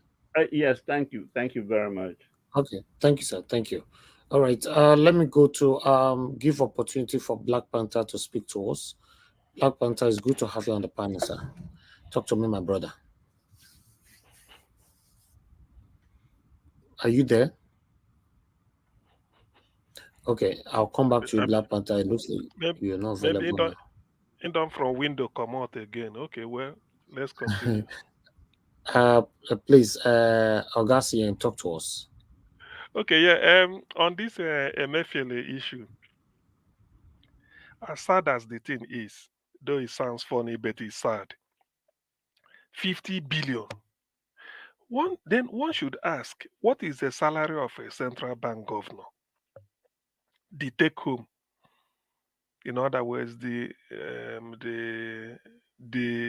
monthly salary. If there are allowances, you add them up. Even if you become a central bank governor since you were born, can you earn up to 50 billion? Say the day you are born to them, they start paying you as central bank governor. Can you earn up to say 50 billion? What are Nigerians doing with these things? 50 billion, which is what some states, it's not up to the budget of some states, I believe, in a year, 50 billion. Some states do not budget up to that. Some states do not even earn up to 5 billion as internally generated revenue. What really are we talking about? And the governor of central bank is doing a plea bargain in which he will bring pay back a 50 billion to regain freedom. To be honest, Nigeria is finished. And if he pays it and then he goes scot-free, maybe you see him fly to Dubai and go there and stay for the next 1 year and be enjoying his life. Hey. When I look at these things, sometimes where my mind goes is, when Obi comes in today or tomorrow, so this is what he's gonna deal with. Hey, Nigeria is really rotten. Now, can you imagine Agbado government accepting 50 billion from him? Do you know how much he must have used to bribe his way? It cannot just be 50 billion. Maybe they have to pay some bribe somewhere before they would allow him. Anyway, it's a very dangerous trend.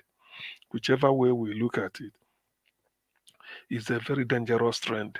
Somebody in charge of our treasury, is it treasury or just a central bank, is now having access to this type of money should be. And people are not asking questions. What really make this man to be able to acquire such money? 50 billion.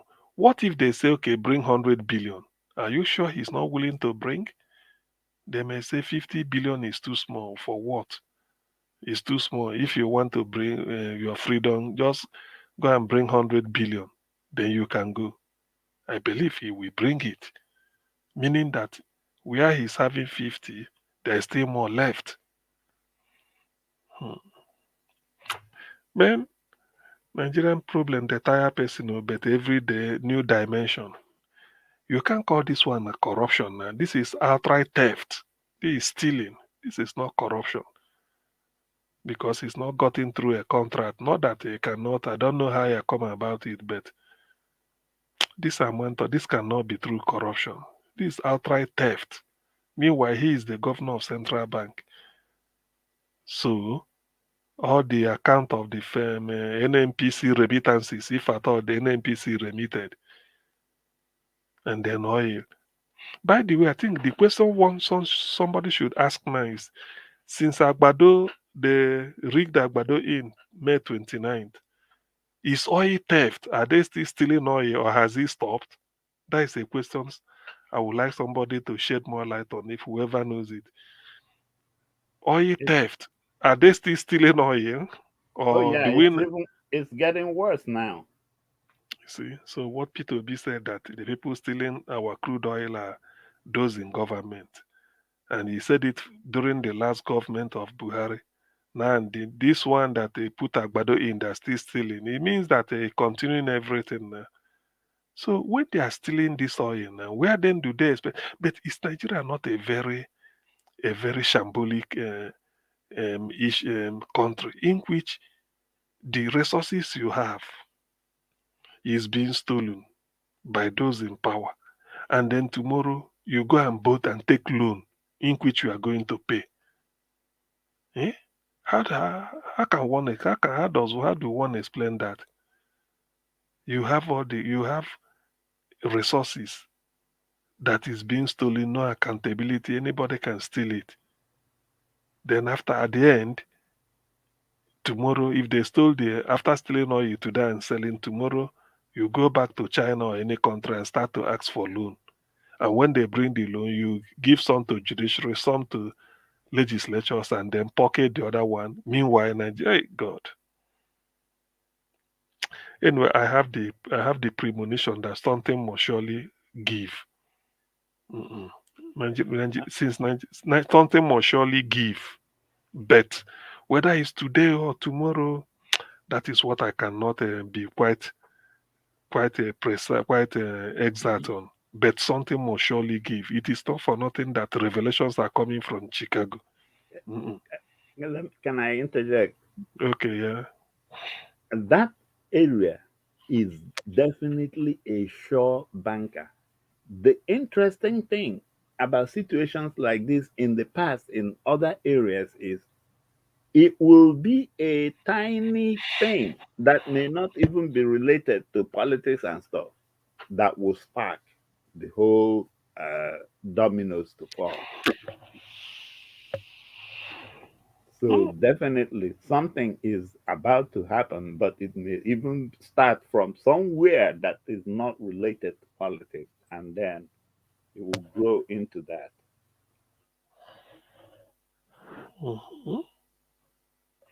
Anyway, to be honest, like some people will say, Nigeria is defying a logical conclusion or discussion. I mean, 50 billion for governor of Central Bank. Do you know how much those in NNPC made away with? That's the funny thing. Where is EFCC? Yeah. Isn't this exactly a classic case of where they will have to look at, hey, since you started working in your whole life, assuming you have been saving every salary you receive, is it up to 50 billion? 50 billion. No, I painted the scenario. I said, what if when he said 50, or maybe they're saying, they said, no, how can you be talking of 50? We are talking of 100 at minimum.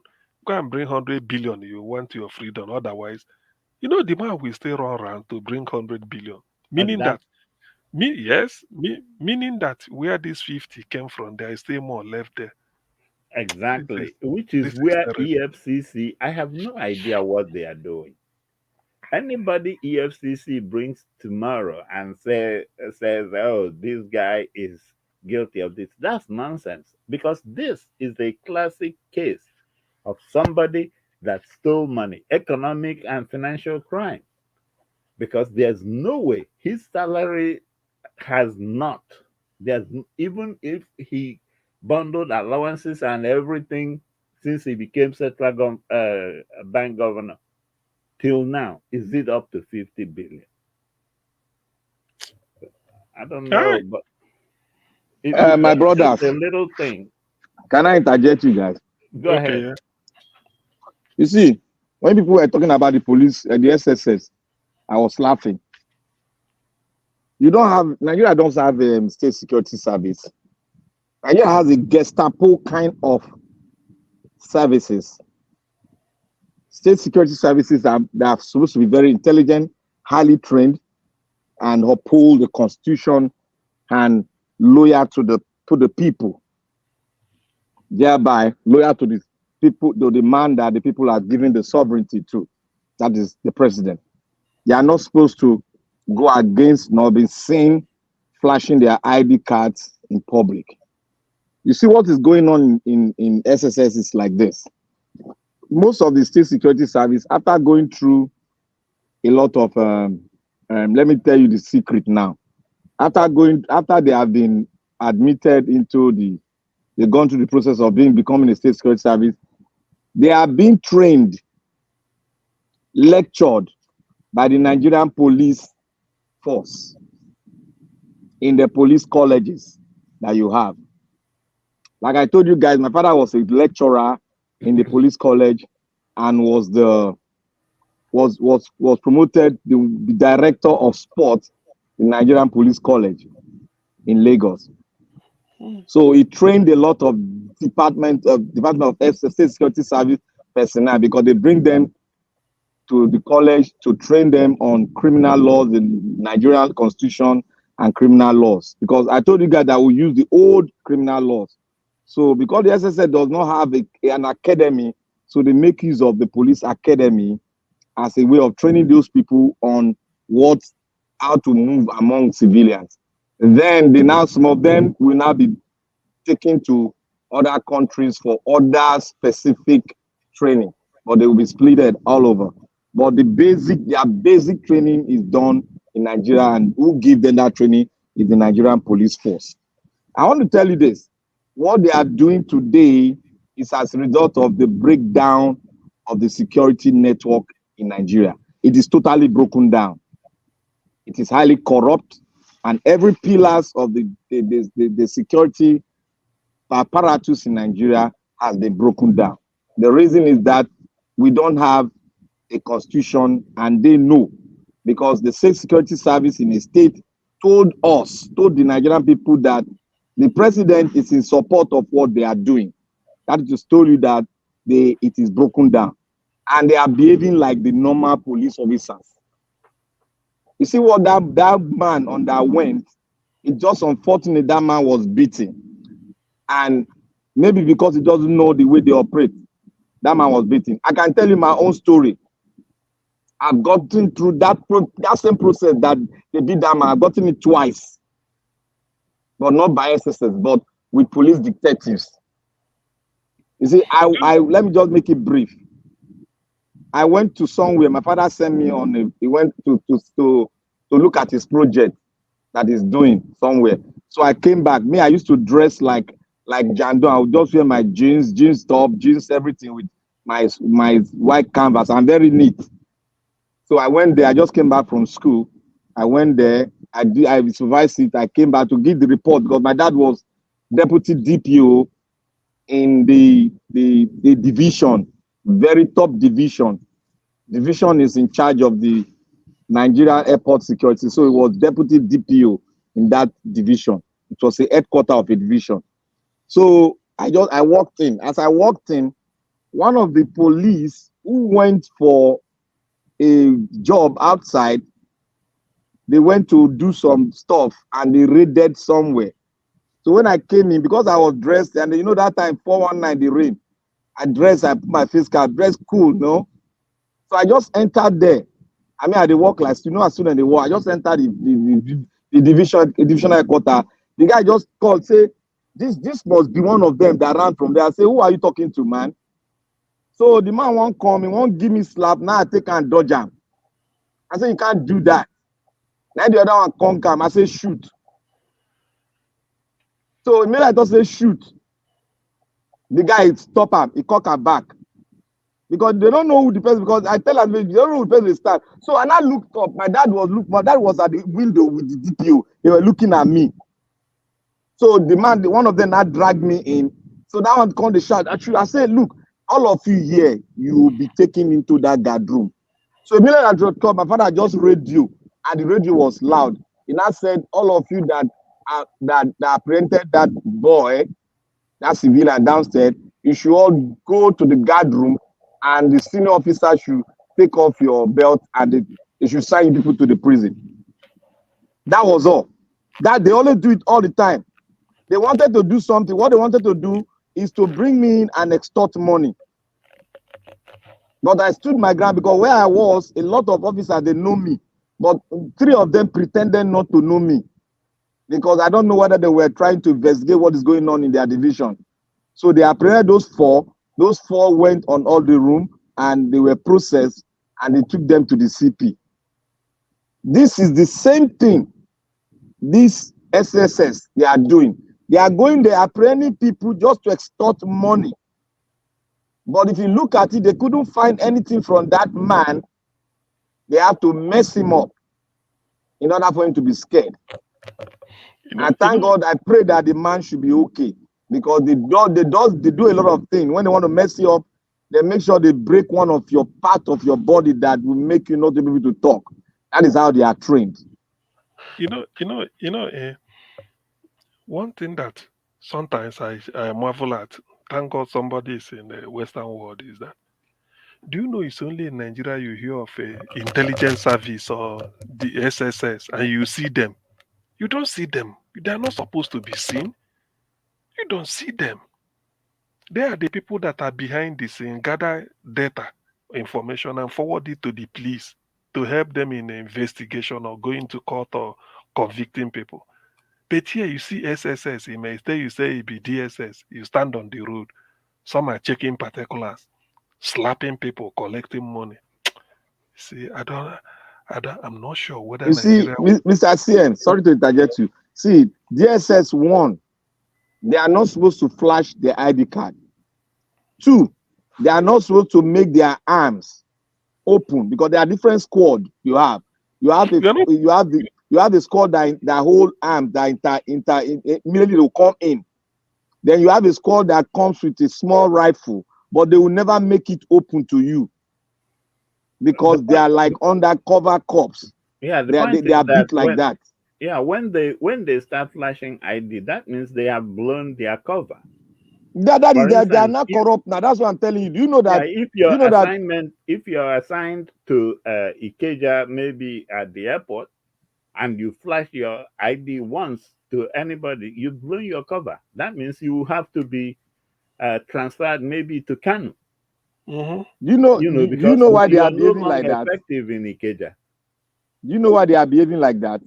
You see, when you have a country and 75% of your security is being chosen, being selected from one particular region of the country, what the result that you get from it is either they go gaga or one man, one shoe. What I mean by one man, one shoe, one man will be controlling that would be absolutely corrupt. Absolutely corrupt. That is what happened. The Nigerian police was never like this before. Even the DSS was never like this before.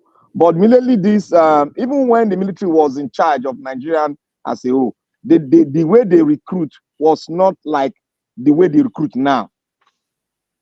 What they recruit now is that they take 75%, They take it to the northern part. They carve out the middle belt as north. So they say they are more. They take them. Then the remaining one, the remaining portion, they will not take it to the entire south. Whether you are south, they cover, all of you are Igbo. That's what they know. They just put you like that. That is what the problem. And that the same thing is happening in the military. The same thing is happening in the immigration. The same thing is happening in the police. That's why you have double standard in the security network you have in Nigeria. To be honest, it's really is disgusting, because all this thing, that's why sometimes I still have to flash my mind back to what we see and what we are hearing from Chicago, or this revelation. So does it mean that God, that we are supposed we are sentenced to suffering, nothing could happen, or what? Look at no, it's true now. It's true. It's the face we are undergoing. Well, yeah. No, but God has answered our prayers. So exactly, no, it's true. Yeah, well, Black Panther, I agree. In fact, I claim it according to them. Let it be a phase, so that, because one thing that is a phase means it will come and it will go, because this is becoming. I mean, you know why all these things? Do you know that the level Tanzania is now, Nigeria may not attain it in the next 10 years. The level Tanzania, you don't talk of Rwanda now. Rwanda is like another heaven. Look at it. We can only dream. Treating us like orphans. Yeah. Ethiopia. Let me say this. You see, Nigeria as a whole, if we stay together, it will benefit Africa a lot. And it will benefit Nigeria too. You see, Nigeria, it has been done, the research has been done. Nigeria, no matter how you see the Nigerian man, he can survive in the desert and make the desert his own. Nigerian man is the most highly intelligent amongst the blacks you have in Africa, even worldwide. You see, those advancements other countries are making, if Nigeria have, let's say tomorrow, Nigeria has a good governance, the speed which we are going to overtake will be more faster than what these African countries are doing right now. Because there's one thing you see, there's one thing they call the right of the firstborn. If you are given the right of the firstborn and every other person identify you as the firstborn, no matter how the prodigal son runs down, when he comes, he will claim his position and everybody will celebrate him. Nigeria is like the prodigal son that have run away from his original position. By the time we get it right, other African countries will converge with us. That is one blessing that God gave us. And we have to use that blessing for the generality of Africa and the black race, because we are in that position to pivot Africa up. Because if you see among the all African countries, the one that has more influence is Nigeria. The reason why we have the influence is that we are well positioned in the world. Nigerians are well positioned in the world, directing companies, having connection, international. Nigerians are there. A lot of them are working in the United Nations. They are Nigerians, but they didn't come through Nigeria, but they are working there as Nigerians. A lot of them are there. In the World Labor, whatever, what the OLEC, a lot of Nigerians are working there, which you and we don't know. In the Microsoft, a lot of Nigerians are there doing great things. In the medical field, all internationally, they are recognized. So for us to have a very fast drive, we are blessed. We are going to have it. Until we get our system right, we are going to have it. When Anna said that Nigeria is not yet a what they call it, what grammar did we call it the other time? Nigeria has not been taken over. If we go and check our historical antecedents, history always have a way of occurring. It might not occur the same, it might not bring the same picture, but they'll come in the same trajectory. If you see all the military, how the military is behaving, it was the same thing they behaved during when we had a military president, and when we had what Shagari, it is the same ideal, that is the same head, the same thinking and reasoning that is still happening. When Abacha was there, it was even more terrible. I was in Nigeria then. You can't even talk, but we were fighting. But we were fighting underground, and when we saw that we were ready to move out, the whole student moved out, and what happened? God heard our cry because we made a step forward. So if you talk about Nigeria as a capital, look, place like Libya was a captured state. Libya was a captured state because the man put all his children, his brothers, his cousin in a strategic position, despite they were developing more than other African countries. But Libya was a captured state by Gaddafi. Iraq was a captured state. So when you talk about captured state, Nigeria is not yet captured. It is just some group of people that are trying to take the resources and use the resources against the people to oppress them. The reason why we don't have a new constitution, because it is favoring them. They have the monetary power to oppress the people. Because if you want to rule a country and if you want corruption to reign, you have to take down three things. You have to take down the press, impoverish the people, and make the security and the press in your pocket. You are taken down. But that does not mean that it is already stolen. Nigeria is already taken. Final, no. If it is taken, you will see the president. No president can stay in Nigeria for more than that 8 years. The military tried it now. It didn't work. So we are not yet a captured state. It's just that we are undergoing what we need to undergo to have a good country. It might look dark, but because of this agitation, we are going to overcome it.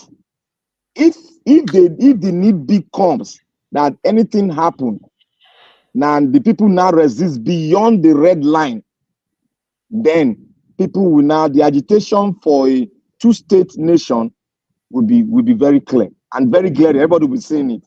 Everybody will see, like what is happening in Israel now. Everybody is seeing it, that it must be one day to be a two nation in that region. So it's the same thing that is happening here. Because what is happening, if they want to even say want to go, they will never divide the country into different parts. It's going to be a two-state nation. So anybody saying that, I will go, Biafra, no, it not go happen like that. It not go happen like that. Russia not happen like that now. You never can rule that out with the way Nigeria is going. But that's no, it not go like that, because people will come mediate for you now. People will come and United Nations will sit down now. Why I'm saying, but they had better conduct. Now when people die, they will sit down and talk now. That's what happened in Sudan now. Sudan have a lot of people talking, but they break it to two states. You see, a better one was after a prolonged war, I think in 1983. But the thing I want to say about Nigeria is that sometimes I said, I know, given the opportunity, Nigerians know what they want. That's why the majority went for P2B. And not only that, they also, most of the voters weren't out to take money from the politicians to vote for them. So because of that, they know they give shishi. Because people were determined to say, look, we don't take money. Let's push P2B across the line, so to speak, and then let him get in. But the fact that this thing is delaying and TINUBU, all these things are being revealed. If Nigeria, this thing did not end Nigeria, it meant that Nigeria might be great after all. Because we can't go below this. This insult is too much. How can you open... Black Panther, you people in US, is it not a news item in CNN? Those of you in America, don't they show this? Don't they talk about this Nigerian president and Chicago fake certificate? No, what is happening in America is that they have two kind of media. Every media have international audience and the local. They don't talk it in the local media. They talk it in the international media. Okay. That's what they do. They don't want it. The reason is that election. Look, let me tell you one thing that's happening. If people don't know what's happening, this thing, that is why you see Biden removing his hand. If Biden puts his hand and they know he's going to lose. Because the trigger here is there for the black's hand. they struggle for the blacks now, who them will vote for. In Georgia, now black now rescue that state. Everybody here that is US will help me out. In Georgia, now blacks determine the election there, the Senate position. But at the governorship, they use those sort of voter suppression, but still, they are still finding it hard because the blacks are fighting to get at least close to the majority owner, that's the Republican, so that they can bridge that gap when they are making laws. But presently, they require the blacks to follow the Democrat fully for them to get the presidency. If they do that, those people that stand in the middle, that don't have party, if they swave, come out, they don't lose. With the black, if those two groups swap, come out, Democrat don't lose. So it's very, very careful now because it needs it. Democrat needs the White House. They can't afford to have any Republican to get. If they get there, those people are ready to take our. There's a lot of things I can't say here that is going on, but you people are going to hear it. That's why the politics in America is just different. Just like this, the citadel of democracy, where the game is played, and everybody is very, very careful not to break that tiny rope that makes the thing okay. So if he makes any policy that will affect Nigeria now through the judiciary, it's going to definitely affect the Justice Department, because the Republican will make a reference to it, and that will sway votes, sway a lot of votes, millions of votes. So they don't want that to happen. That is why the judge, which I believe, I've not really done investigation on him or her, but I believe is standing for the truth, because I trust this judicial system, and I trust most of the judges, forgetting about their affiliation, whether they are whether they're chosen by Republican or whether they're chosen by Democrat. They always oppose, because a judge can be removed here very easily. They are on tiny rope and they don't want to be removed, because here they impeach judges. They impeach judge. So they don't want to mess it up, because they have what they call the pride. American pride is there to keep that justice of the common man, to keep it more, let it be glowing. And somebody that has been in the record, criminal record, especially drug, if you want to give him a pathway to flow, it will affect and dent the image of the next election. So that one is very right. That one is very straightforward there. It's true. Anyway,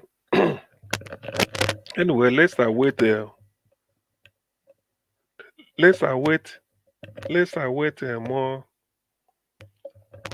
more revelation from Chicago, and then see what Nigeria has in stock. I mean, what the people has in stock. But by Wednesday, latest, I believe we don't know our fate now.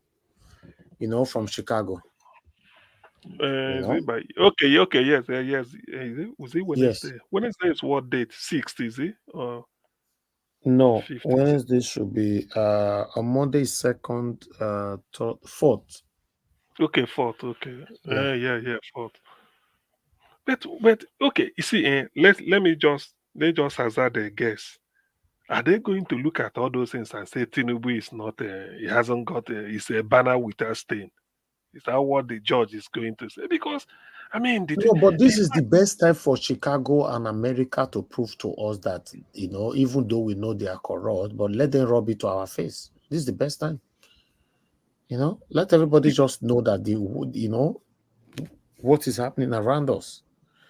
Because because of one man to destroy their integrity, their respect. I don't know. Let me say, for instance, the case come not our way.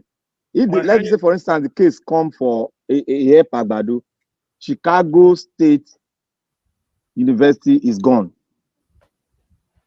I'm telling the fact, it's gone, because it is going to be investigated, and petition will rise up from the people and the blacks there in Chicago. We have a lot of blacks there. Now, you see, that Chicago was my greatest disappointment. Do you know how I look at it? I think the fact that the case was even raised, Chicago should have taken it upon themselves to say, what? Our alumnus? Who is he? Is that Chicago go even there on top because they have a lot to lose. Their student enrollment will drop, and then before you know it, people will just say, don't go to that university. That has something to do with it. No, when it pertaining to presidency of a nation, they should be very careful now. You don't know the kind of policy your government is having against them. You don't know the direction of the president. So you have to be very careful. No, they should come from the point that the name, okay, let me say this, Black Panther. Do you know the thing? If assuming the certificate that TINUBU gave to INEC was original authentic certificate from Chicago State University bearing the name of the lady called Bola TINUBU, the charge would have been just like let me say Black Panther, I stole your certificate, but the university you attended gave you that certificate with your name Black Panther and it's genuine. So me stealing it, presenting it, when you go through it, it's a genuine certificate. It's only that I'm bearing the name there. But this case is that not only is you are bearing the name of the lady, but the certificate you are giving is also fake. Do you see it? So that is where the Chicago should have been saying, why should you put our logo on this and look at the signatories to the certificate? They are non-existent, or yes, yes, Augustine, if you look your own angle, you're right. But if we have to look at Black Panther's angle, we are dealing with a president here. So they are being careful, even when the truth is obvious. So they need to follow the right procedures, the process. The president then go say they are dealing with an old student. Somebody will get now you be VC of that Chicago. You go to fear, you go to panic.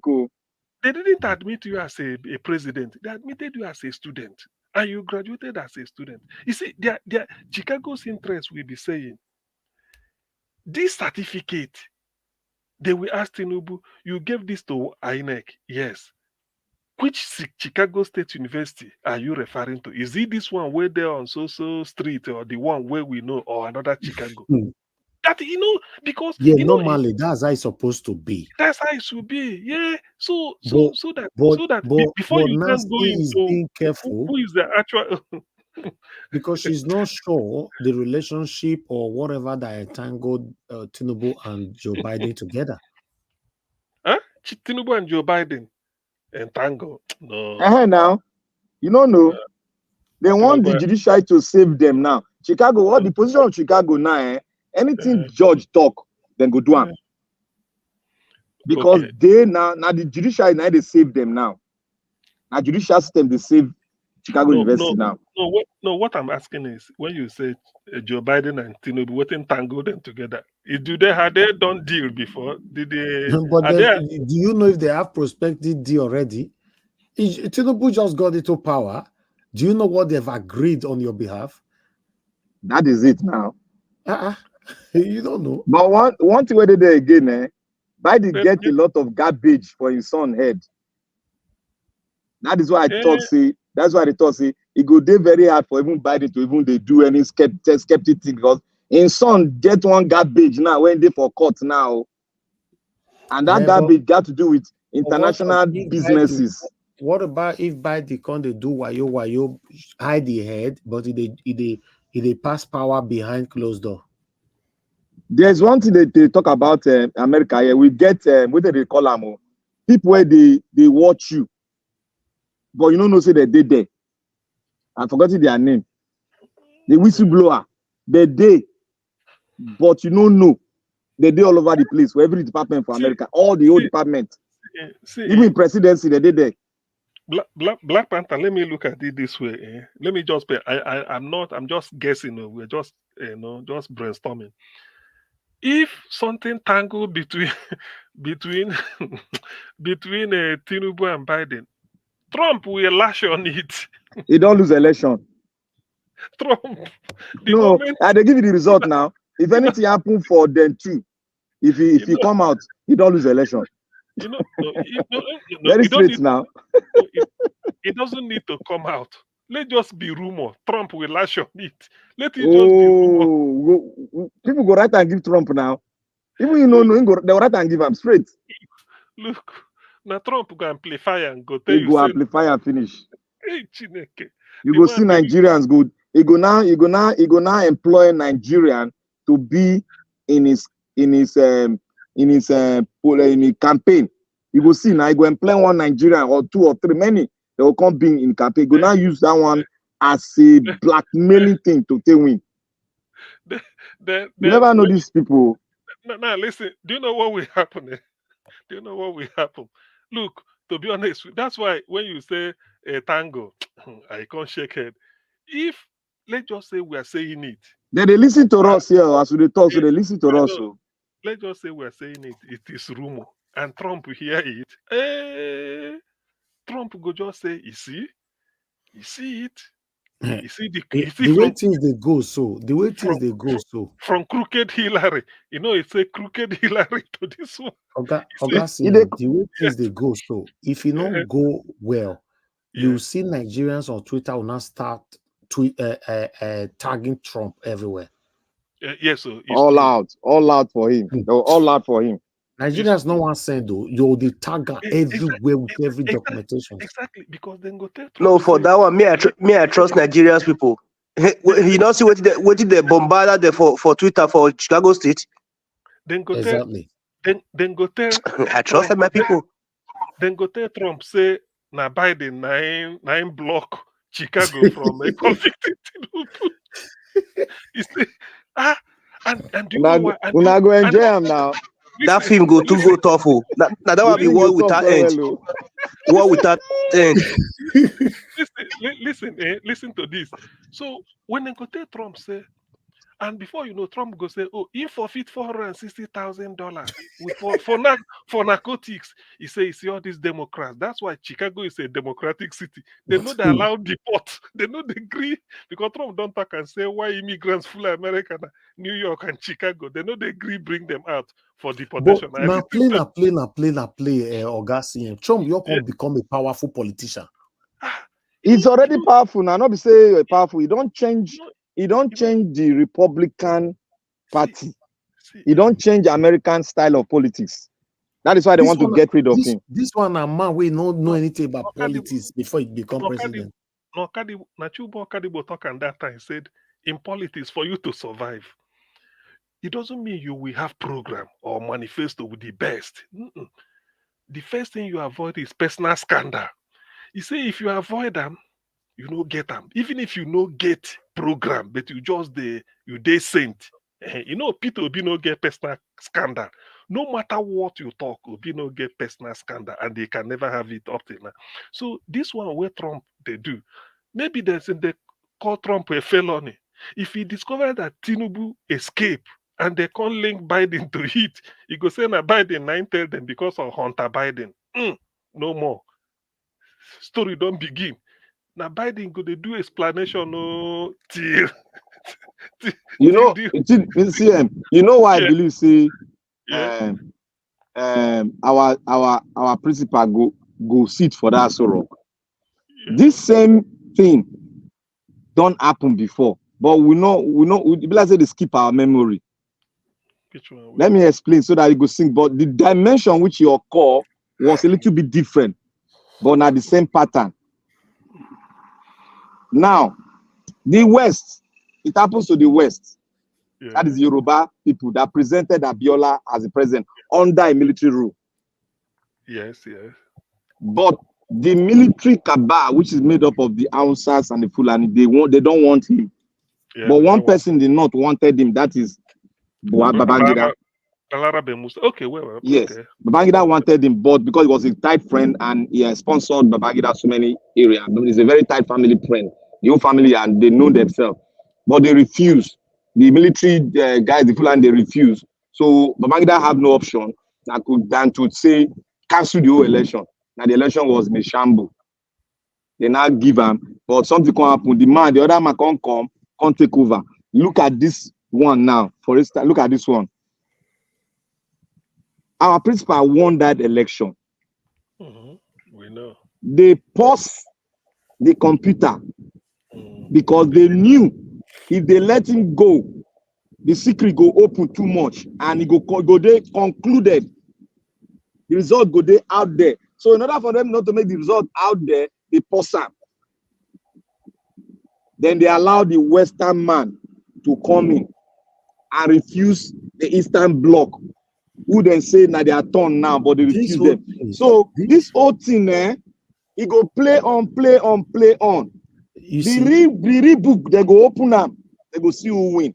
Black Panther, therefore don't put all these things to bed though. You know, no matter how many you go shout reach for years, therefore don't put them to bed. Now because of this international journey where Tatiku go shoot leg. Now it's supposed to happen like that now. Not be so Abiola will happen. International people can't come in.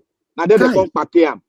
You see, that's why sometimes when we analyze this thing, it makes sense. Because I know with Trump now, look, all it takes is for them to mess this case up. Then people go tell Trump, say, see, Trump. Trump, this Chicago State University matter. You should say no. If they premier those who are fuck up now. Okay, maybe. Then they wait. Make the case end. Trump with the political party, they pray. May they do guru for his side. May they foresee it for hand now. Trump will say all this Chicago Democrats. See what they meant. No, do you know what Trump said? Mr. CM, do you know what Trump said? He said, if I come in, I'm going to deal and restructure the judicial system. That is, give us signal now. They are waiting for this last drop of water because they believe they use the judicial system against them. And then go get another fact if this one go the other way around. Exactly. Why don't you guys think that even before judgment, Nigerians can just start bombarding Trump now on Twitter in advance? Because when you are proactive, you know, so they don't do them. You don't know now. They go down the drum now.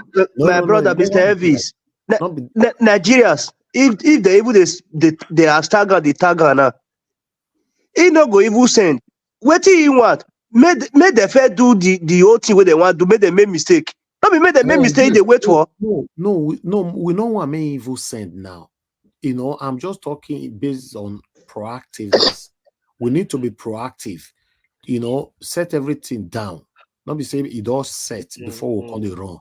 More set everything down. More dear everybody don't right now. Because at the moment now Nigerians are crying for help. We need help in every angles. Exactly, we do. Yes. And the way to do it is that just like said, why is Trump not taking interest in what is happening in Chicago? Why? Because in a democratic state. Why is he not taking interest with all this this, you know, Biden and TINUBU? Is there not something going on?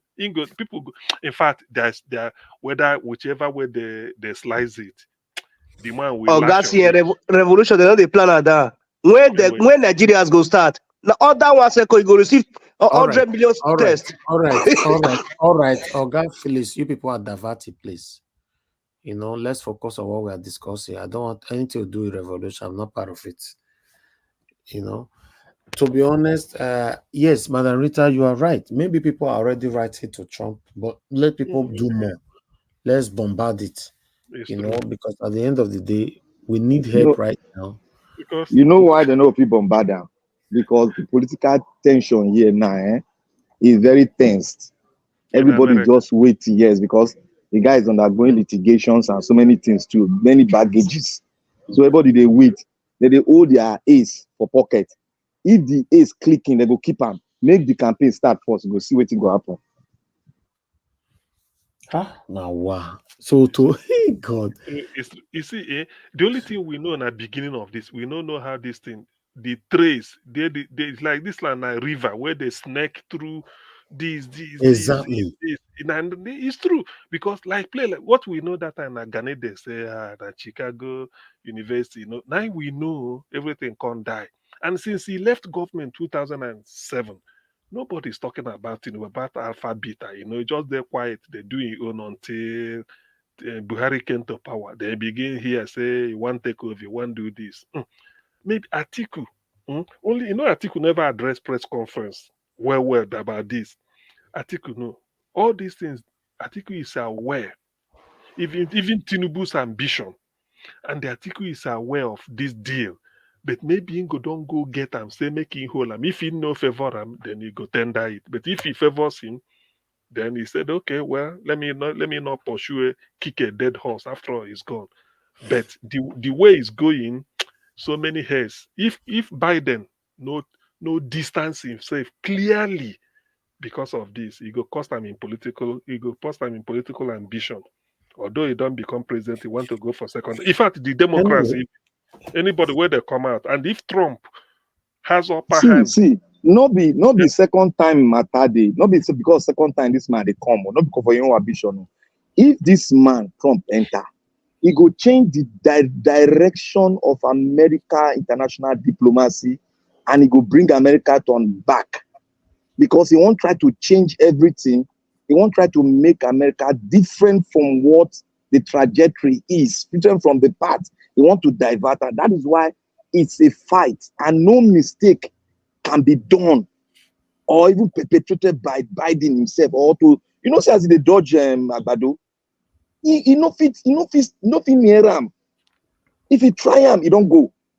Just to say near him, to say hi, talk, press release, he don't go down. It's true. Okay, yeah, Because, okay. That's why they said they booked a meeting between them. But probably before then, the meeting was cancelled and the meeting couldn't take place again. And the next thing I'm trying to point out is that, you see, in the end, Tinubu is bruised, is damaged. Now, this is gara. Probably, like when I read his writing, the caliphate no far more than me and you may know. They may just be telling Atiku to push on. At most, whatever happens, they must make sure that Tinubu didn't continue. The shame is too much. Say whatever Supreme Court says. What is the name? Shetima, who is on the background, it doesn't show. It's not that it's like it doesn't come out. It's just they are depressing a button. You don't know what revelation. Whether Shetima there with Atiku self, you not go even know. Shetima and another baggage. If you enter another baggage, don't come. So all these, so many things are panning out. But to me, I will agree with what Mandarita just told, that the caliphate is already. I don't say talking. They are behind Atiku, because everywhere you're silent for the north side. For the whole north, all these are political people where they know they're granting nothing. It be like say they leave this and say make obedience battle and with Tinubu. Let's see how it go. They go. It's true. They are not saying anything. Now make me talk say Tinubu now wahala in it, so because people will even follow on this are so wrong. Many of them don't like him. Of course, how you go? They won't complete the trajectory. You know say Yaradua apply for your own. That trajectory, that mark, they won't take their right back. If they drug this man enter, they go put it not. We don't complete the circle with that. Exactly, it's true. But I believe Tinubu that. Needs to be careful, may they not go by like that. You know, if the man gets sense, no be to resign. Then when you resign, even if there's a revelation you want to do, and you do. But all this one way they do braggadocio, me I know understand them. The scandal, the insect is too much. Okay, now when he makes himself up for America, come back. Definitely he cannot. He's wounded already, even before the judgment. I know say the North no want time before. Now. He bought his way through. Now because of we know. He bought it. They don't want time before, so they want Atiku. They just play game. These guys, they are very smart for politics. Okay. They don't want them. It's true. Normally, it's true. It's true. Anyway, this thing it won't end well. Already we've seen it. It won't end well, no matter what. This is not the Shetima double nomination. Therefore, the one that told Tinubu cases. Yeah, you see, because what I'm saying, like we are saying now, the caliphate kept quiet. The Northerners are not. They are not even coming out to say something in favor of Tinubu. I've not seen anybody. All this Bayo Nonoga, maybe Wole Soyinka and all this. These are just people that are sidelined.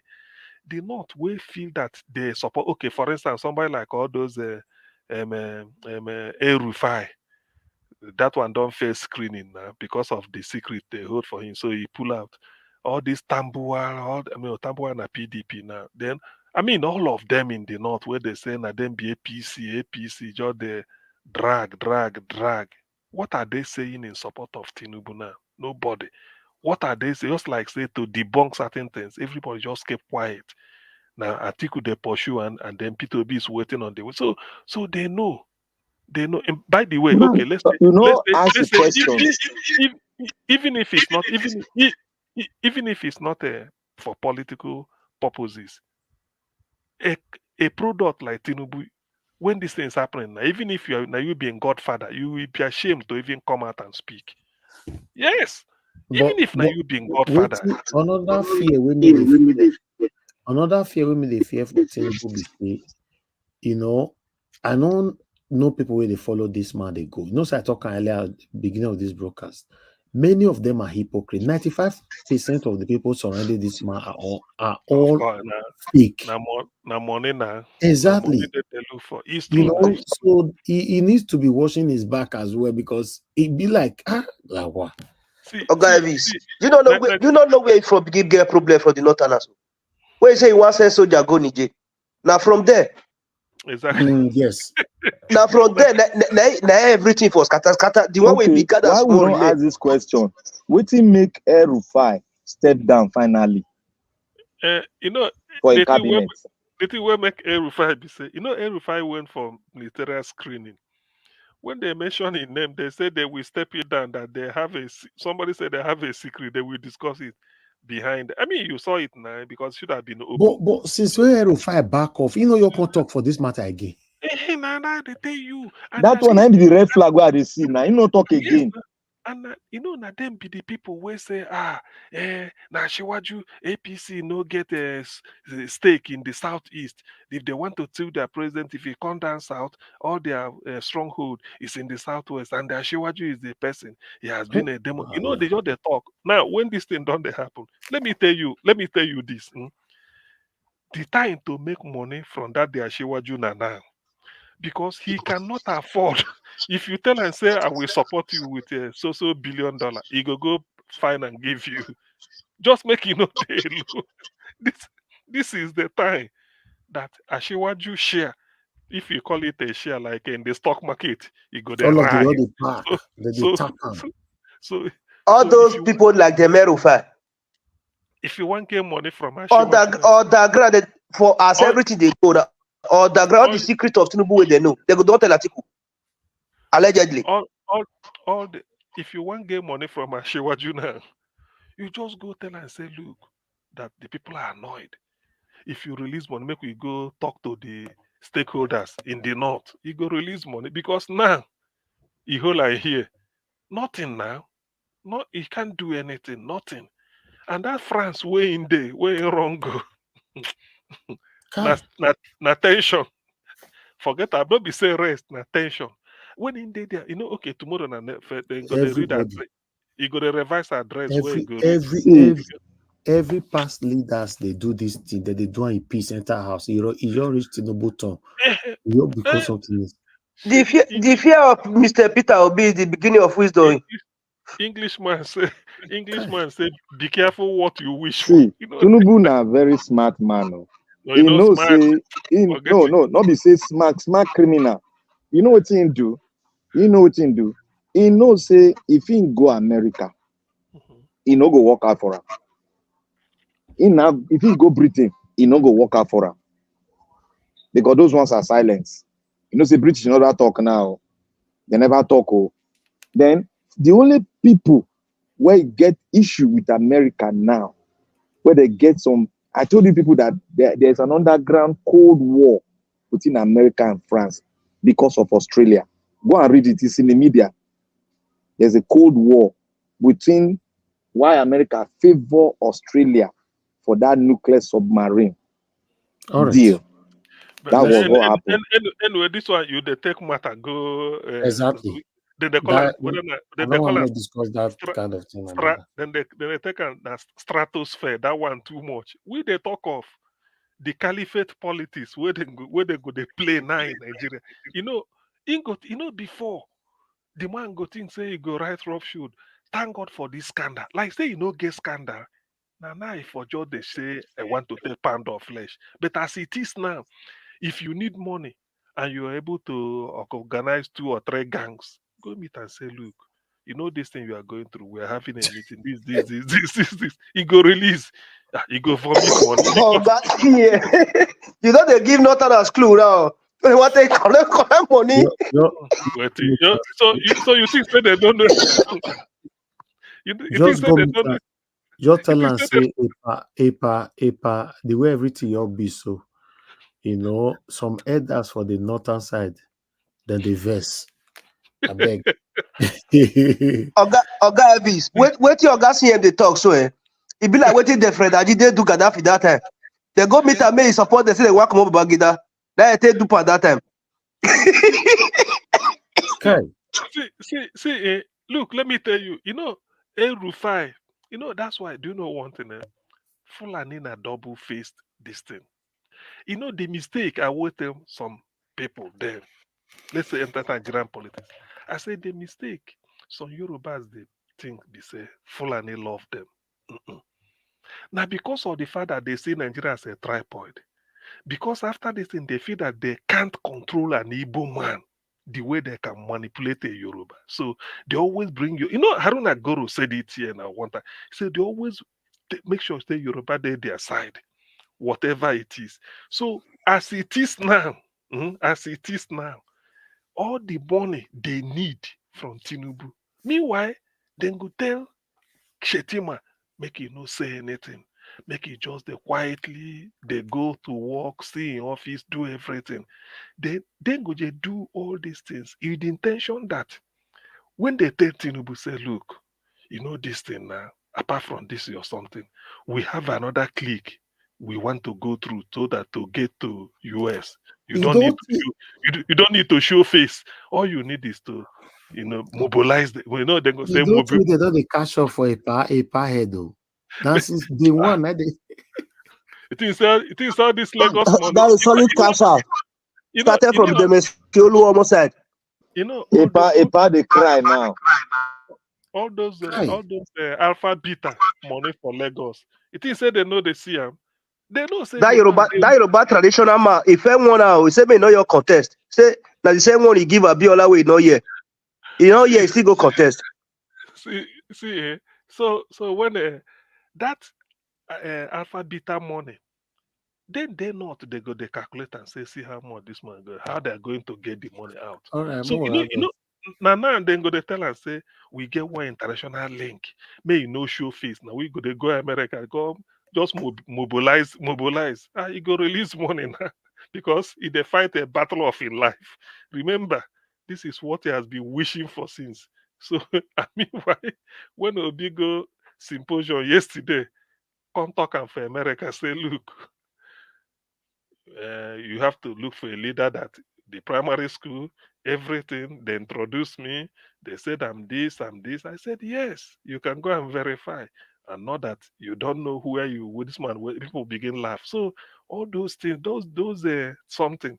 I'm not sure Agbado they sleep. Maybe you go there under the influence of something to be able to sleep. Otherwise, with this thing and that age, you forget about Agbada. All those ones that cover stress. That's what you talk. Say, they want social media. Say he go get blood pressure.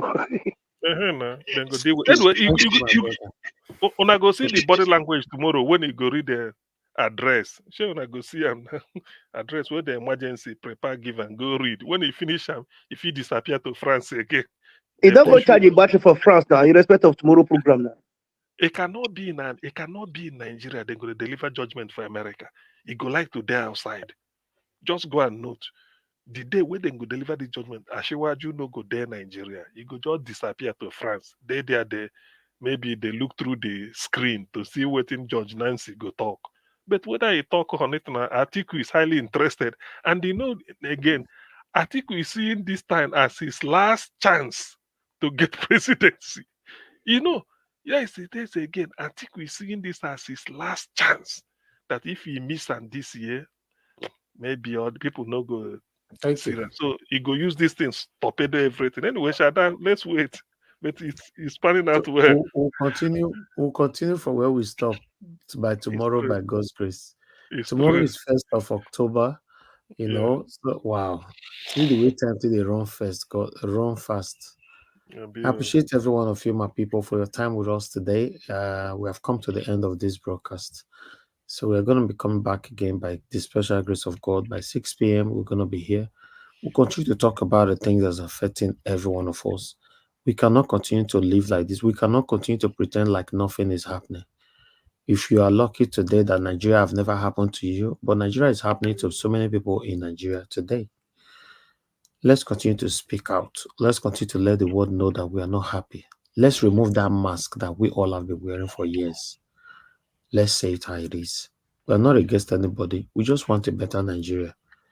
If not because our government, or rather the past and present satanic leaders, they are wicked and they are satanic. Tell me what is wrong or what is hard to give us a better country with the kind of money that individualisms are stealing, looting every day. 50 billion from Mefele only. Exactly. Only Mefele to give 50 billion for anybody to discuss that kind of issue with you, for you to be 50 billion to be released, they know how much you have stolen. So that's what it means. So my people, we can't continue like this. We cannot continue to pretend like everything is well. Nothing is well. You know, nothing is well. Many of you have invested back home in Nigeria. Your business flooded. Why? It flooded because the system in Nigeria is extremely corrupt. Many of you have decided, I'm not going to ever go Nigeria again. I'm not going to ever go Nigeria again. Why? Because maybe your last savings, you cannot go Nigeria. You go invest 50 million, 100 million naira for something. At the end, you know, receive 200,000 naira bring come out for that business. The moment you carry money from Europe or America, go Nigeria, start investment. Within 2 weeks, dollar don't they lose value? So, you know, so it's not working, my people. It's not working. Let's continue to say it how it is. Let's put an end to this. If we can, just do your part. You know, just do your part. You know, I believe this is the end, though. I don't know why. I have that strong feeling that this is the end. I believe because nothing lasts forever. Nothing lasts forever. You know, this is the end. Thank you very much, my people. I appreciate you, Olga. Thank you very much, my brother Black Panther. Thank you. I appreciate you. My brother Olga Felix. I appreciate you. Thank you. And those of you that were with us today, my brother give us a mandate and many others. Thank you very much, Olga Louis Okonkwo, Engineer Francis, and many, many, many more. Mr. Chuks Obibweze, where we was here as well, and others. Thank you. I want to appreciate those of you that supported me today. Mary Forde, Amazing Grace USA, and Mr. Joseph Oji. Thank you very much. I appreciate you all. Let me quickly appreciate the people right there on the comment section. Mother of all, Mommy Diaspora is still with us. Thank you very much, Mommy. We appreciate you. Thank you, Mother Rita. I appreciate you. Thank you so much, Dr. Happy Life. Thank you. Ebuka John Olga is still with me as well. God bless you all, my people. Eva Line, Tony Africa, and God bless all of you now. Like I've always said, you know, no human being can succeed in life without the help of other human beings. I'm grateful. I'm not taking anybody for granted. You know, I understand we argue here every day. That's why we call it panel. But I want everybody to know once we've argued, we disagree. As I don't own this broadcast, I know they remember what happened. The only thing I keep in my memory or in my archive is what I would use the reference to this satanic government. That's all. Anything more than that, I'm not part of it. That's why sometimes when people say, Mr. Naja, will play that video, now I don't play it for you. Those are the kind of things I keep in my memory or in my archive. Apart from that, I'm not interested. So I want you all to know that we'll always offend each other on this platform, you know, but we shouldn't take it personal. You know, remember that the argument that we normally have on this platform, most cases, is relieving our stress, is helping us. You don't know. We argue, we laugh, we joke, we dance, we do everything. It's very, very helpful. So, but please, please, please, everybody, if you are hearing my voice, nobody should take anything personal. Life is too short. Not today, this life, for only you to carry one person. The painful part of it is that you are carrying somebody on your head and the person is not even aware. So you carry a matter above your head. So that one is very, very painful to your health. So please, if you find yourself in that situation, quickly go drop them. Because you invest for somebody, the person you invest for don't know say you invest for her. So you are in trouble. Let love lead at all time. Let it lead. I'm not a perfect person, but I'm a lovable person. If you are close to me, you will know that. I know. Let's do what is right. Like I've said before, I'm not here to fight anybody, but I want a better country. So if you are supporting any one of these satanic leaders that we are exposing, I'm sorry, Oga. Now you choose the wrong lane to support satanic people that have impoverished you, that have reduced you to the situation you find yourself today. You're still supporting them. And these same people, they can jet out at any time. But I'm grateful to God that despite I not steal government money, I not steal any kind of money, I not do any kind of corruption. Anyhow, they jet out, me myself, I'm also in the better position to jet out at any time. You see, that's what God did. They do something. Look at all of us that live abroad. We are even better than these satanic politicians. Of course. Yes, we're better than them. Yeah. You know, so the only money where they steal, now they say maybe now they intoxicate them. We're better than all of them. We have more privileges than them in the country where they run, they come. You know, it's very unfortunate. I pray Nigeria become better one day. I pray Nigeria become better in our time. In the mighty name of Lord Jesus Christ. Let's continue to do what we can.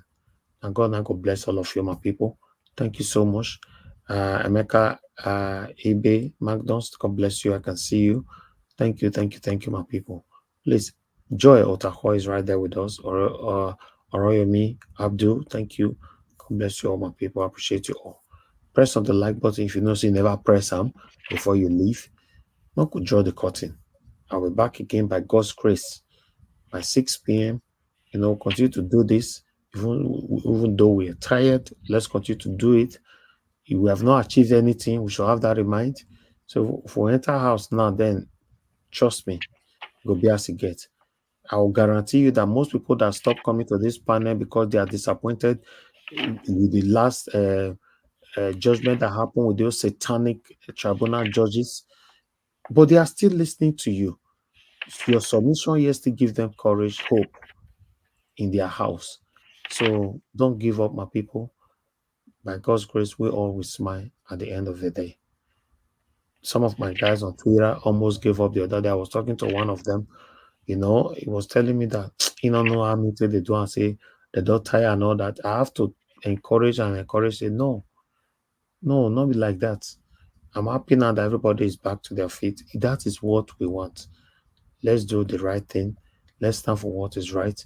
You know, by God's grace, we'll have a better Nigeria. Thank you, my people. Like I said before, one more time, let's draw the curtain. Good night. Thank you. Thank you, sir. I know they do competition with anybody. If I Good night. offend you, forgive me. Show me love. Go to Biza. Kama bara wa lo nínú ìfẹ́ kan akanbi. I know they do competition with anybody. If I offend you, forgive me. Show me love. I go show you love. Kama bara wa lo nínú ìfẹ́ kan. But I know they do competition with anybody.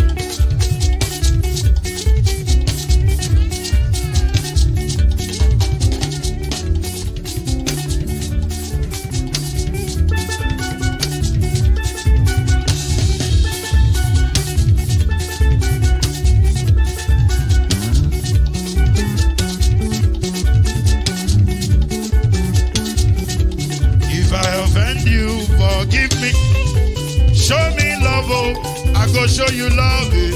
Kama bara wa lo nínú ìfẹ́ kan. I know they do competition with anybody. If I offend you, forgive me. Show me love, I go show you love. Kama bara wa lo nínú ìfẹ́ kan.